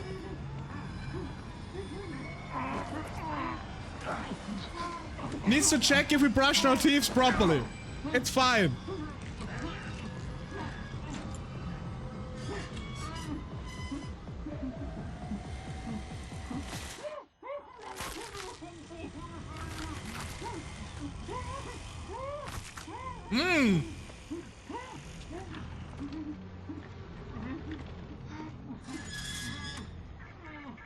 Don't be afraid. I want you to know that you're safe. My name is Dr. Hendrik Juliet Easterman. And I'm your friend. Oh, not in the eye. Oh, stop it. At the end of this journey, you'll be reborn. A whole new you. Oh, We're all going to who's get this better lab rat then? together. It's all right here. These are all the belongings recovered from your person. This is a collection of your public records, along with the investigatory information about your private life. Well, you've got some secrets, don't you? Naughty. As the restraints make a signature impossible, please acknowledge that you consent to these collections. Thank you. Not bad looking, to be honest. If you go for that type. Well, I ain't never been that picky. Oh, gotta get a VR goggles. I just hate seeing their eyes. Ooh. Oh gosh. The Outlast Trails. Tell me if I've ever been more scared in a game during the intermission. I don't understand why.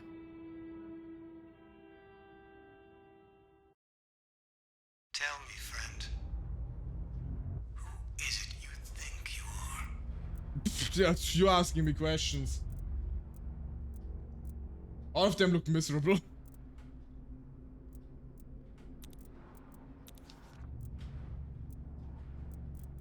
All of them look miserable, honestly.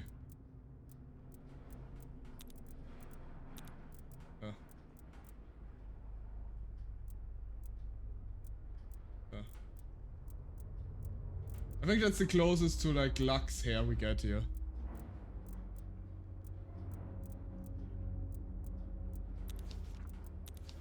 Hi. Hi. Greetings. How's it going? Hello. Hey, what's up? Let's go with this one. It's fine.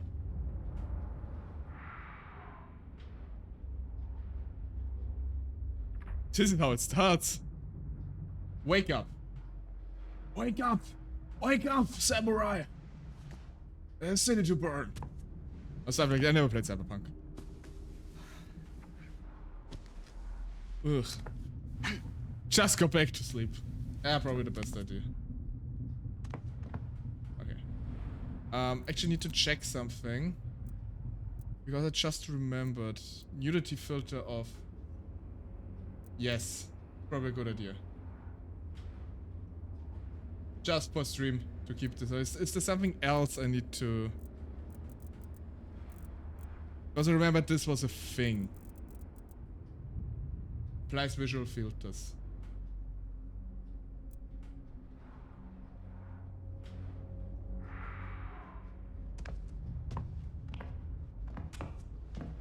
Employees only. Okay, block from the other side. It's fine.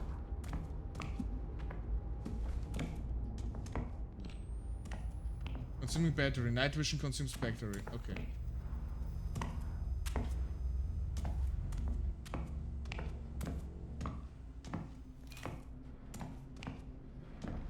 Ha! Hoppa!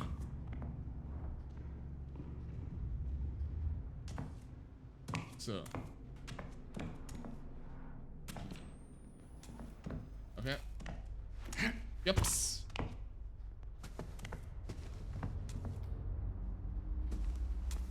Okay, I don't know what to do here.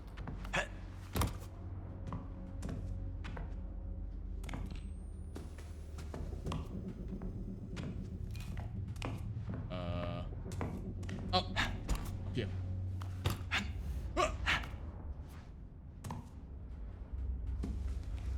So. Hoopa! Wait, don't we have... Why are we barefoot? Oh my god, why are we barefoot? This is horrible.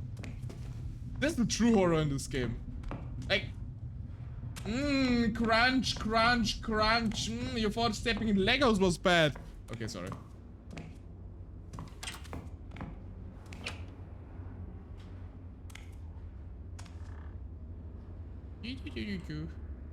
Erase your past. Remake yourself. Like an F for plastic surgery? Oh, nice. Okay there, bud?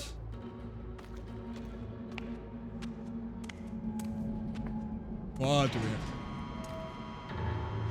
Oh, hello there. A person, isn't it? It's a puppet. A puppet, okay. Hello, DM! Put those creepers away.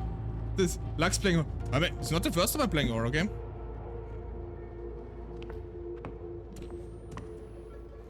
I also played Dolmare after all. Welcome back to us. Welcome home. Oh, hello. It's just as you remembered, darling. So you can destroy it and unburden yourself of the past.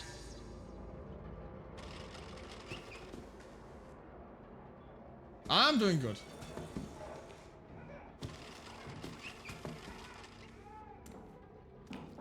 Over there? Then I'll go here first.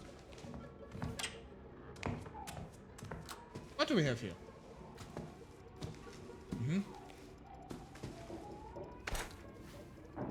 Small battery.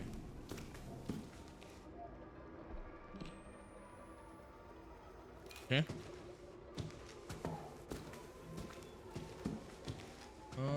That looks nice. I'm gonna go now. I hope you outlast these trials.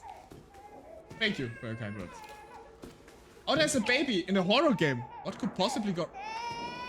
Wait, I didn't want to do this. Looks normal to me. You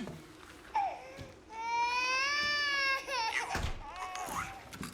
Maybe the most destructive thing you've done to the world. Wow, thank you. Release the past in order to embrace the future. Abandon your birth. Abandon my... Okay, maybe that's how I abandon my birth. If I abandon my birth now. Proceed with precaution. Okay. Maybe I shut up, that's fine. This way to the playroom, where you learned joy. Where you learn joy. Okay. Bullet shot. In here? Okay, thank you. Before you could even speak, you had instincts. A primal you. Those are an animal's instincts. You have to forget them. Oh. What if I don't wanna?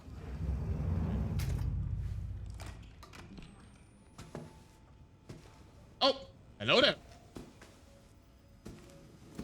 Interesting. Lizard, Yep. lizard, Wait for the lizard. lizard, lizard, lizard, lizard, lizard, Where you lizard. learned to be good. Where you learn to be good. Am I going to be a good boy now? Ah, over there.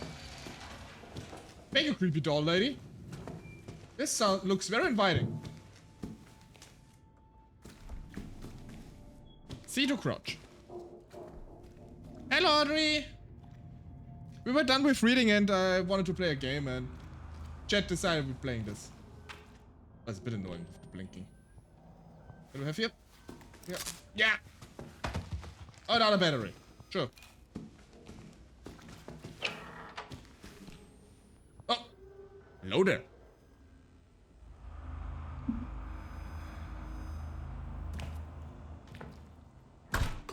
Creeped eye. Hello, how are you doing? What can I get you?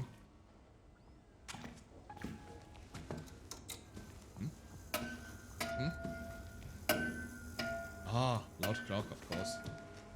Fine. You learn discipline. Carrots and sticks. Rewards and punishments. A disciplined child is grateful for both.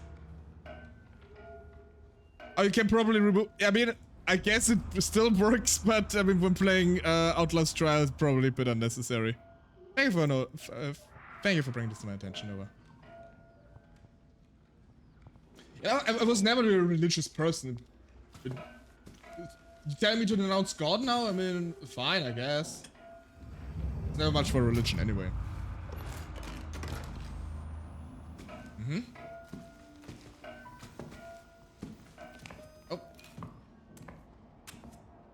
Okay. You okay, dude? There's so many batteries here. You okay?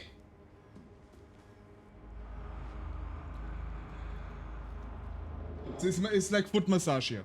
Fine. I'm not massaging his feet, I'm massaging him with my feet. Okay. You can bash. Ow. What? Georgie! Georgie, can you help me for a second? Typical Georgie. Renouncing humanity and your religion, that's it? Yeah, it's really.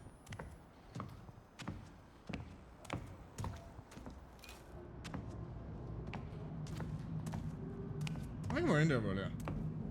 Georgie! Ooh, it's time for dinner! Yummy! Okay, so it's maybe a bit too much.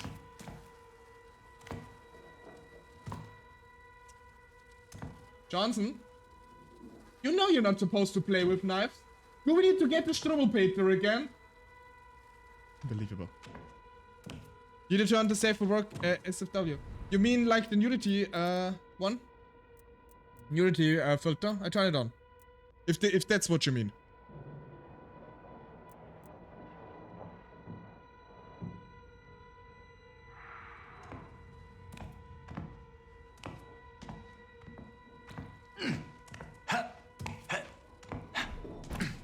Okay, exhausted. Okay, we have a stamina system. Ugh.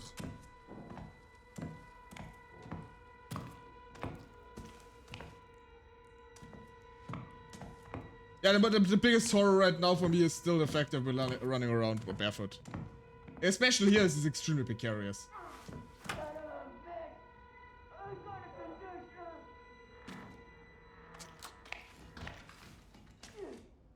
Oh, I'm cheated! Jesus Christ! Mother of God. Is that your condition, lady? Oh my god!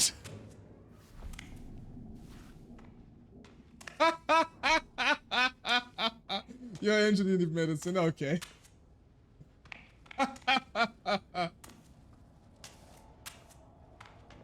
Sorry, I didn't want to interrupt your private time.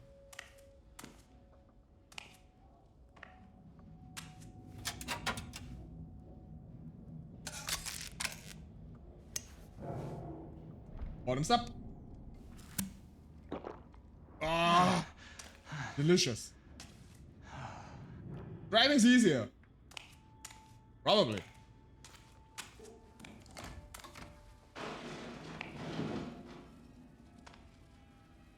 God damn it, fix your jumps.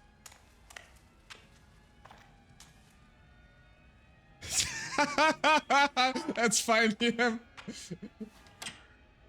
I mean, I was having people here that were falling asleep when I was reading stories, but if you fall asleep while watching like a horror stream, that's fine too.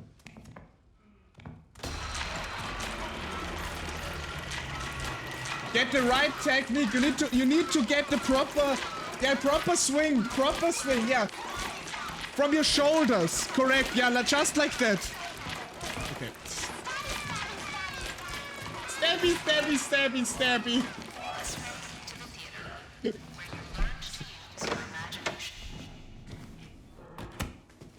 Lost. Yeah, this is often my response to like being scared. I just laugh. Really quick. I once was in a this was in Vienna. There's like this big all year round carnival which is called Prater, and they have like a horror thingy there, like a VR horror drive. You basically get sit in a wagon, get put on a VR horror movie, and while you drive through this room thingy, you basically have to like watch as cannibalistic clown eat you alive. And I was laughing the entire way. This is just me when I like witness horror. What the hell? A Lux stream after work hours in my time zone? What a good day. Yeah, but I thought I'd stream a bit longer today. Welcome in, Zerk. Those children books for sure. Yeah, it's like they messed me up too much. He's on a vacation enjoying himself.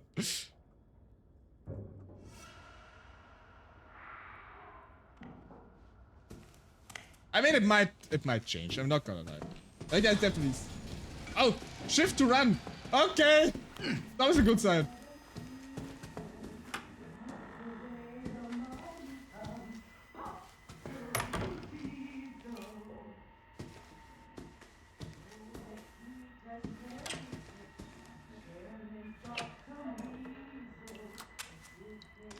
Anybody need a toilet break?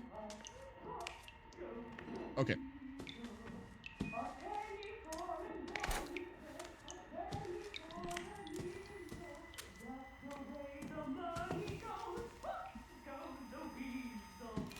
Okay. I don't know if I should go hide in there. Keep it in the bag.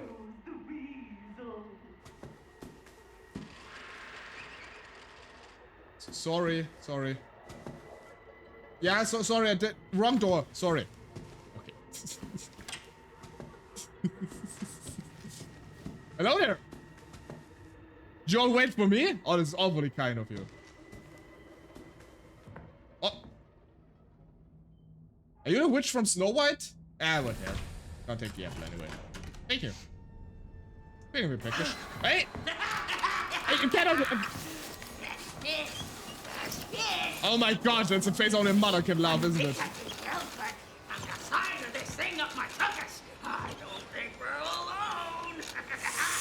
Oh god, of course there's a drill in its mouth.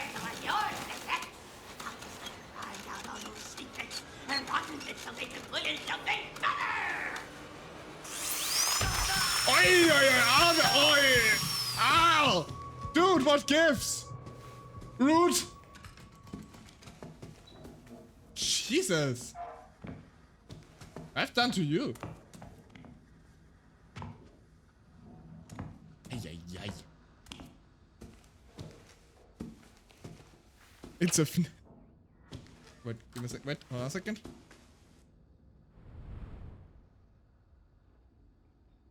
It's sneeze? No sneeze? Okay. Okay, no sneeze. For now. Hello there! Hostile chat. Man, please cover up. Hey for the honk.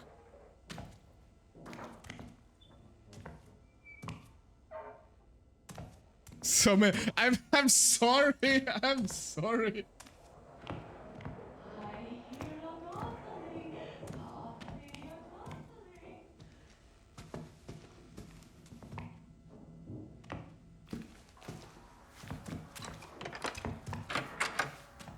Hello there. Ah.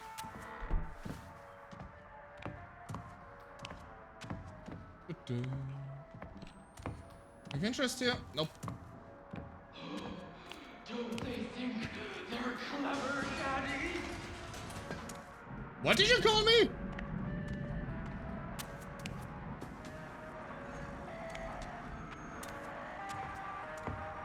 must have been in love at some time in your life. Even if nobody loved you back. Ouch. Love makes you weak. Let it go. But I do love my friends. I don't want to let go of them.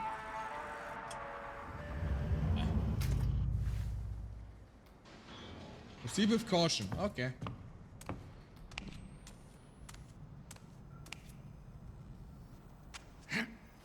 Oh. Interesting. I want to see if I can jump on this tricycle.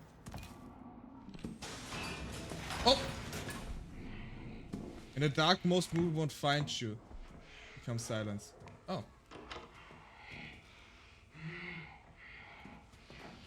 Okay.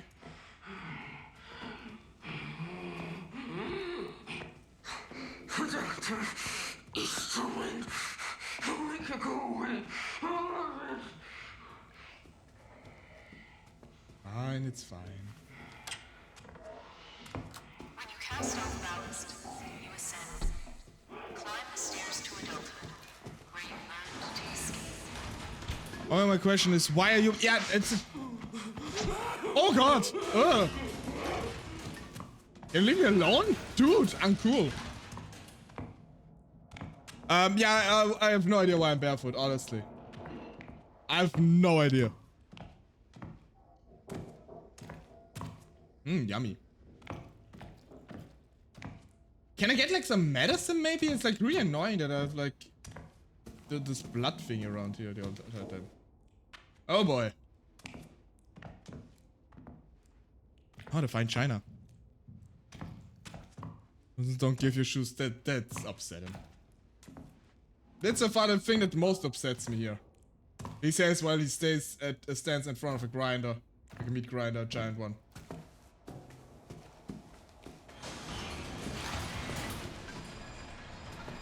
Oh. Look, this thing. What happens when baby listens to the voices of the Oh, radio that's- and doesn't listen to mother? You guessed the Bruce! When babies are bad, mother gets disappointed.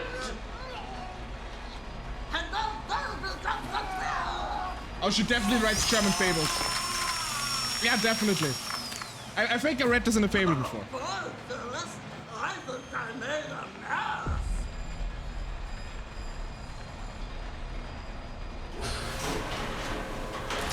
Ugh. It's disgusting. You see what happens when children try to grow up before their time.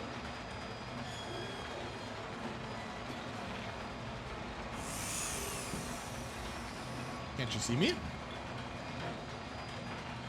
Okay, bye.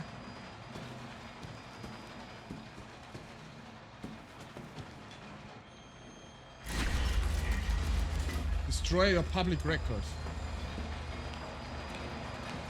Okay.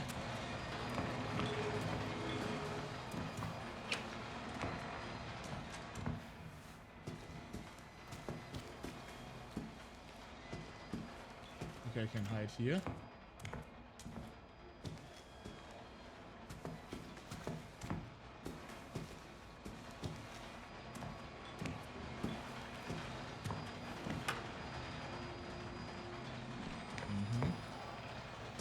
Oh! We have an ad break right now.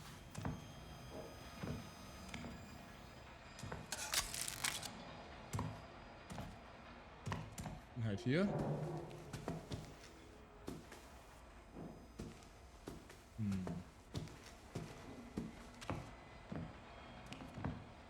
Boat. Can I play piano? No.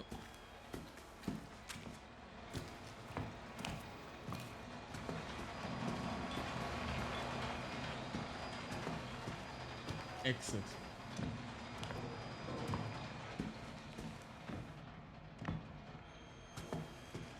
Destroy your public records. Do I know where they are? Maybe someone here. This door's open. Oh, open the. Open the door.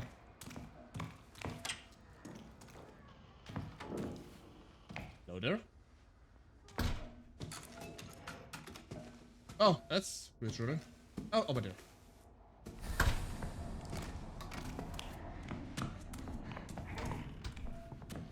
Okay.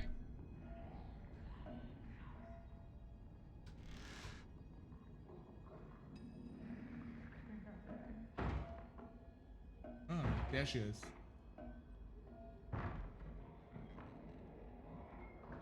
Is this the thing from Double O again?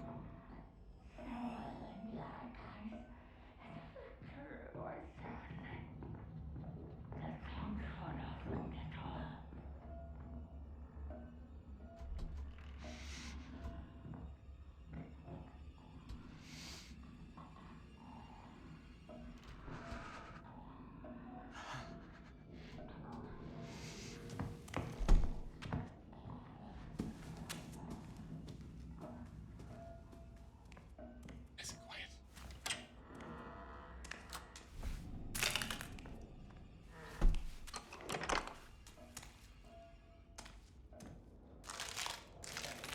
Ugh.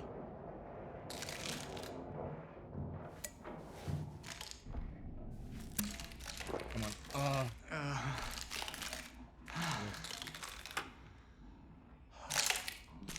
Crunch, crunch. Your job, your work, your purpose. It's who the world thinks you are. This box contains your collected public records. Destroy it. Free yourself. Okay.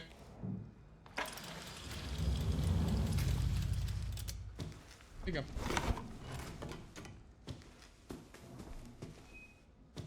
Bring the box to the ground. Alright, welcome back from the ad break. We just got our public records.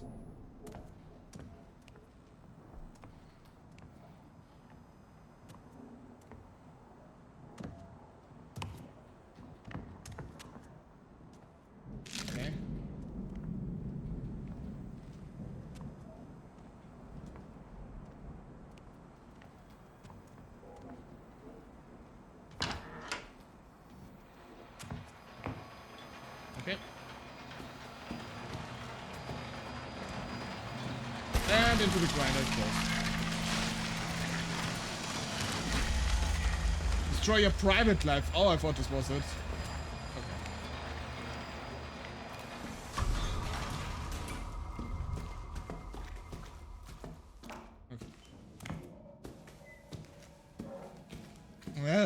Ugh, disgusting. Okay. Knock, knock.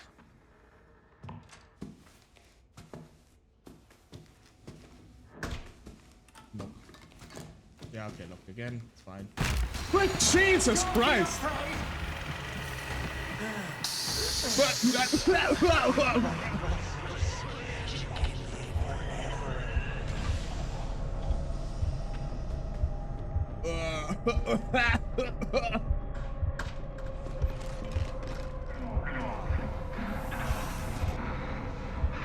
Okay, now we are having a trip here.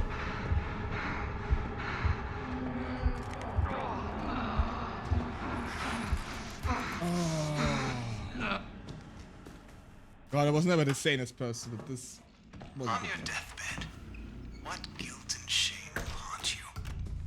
This box contains a careful investigation of your private life.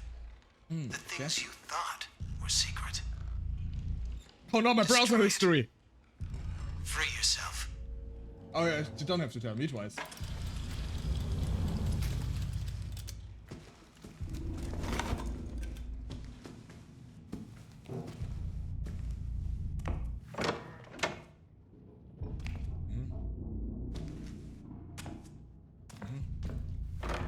Not the browser history. We need to destroy our browser history. It's the only way we can be safe.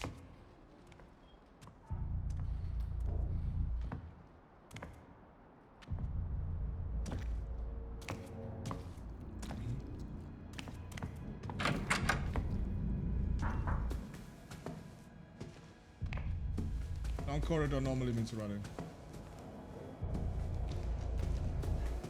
Oh no, not so far. Okay. Right! Please proceed. Exit the trial. Right!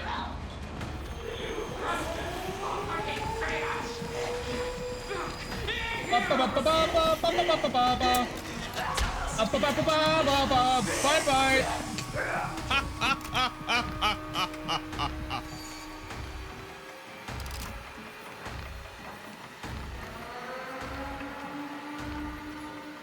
Okay, a little claustrophobic.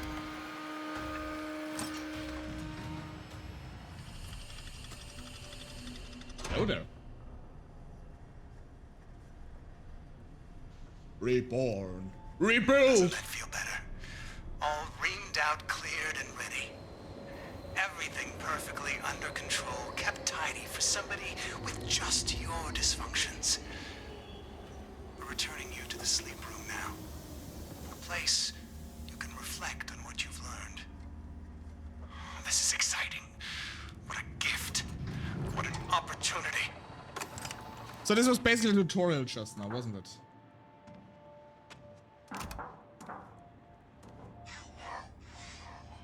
Oh no, it's old whispery again.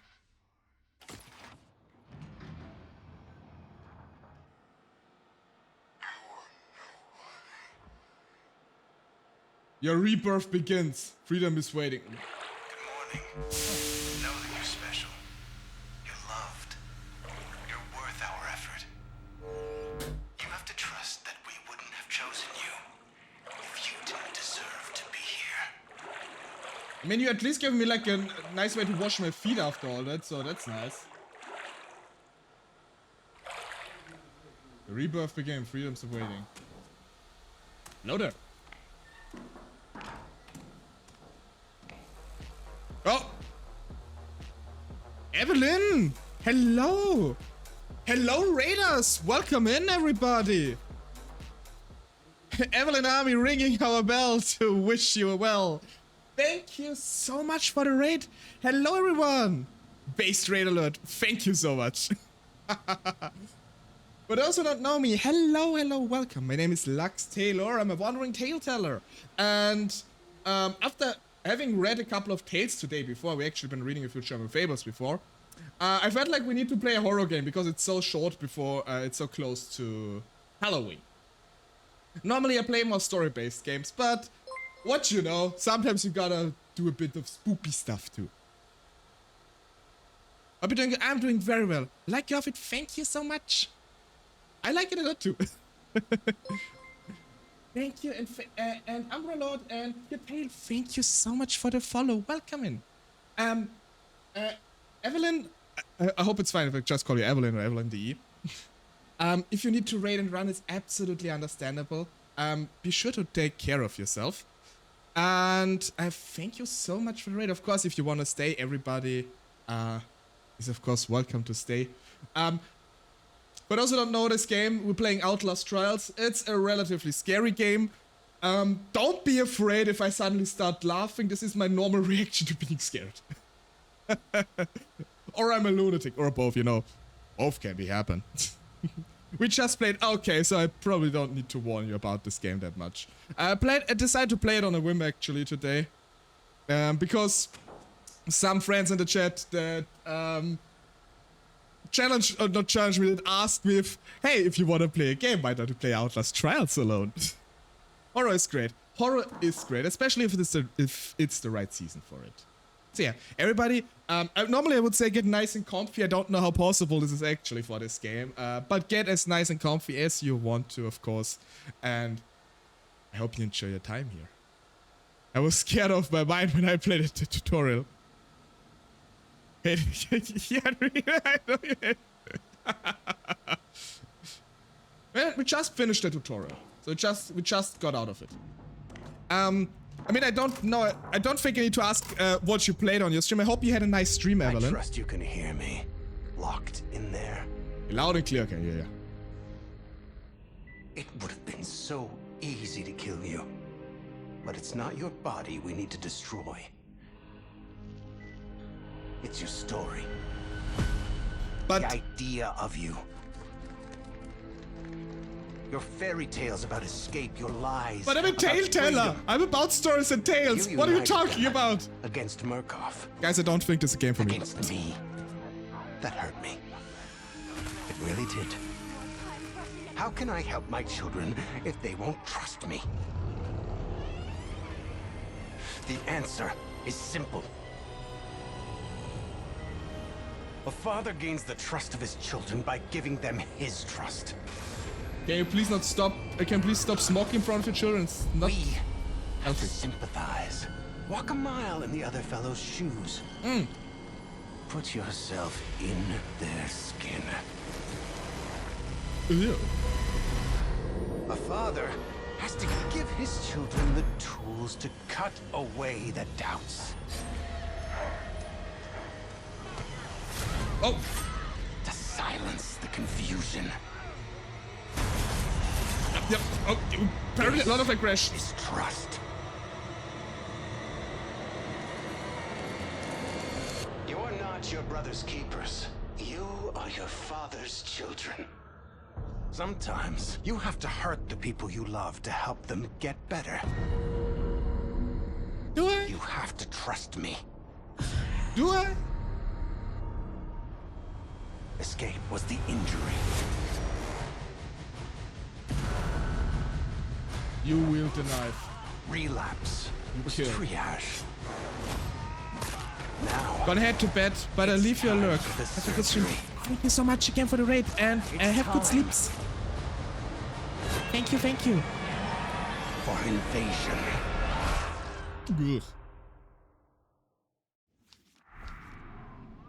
Ugh. Good morning. And Umbra, since you ask, I have played a little bit of the first Outlast, but I'm not too familiar. Like, I never finished any Outlast game. Oh! It's Halloween themed in here. Oh, nice. Contraband. Oh. Who's this? Is this another player?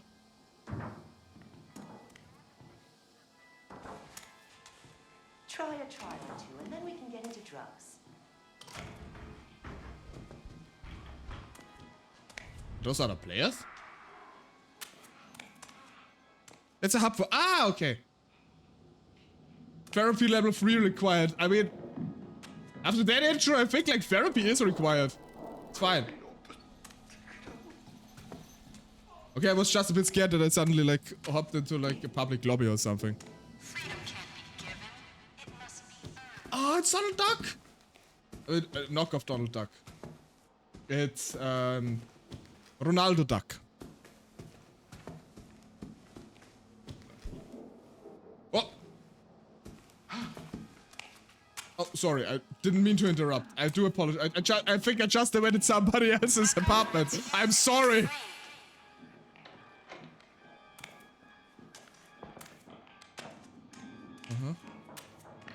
Join the 1960, the over 1.2 million reborn. Okay.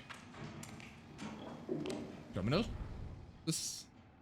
The terminal. Welcome to the start of a better you. Select a trial. Go solo or invite friends. Okay, we got a trial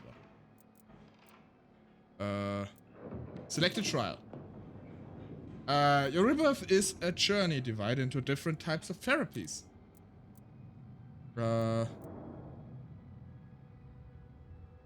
Half to rebirth. Nightmare season. I don't know what to pick. Let's just go with this one.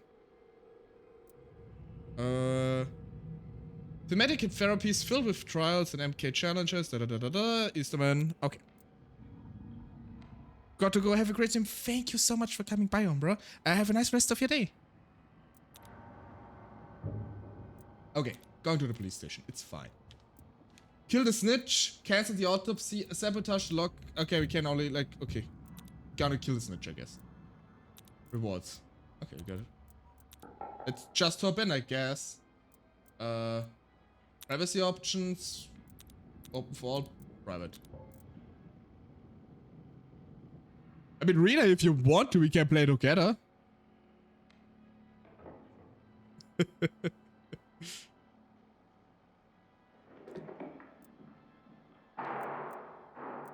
But, where can I start? Oh, start. Something real quick.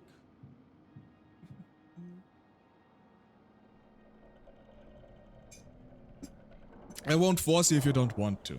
Only if you want to. I can do it alone too. I just think it's funnier to with both.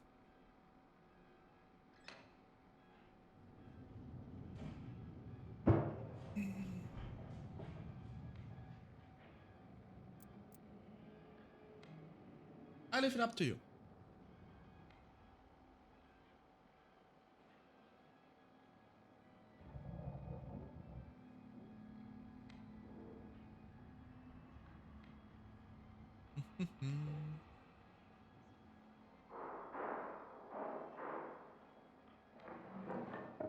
Booting up. Okay, then we gotta wait for you real quick.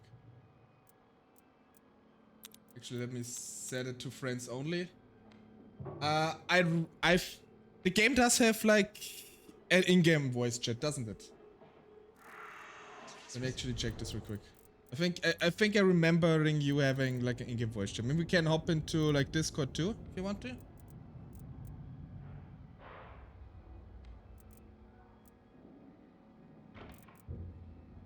If you want to. I don't know if you want to. Discord is fine. Okay. Then I'm just gonna call you on Discord, I think.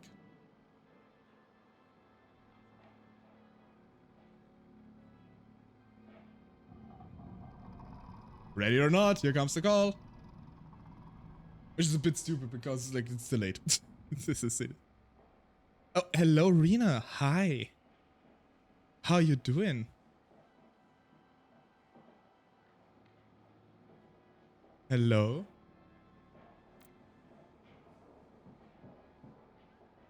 Wait,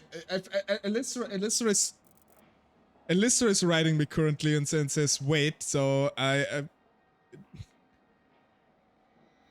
think Alyssa might want to join us too then. I can hear you perfectly fine. I think I need to... need to activate you on the stream too, so now people on the stream God. can hear you too. Oh, I'm quiet. I can say whatever I want. I can roast you as much as I want. No, now everybody can hear you. I mean, you can Oh still God, roast. now everybody can hear me? I'm so sorry. I would never roast you. I would never. I'm about to stream.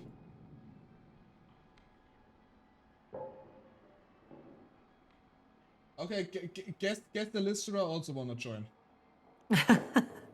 I just saw she put it up.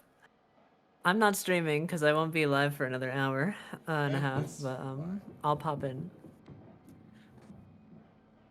Let me to the call. Okay, wait. How does this? Add friend.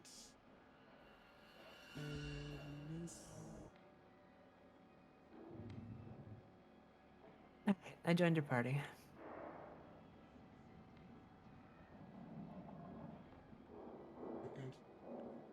Oh my god, I haven't the listener added as a friend yet.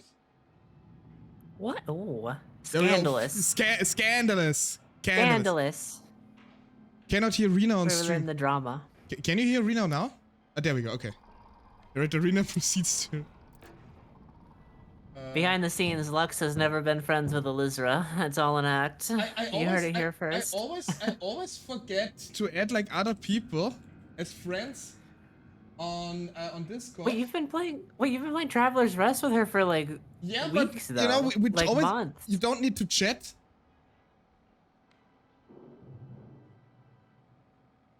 And is this okay? Need to rejoin them. Okay. I thought I got left behind for a second. No. And there's Illustrator 2. He was like, she joined and complained. I can't take it. I'm leaving.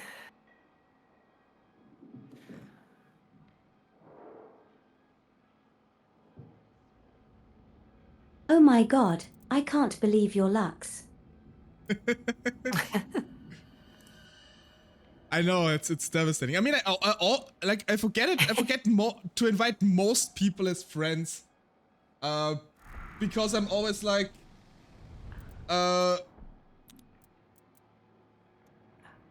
wait, let me check where do I have a list right now. I have her on Steam.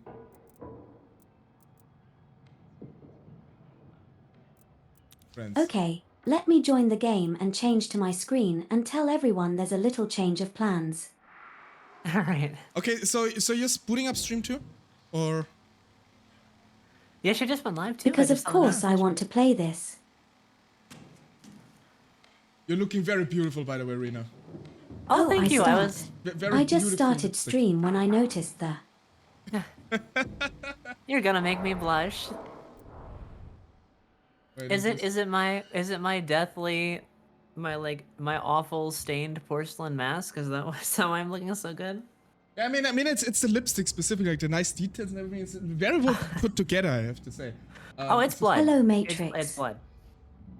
Okay, wait. In this case, let me also. Let me fix the volume really quick soon. Sure. Let me just... It was suddenly a little bit of change here on my end.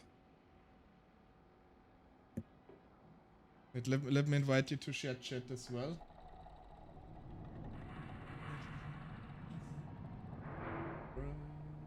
Oh yeah. Because I am streaming after all. Yeah, I mean, I don't have to try and share chat, but I think it would be nice. That is the thing we are doing. Yes, believe it or not, we are streaming. Who would have thought that? I can't believe we got another... That is crazy. Another Outlast stream out of Elizra. That's wild to me.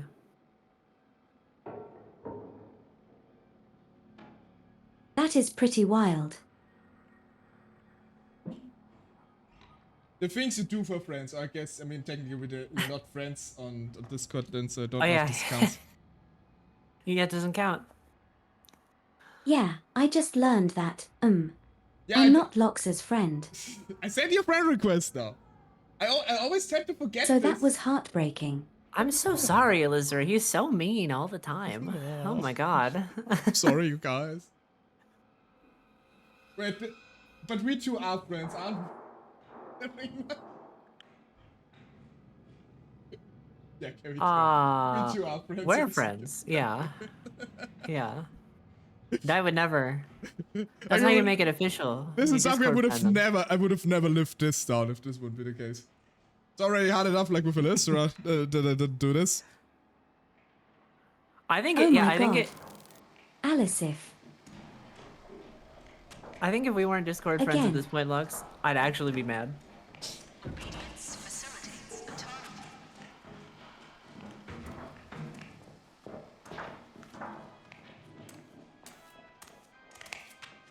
Hello there. It looks just like you. I know, thank you. We gotta get you some shoes. I like to feel the earth beneath my soles. It's fine. Oh, vile. Yeah, I've heard Android feet. It's fine. Alyssa, do you, It's mostly metal. oh wait, I'm just stupid. Okay, now we have shared chat going. I'm a favorite Telltale Android and Paladin all in one place. Hell yeah. Playing a wholesome game. Yes, very wholesome game here. Extremely wholesome. Nothing bad ever happens in this game. Nope. Very wholesome. You can quote me on that. I'm sure it'll be fine. Okay. Any specific trial you want to do? I'm honestly up for everything. I have no clue about the game. Whatever you want, we can do it. You I boot would one up this time, Rena. Me? All right. Let's do an intro one. Yeah, so that, yeah. I did it's not a last nightmare. time. Hello again, Chris. I mean, You touching chats? Oh yeah. oh my God, that is so kinky. Crisis is the catalyst for growth. Yeah, so the three of us basically playing like a comedy game here, as you have seen. You watched me playing the tutorial. It's an absolutely hilarious game. Very funny. And the two of them totally don't think I'm an absolute psychopath for saying it. Think of which one we haven't done. I guess we haven't done. Yeah, but it makes sense with the stories you grew up with as a kid. Yeah, that's We true. haven't done the Toy Factory one on stream. After watching that stream, I think you are just fucked up. It Took looks you a long little. enough to realize that. It looks a little on the NSFW side as far as the themes go, though. Let's see. It's fine. Yeah, we're fine. Well, the first one has We will something be to do with fine. exposing a pervert. The second one has to do with sex toys. So what? I don't care, honestly. All right. I mean, despite the fact that I always make like more wholesome and cozy streams, my streams technically are still flagged for 18+. That's just what I was worried about. No, I mean my streams still are flagged for 18+ after all. Oh, you're the party host, Lux. Do you have to do it? It's the Toy Factory one. Wait, the police station. I just realized I don't think it's. I was thinking like Jack in the Box toys, not like the. I was thinking of the wrong kind of toys. So where's the Toy Factory one? Like police station. We didn't really do any you of did. them. Ah, okay, there it is. Toy Factory.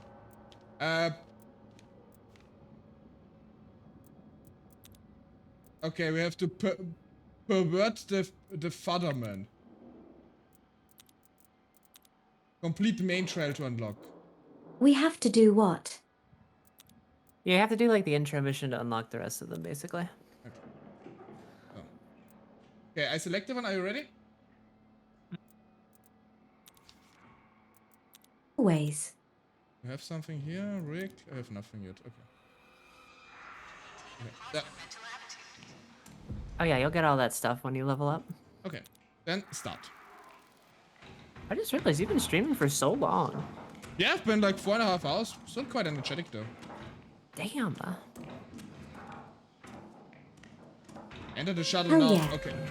Yeah. Ready for another tree. I mean, I will only be doing like this one. Oh, Dane! Oh my god, Dane too? Dane is here too. Hello, Dane! Oh my Got god. two raids. Should It's a wild Dane. Okay, just real quick. Hello, Raiders. Welcome in. We are playing Outlast Trails right now. Together with Lystra and Rena.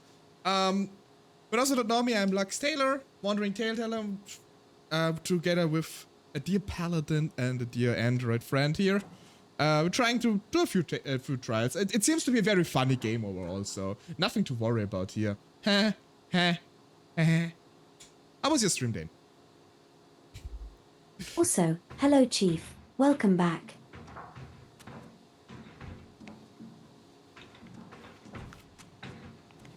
Yeah. I think we need to sit down here. Oh, okay. I'm sitting down. Yeah. But Lux. We could swap to Let's everyone switch to the in-game yeah, voice. Okay, how do I do that? Just go to settings and audio. You can turn your push to talk on to just open mic and just mute us on, or not mute us, but set our volume to 0 on Discord. Okay. Yeah. Okay. I'll do that real quick. Doing it now. Oh, we can currently hear everybody double. It's fine. You're able to hear me now. Oh god, there is a Jack in the Box. Oh no. There we go. Oh! Oh, little ducky! Oh, this bitch again. I hate it. She is in like every other trial, it feels like. Finally coming further into Digimon and learning about the different timelines. My lovely Digimons I miss so much. Wanna play this game eventually too. I'm just going to talk a bit and test my volume settings. Yeah, I hope it's fine on my end too for everybody. They seem good. Hope you all can hear me. I think maybe. Yeah. Rena? Are you guys ready? Born ready. Let's have a blast. Buddy! I read the Fatherman Toy Factory. Can't hear Rena. Rena, can you say something? Oh my god, that is. Oh my god. Rena? Yes. Okay, now. We're very quiet. Oh, sorry, my mic closer. Is that better? Yeah, that's better. Okay. No, like, it's in my mouth now. Okay. Okay, that's a rest position for your mic anyway. How we can just stand here and watch this? But there's like Oh, sure. A little guy here. I mean, that's about as wholesome as like the German fables I was reading. Oh. I hate this game. Almost broken away. Sometimes you just gotta eat it.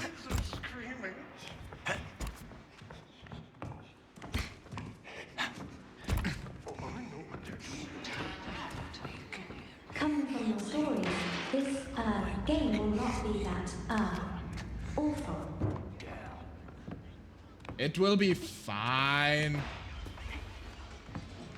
Okay, Rena is already breaking into other people's living places. Unbelievable. I don't know what you expect from me. A better behaved paladin, I guess? Didn't you bring me here to smash stuff? Rena the barbarian, everybody. She just confirmed it. She's not a paladin, she's a barbarian. I can be both. Oh. I can multi-class. A charger and I noticed there's a distinct lack of bricks to throw at people right now. Which I'm not loving. Oh, here's a brick. I'm going to check this site. Mmm, crunchy. Oh no, I screwed up. This one's locked. Yeah, it looks like it. Guys, I'm high. What? She's high? I'm high as balls. Did you step in the landmine again? This is why this game's not as scary. When I play with Lystra, I have to go into like Mama Bear mode. Thank you. I just ruined everything. Yeah. You can leave now. Go home. Jesus. I was like turning around. Suddenly, Serena gets shot and like kick her off. Like just get out of the way.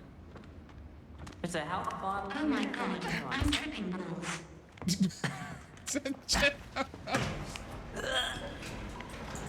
This is why I deadlift and squat.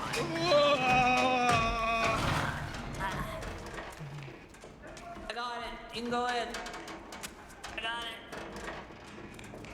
Got it. Come. Thank you. Oh, they have soup. Awesome. Stays up. Oh. Don't forget, Alyssa, you need to eat your soup or you die. Do you want the anti balls juice?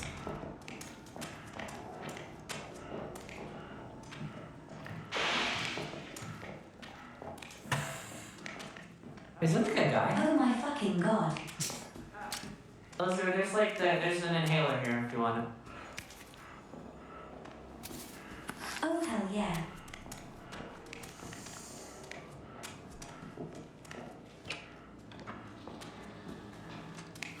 So dark down here. Oh yeah, totally. Yeah, heck yeah, I found a bottle. Wait. Oh, I found some stuff in here. Oh my god, what are the... All the doll heads here. There's something not good in here. I found. Oh, hang on. Let me get rid of this. The battery there if you want, Lux. Oh no, I'm still fine. Insert box. I took I found a toy box to put on the conveyor belt. It says the key is inside here. Oh! You need to bring the toy box here, I think. Yeah, I can't get through the thingy though. I have to find another way in.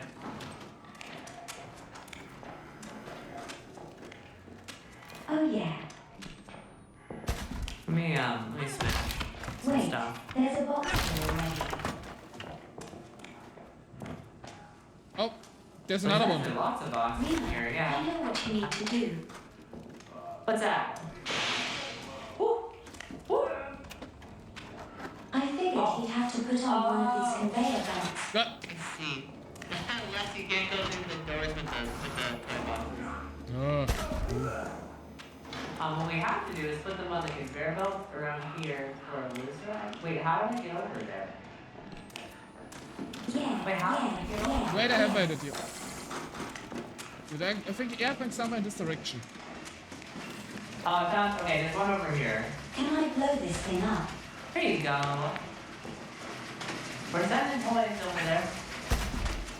The answer is yes.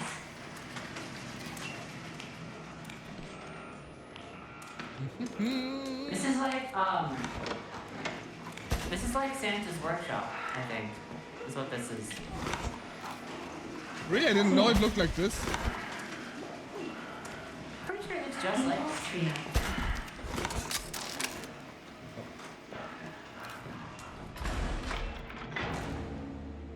Let me, the toys. let me turn the volume down a little bit. I feel like it's a bit too loud. Thank you for the lurk. Man, it's so loud. Oh my god. So, I'm in here. You know I'm in here, right? I got a box. oh god! There's a man in there. There's a man in there. That's terrible. Is there a guy? Yeah, there's a guy. Yeah, there's a guy wandering around. Be careful. Help! What if I blasted you with my blasting power?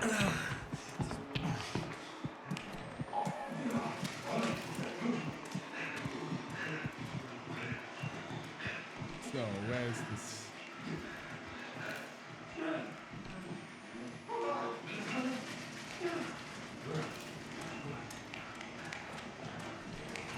Don't know where it It's is. fine. Oh. It's fine, I think.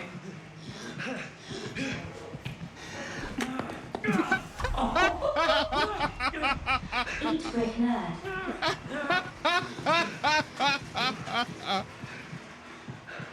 He's definitely coming after you. Oh, his man. Wonder why.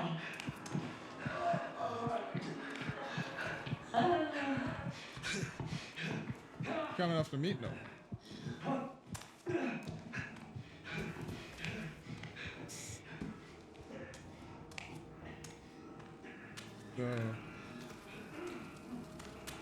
What do we have here? Rena was not careful? What do you mean Hi, I Rena. wasn't careful? I am the picture of careful. Wait, I want to try so something. hard to say. I'm the most careful person. Oh my god, I can't see, so I need pictures. I don't know that.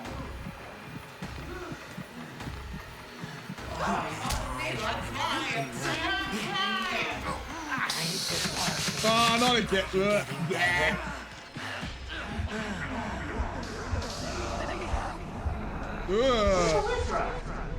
Oh, I'm a bit drugged out. Oh my god, this guy is scary. I'm a bit tripping right now. We need to find the finger. Oh god, this guy's right behind me. It's fine. There's the lights. Okay, it's fine. Oh, there's an inhaler. Oh, thank god. Okay, now that it's... Go away.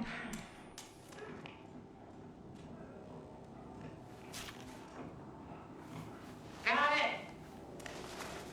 Nothing really here. Backer. Yeah, there we go. Hi. Yeah, he's getting compacted. Oh, it's bad in here. It's so bad in here. I got the key. The guy did not survive. It's okay. It happens. Yeah. Yep. Thank you for the honk.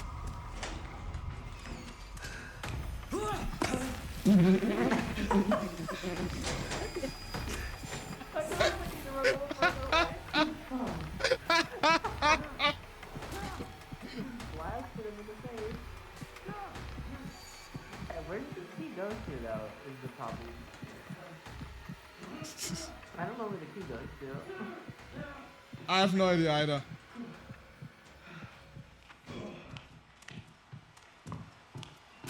Okay, he's... Get out of here. Let's get out of here. Is he, where is it? He's just like, he's... Oh, there he is. Okay. Does the key go to the... Oh god, where does it go? Yeah, that's a lump inside. I wonder if it goes to the front door. Should we go back? Yeah. I'm gonna lift the thing and see if I can... Oh. Oh. Okay. Come here. Coming. Oh. There we go. Damn it, I'm stuck. Just go up, Elizabeth. Just visualize it up. Infiltrate the kill factory. Okay. What's my battery on? Not bad. Oh, it's a Ronald Duck. Reach to production line. Oh, it is. Okay, it is an actual toy store. Just find a modern get a great bonus. Oh, nice. Nice job breaking that down, Elizra. You're so powerful. I know. Okay, there's a dude. There's a dude coming. Oh yeah. It's the gas guy. The fart guy. Yeah, I got an antidote if someone gets... It's got an alarm on it. Go this way. Oh. There's an Illustra. Healing potion here. There's not much in here. Guess you can hide I'm under going to that. take this antidote because Oh, I want to get there's a high in this there's a game for naked whatever lady. reason. There's a naked lady in the screen cabinet over there. But look away. I mean, it's blood anyways, but... A little rude. Just tell her you're not interested. Yeah. Do the next time she bothers me. Wow, this is really one of the floors I really want to go on. There's another bottle here if anybody wants an ammo piece. Sure. There's plenty of bottles. There's a sanity thing here too. I already have one. Hello? I found the bathrooms. Thank God. I found the man's bathroom here. Congratulations. Give me like 20 minutes. God, is someone like on a toilet here? I can hear someone. Oh, oh, hello there. Just barging in here. Oh yeah, this is like the thing where the woman is. Not good. What's happening? Well, that guy's not wearing any pants. Oh yeah, I just noticed it. That's really rude. Did I press the button?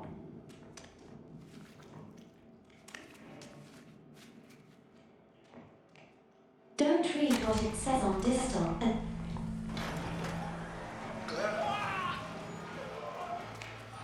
What? What did I just do with that button? I'm not sure. Unlock the security system. Okay. You started the whole thing. Sarah Silas, thank you for the follow. Thank you. That is what you did. Hell yeah, follow him. Got him. Lux is awesome. Yeah. Follow the other two too. Follow also. That is awesome. Renee's not streaming right now, but you should follow her too. No. Anyone need medicine? Not the kindness, Okay, no. we need another key. Get kindness. Wait, what? Pain, agony, misery, etc., etc. What's So up we here? need to find another key. There's a way up here. Oh, I just lagged. Whoa. Okay, there seems to be another conveyor belt here. Don't know if this is relevant. There's an antidote. I hope not, because it would mean I would have to think. Okay.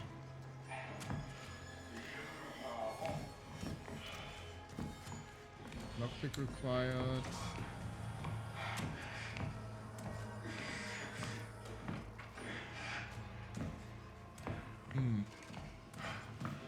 Oh, I think I found the key. Ah yeah. Key A, specifically. I got it. Where's Rena, by the way? Turn off the worst way, my I thing. don't know. She might be dead. Sarah Cleese. Okay, Sarah Cleese. I was killed by the server, trying to reconnect. Oh. Sorry to mispronounce your name.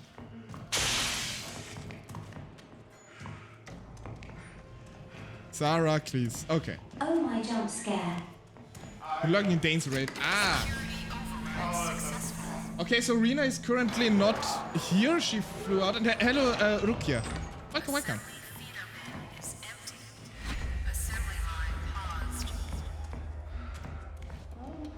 Oh, she's back. Oh. Oh. I think I forgot. This is probably on European servers, and I was killed. Oh yeah, most likely European server. Yeah. Sarah. Okay. Okay, just Sarah. Okay. Got it. And welcome in, Sarah. Thank you for the follow. Oh, sorry, everybody. Okay, the conveyor belt is active. Nailed it. Wait, can I go on the cover belt? I believe in you. Bitches. Is this how you were assembled, Alyssa? Where you put in like different pieces on I the managed to hurt myself. I don't know why. Oh, yeah, gonna take the brick. Okay, storage. So I assume we need to get stuff from storage? Alyssa is blocking my path. I cannot go further.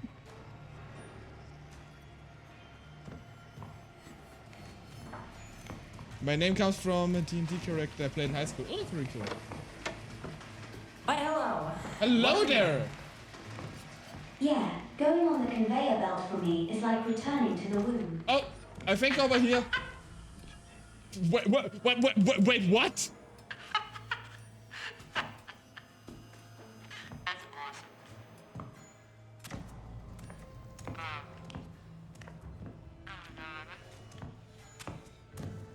Okay, there's another room here. Take the keys. Oh, wait.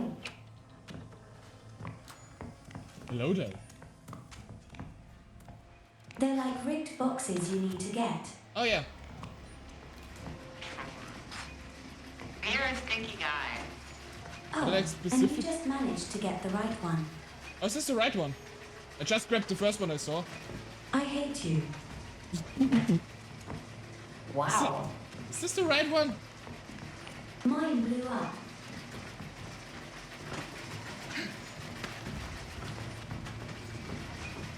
There should be like some hints somewhere. I have to grab it over here? Oh, what's that? Okay, it's going downstairs. Okay, it's going downstairs, it's fine. Go downstairs. There's a battery in case someone needs it. Of course, there's more of those boxes.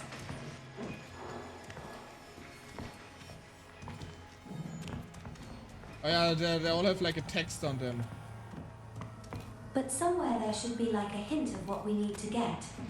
Maybe we find a hint where the boxes have to go. Maybe Of something. course, there's every white box in here. Wait, maybe there's something downstairs. I didn't get it in time. Oh yeah, I see it. Oh yeah, A388. So this is the So one. next box is a 388. I think yeah, this is the one I. Oh, it went through a loop, didn't it? I mean, A388 is the one I grabbed by utter coincidence, and now it goes back up again. Why is it going I'll like? just so insanely lucky. Lux.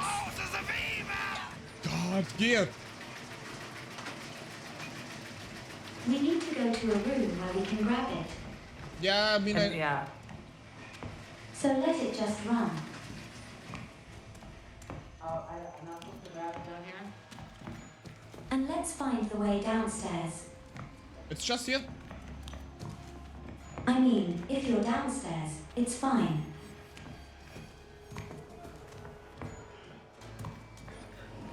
Arena grabbed. Arena, did you miss the box Wait, again?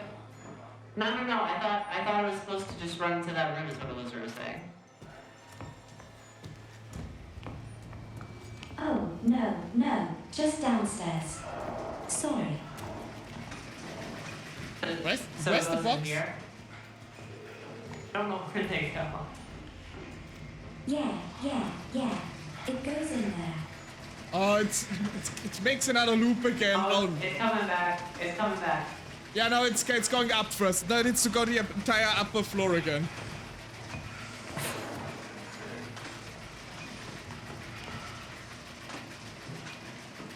Wisp breathing so loud. Oh, it's the guy in here. Okay, Sarah, this sounds absolutely hilarious. I love it. This sounds absolutely hilarious.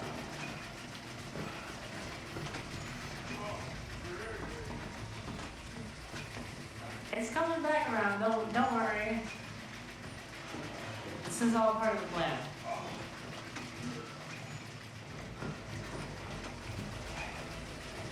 Here it comes.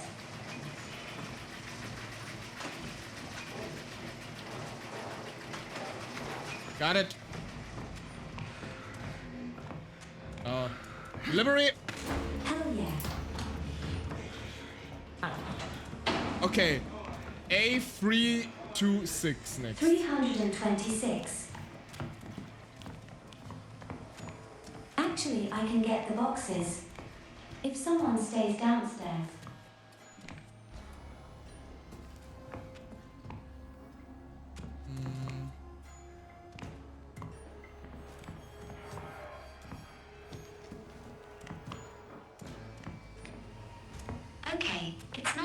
room, it looks like. A326. Okay, so I think we all need to look around because there's multiple rooms with boxes. Yeah, I'm already like looking here. It's not over there. 326.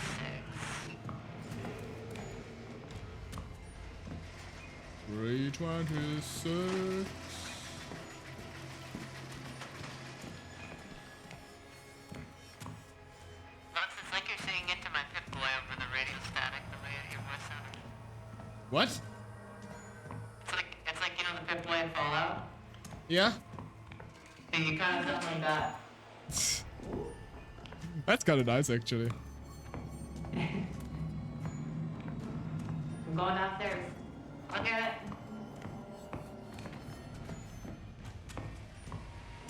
All right, I'll wait upstairs. I won't fail you this time. Scream if you are about to die, Rena.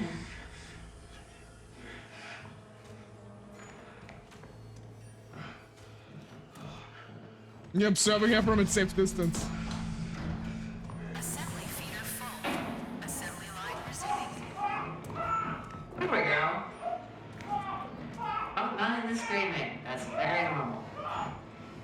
Okay, the doors opened up here and down there. Just normal stuff. Okay, so I guess there's a new room now. Yeah, it's for conveyor belts. Oh, there's the guy again. Oh, hi. Oh, yeah. The man with no hands. Erotic novelties input next. B150, 114. Oh my god, what happens with the skin? Oh my god, what happened with this guy is like hung up by his What ass. happened in the last room? Oh my god. I mean, we had like wax. It was like wax, so. What are we looking for? All that I didn't read the boxes. 100 B114.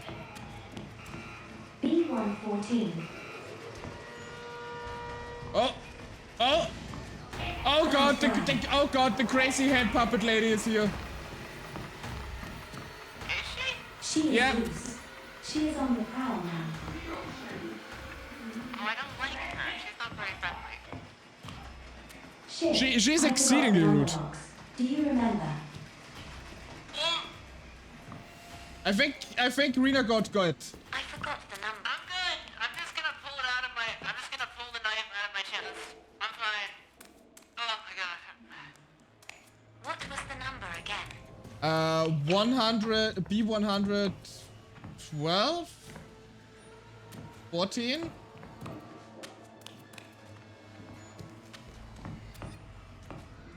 Oh great. Oh, I think I found it. Nice. I think it was 14. Yeah, I it's also not. have some healing arena if you need. I'm actually good. I just found some. But thank you. Does it still go on the same belt, I wonder? I don't think it does. I think it's different belts. Yeah. Why is there explosives everywhere? Good lord. But I think I need to put it on it anyways. Cause there's no other way out of here.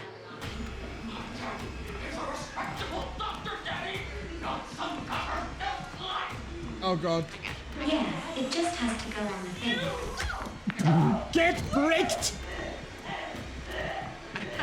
Oh my god, I should have dropped down here. Oh my god, did she tell? No, she got you! Oh no, she got you!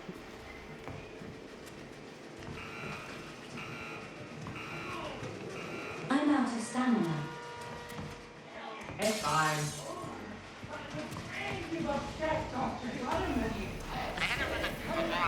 Oh no, not the psycho guy. Oh, god, I missed. Yeah, I missed the box because of this idiot. Be gone. Wild creature. Oh my god, Lux. Yeah, sorry, like I had a little psychosis. Oh god, he's right near me. Oh god.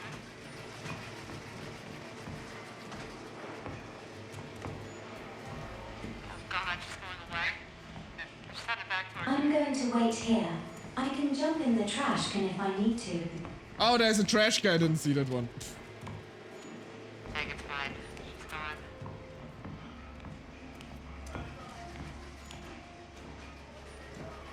Yeah, I can smell these bad boys from miles away. Okay.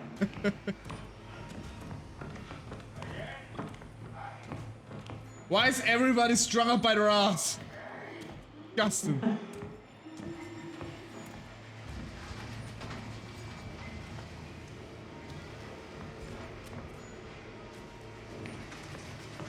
I want to punch this guy. Not going to lie. Oh my god.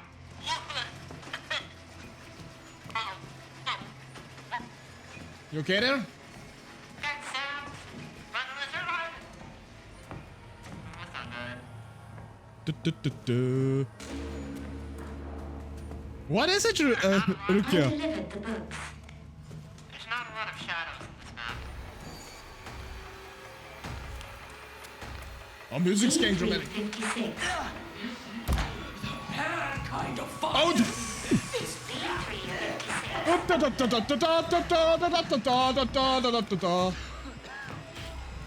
It was my PJs. Yeah, it's kind of like it. Sounds like everything is going super well. Very well. There's a long jump. there's a crazy toy lady behind me. Okay, sorry. I got something. Oh no. I don't know what's happening. I'm also severely confused right now. Just been opening doors. Me too. Get pricked out. Thank you for clipping that. Oh, that's I amazing. got the next one. Oh, cool. Where did that go out, though? Yeah, I do. Oh, she's right there. Follow me, lady. Oh, I see. It comes out over here. Okay, let's respectfully wait over here while Lux dies. Come on, madame. What? A sexy daddy. Don't come back this way. I can hear Lux screaming over the radio. I'm not screaming. I'm just talking loud. Oh my god, it was a fake Lux. Oh my god, it was. Uh-oh. Uh-oh. Max, why did you try to start Rena? Oh, Lizra! What did I do? Uh-oh.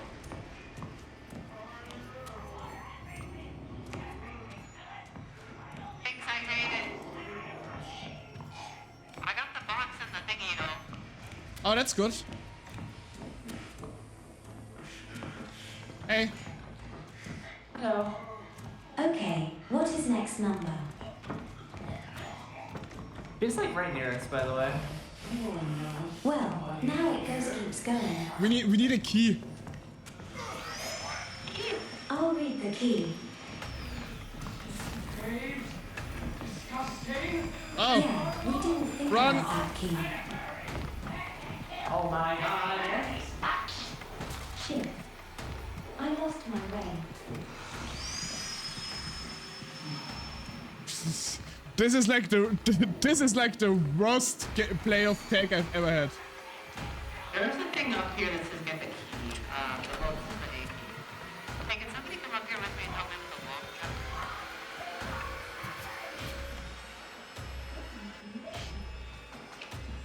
Oh. Oh Jesus Christ! Ay, ay, ay, ay, ay, ay, ay. If you had only flossed, you lazy child! Why can't I punch her?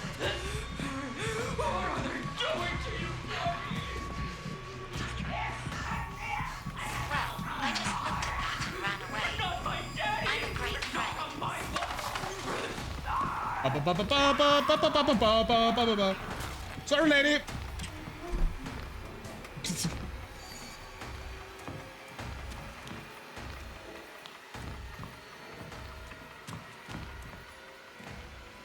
Okay, so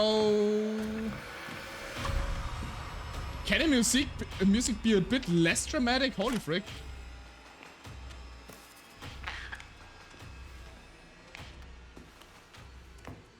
Oh, you can hide here too. Let me heal up real quick. Trying to find the other room that has the might have the key. So here's the control room. I got control room B here. Curious about doing something. Oh, that worked actually. Nice. There's no key here.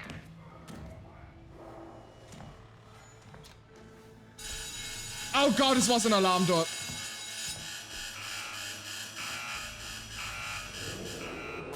Sorry. I'm sorry. That might have been me. No, I think that was me. Oh, found the key. No, it was definitely me. Oh shit. Oh, we get in there. This is the bad. This is the bad time.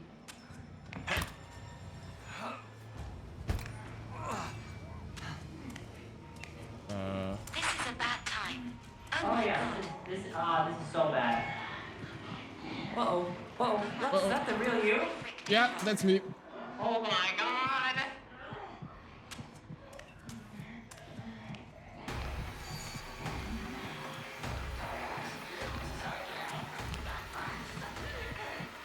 Oh my god. Jump it!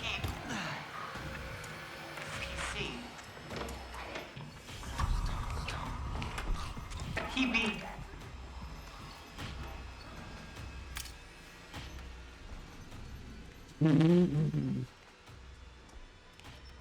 Oh. Well, I made a bit of picture here.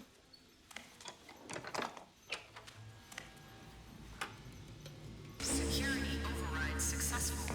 Turn it on. I think you have the key for the next one, Rena. I do. I'm putting it in. Assembly feeder full. Assembly resuming. Yeah, happy fucking Halloween, Chris. Yeah. Thanks for jump scare.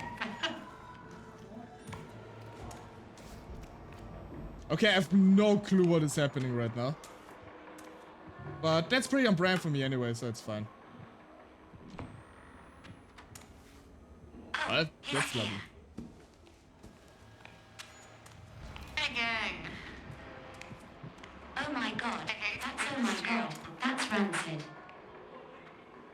But I have to go set up for a stream soon.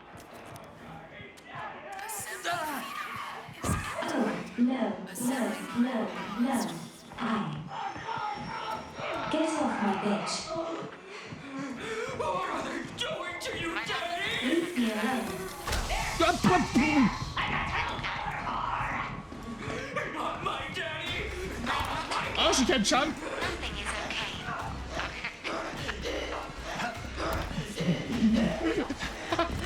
Hey, someone please play the Just run for it.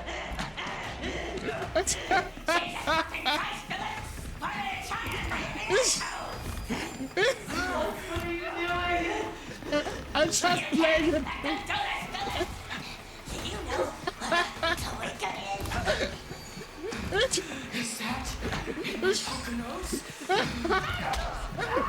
Okay, now she got me.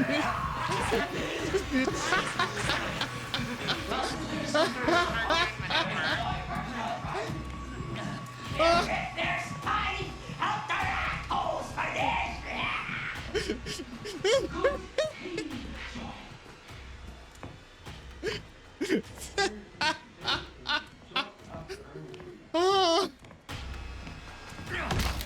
Hearing the laughter while my character is tripping is very tricky.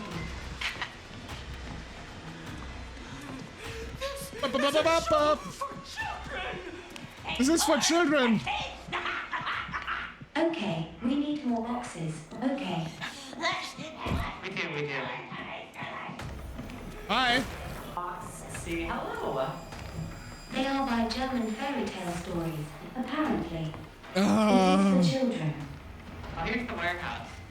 Oh, this is big. I had way too much fun. I forgot the number. C442. Friends, I know everybody's freaking out. I'm gonna have to go set up for my stream, so I'm gonna have to dip. That's fine. Thank you for taking your time, though. I would love to finish playing this with you all. Best of luck, everyone. Thank you so much for coming by. I'm not dying. I'll be around somewhere. You just don't have any to continue. I see. I gotta go play Scary Minecraft. Oh yeah, you have like the collab now. I see. Have fun with it. Yeah. Just leave us to suffer. Oh my god, the guilt tripping.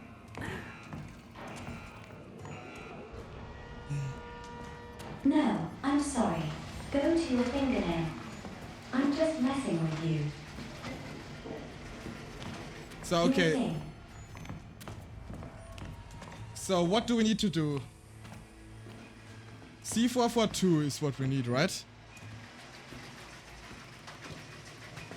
Yeah, correct.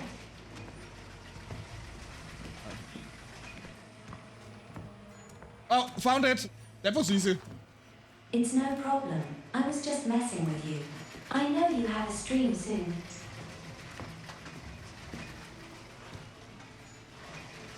Can I put it on the conveyor belt somewhere here? Yeah, over here. Ah, okay.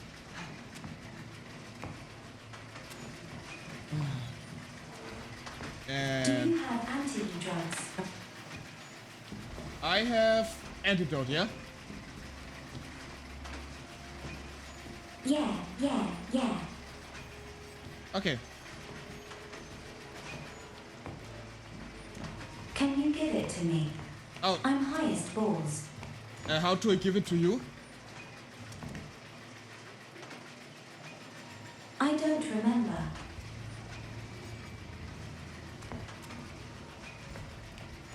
I mean, I guess I... Ah, here. Here. It's fine. I can just be high. Oh, perfect.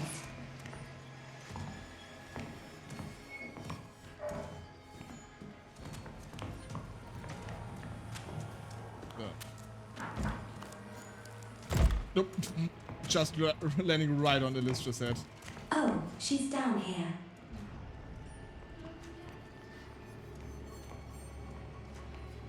Okay, we got bottles. Smack her in the face with the bottle. It's fine. Oh, there she is. Yeah.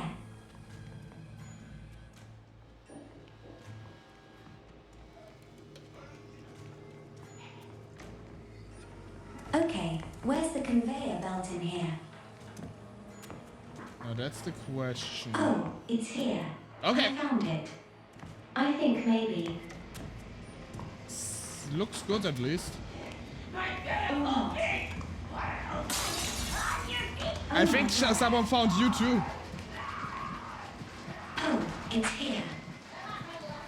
Oh, she's so mad. Oh my god, she's so mad. Lux.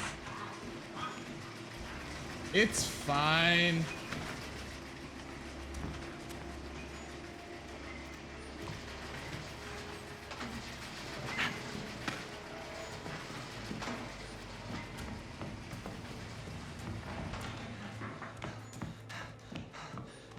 So we need to go somewhere upstairs to pick it up. Alyssa, you fine? Oh, someone was walking there, I think. Yeah, I think so.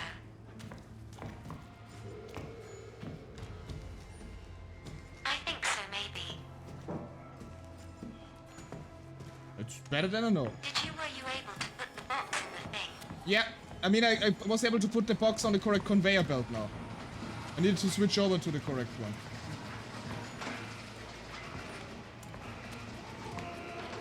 Just waiting for it to roll by again. Oh, I see.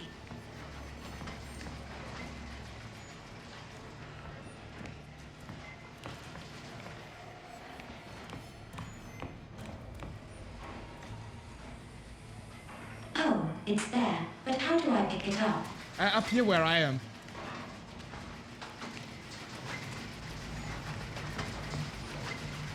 Oh.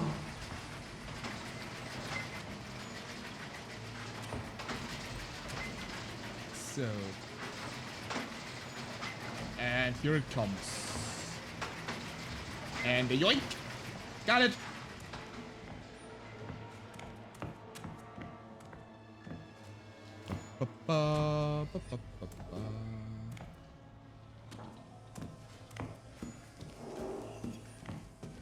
Walking by the sensory bucket here.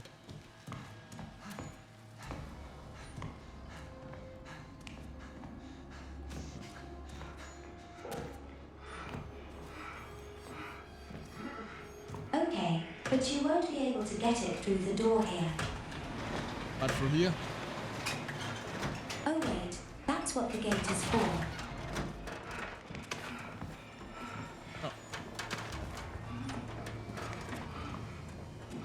And here we go. Up. Assembly feeder full. Assembly liners healthy.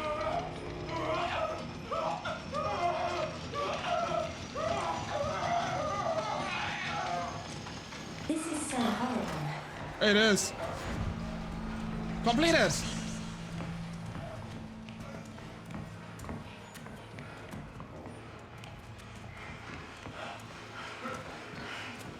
Oh, there he goes. Oh my god. Yeah, I see better days. Oh my god.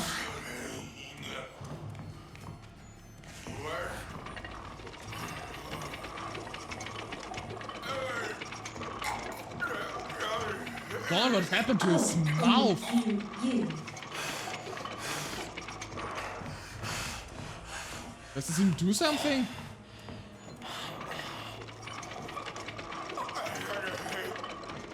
Don't think this does something. Reroute the production line.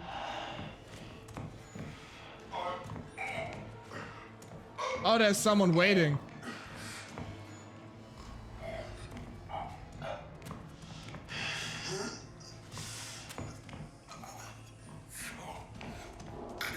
Okay, we need to reroute it somehow.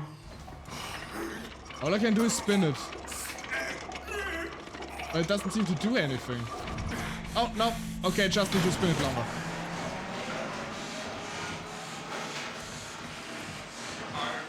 There we go. Okay.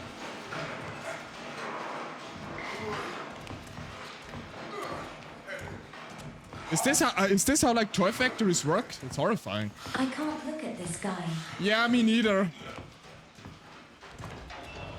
Okay, thank God he's around the corner.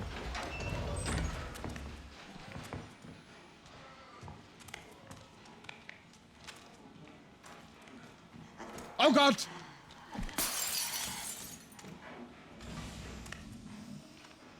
That startled me. Ah, she's just hanging around.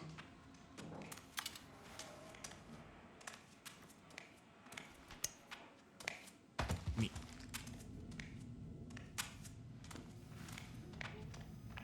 It's fine. It isn't how toys are made. That's horrifying. But the what?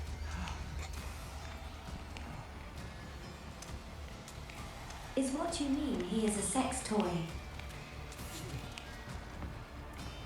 Okay. Got our assignment. I'm not sure if I'm feeling it. Lux. Yeah, it is a bit.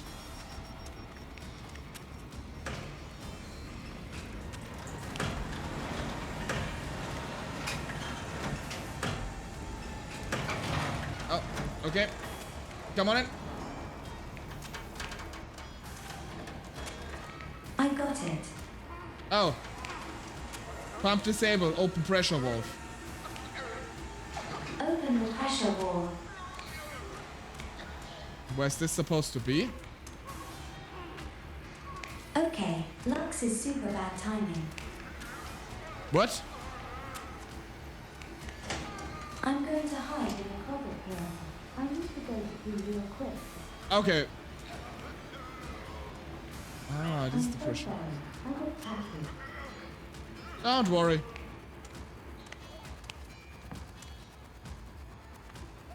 Music is so dramatic.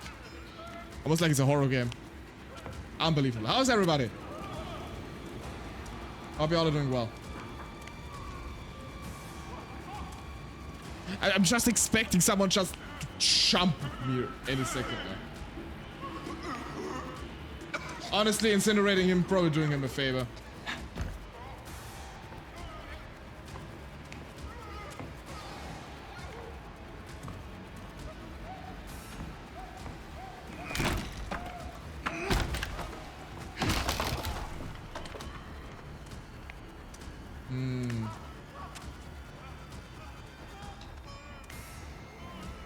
Is this pipe?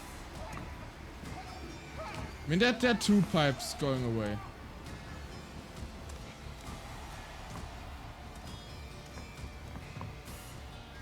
There's another exit here.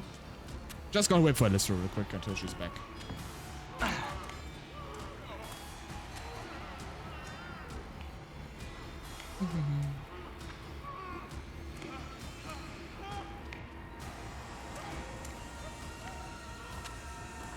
Photos for batteries, maybe. Edge. Why did you lockpicks? So we definitely need to go in here, and I think there's something over there too.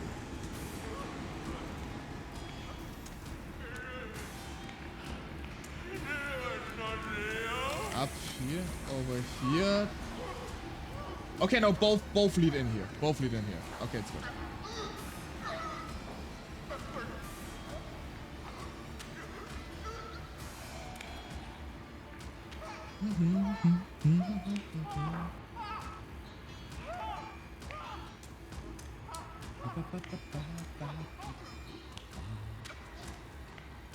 Is it obvious that I don't always take horror games that seriously? Okay, I am back. Welcome back. I figured out what we need to do. We need to go in here. That's where the pipes are leading. Okay, let's go.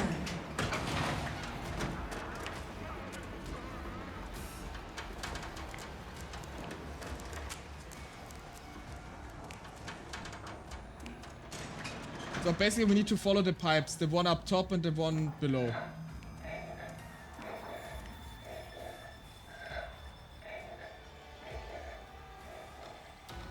Okay, I followed the one atop. Done. Okay. Follow the other one. I should remember the full pay attention to my environment. You know, stuff happens, it's fine. Oh. Okay. They lead to the same direction. I'm right behind you.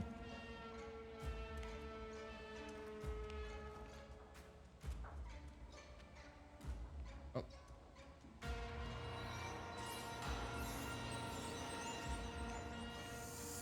Lux, come here. Coming. Yeah. Press this button.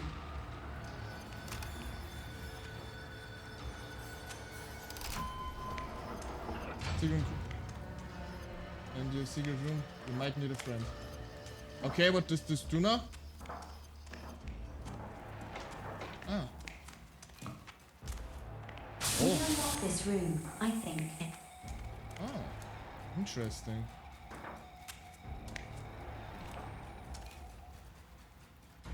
So just good items.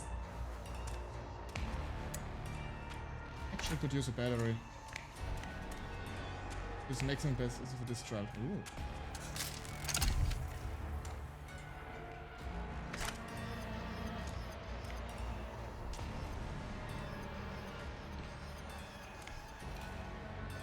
I think it was this one I followed.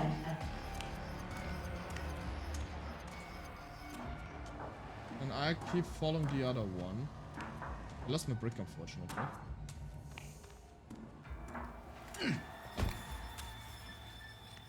I don't trust this door. It will decrease after time. Okay, I found my wheel. So I think we need to be quick.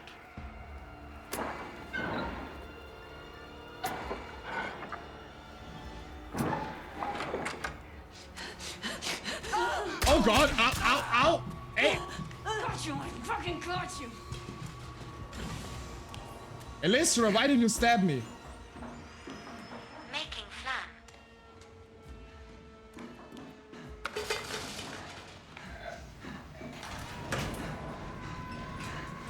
Anyone hungry for barbecue? I was there.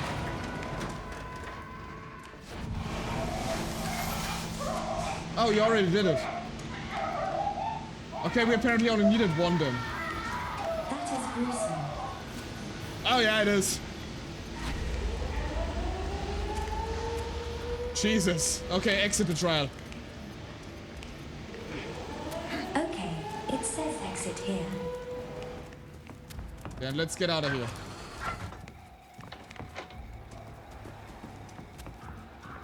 Ah, here we are. Oh, great, it's the crazy lady again. Oh shit.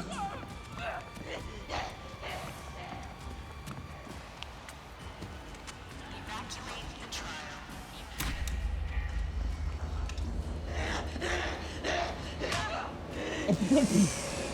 All right, children. I hope you want to play.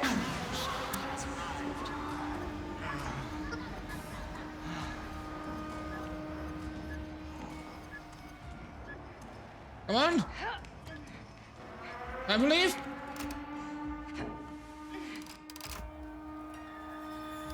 We did it! I got it. We did it! Yeah, right. Chris, we are just like Hansel and Gretel. Oh yeah, absolutely.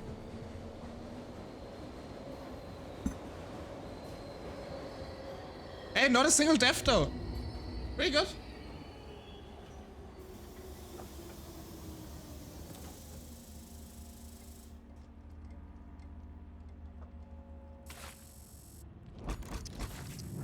Nice. All right, then we can switch over to Discord again. Yep, let's switch over.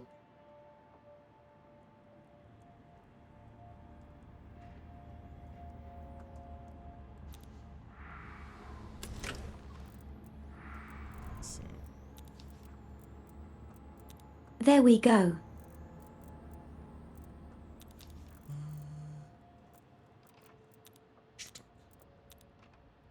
Perfect. So, I think though, this is probably where I will end it then. Yeah, you're right. Windmill. That's probably where I will wrap it off on my end. She might be lost, but she's not forgotten. Single death, but Reno eventually entertained.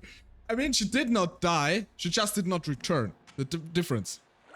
You're making progress, but slowly. You need to try harder. You have to shock yourself out of the comforts and lazy assumptions. Accept the therapy.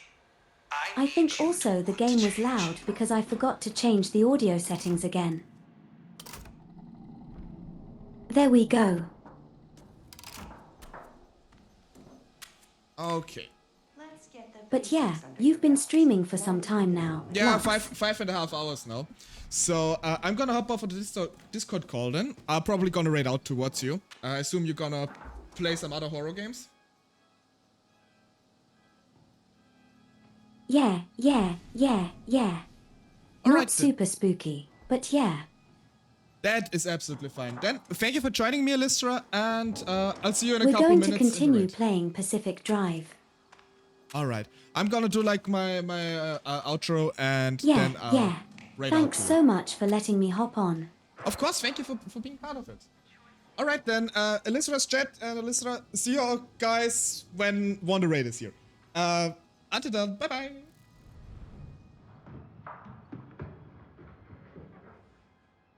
So, Gonna exit the game now too. This was incredibly fun actually.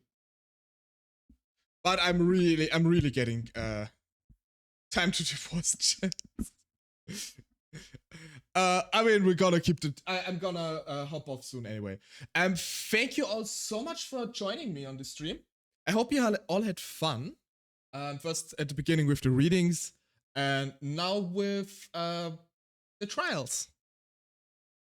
Anyway, I'm gonna hand you over to the very capable but very robotic hands of Elisra any minute now. And do I have anything else to say? Thank you for the stories in the stream, Lux. Thank you so much for being here, being part of the stream. It's always a bit cheesy to say, but without all of you guys, like, this stream wouldn't happen. Honestly, wouldn't. I would have stopped a long time ago if nobody would listen to me. No, I'm kidding. Anything else to say? Yeah, happy Halloween, everybody. For me, it's already Halloween. It's already past midnight, so we actually made it. It's 30 minutes past midnight. So happy Halloween, everybody. We're gonna see each other on Saturday again, on the 1st of November, when we play Immortal Phoenix Rising. So hop back into the Greek mythology. Until then, have a nice Halloween, and we're gonna raid out to, who would have guessed it? It would be kind of funny if it would raid out to someone else. No. We of course got a raid to Elisra. Absolutely lovely android. In case you're not already following her, you should follow her. It is basically like required at this point. In any case, I hope you have a nice rest of the evening, and until hopefully very soon, if you have the time to stop by. Until then, bye bye.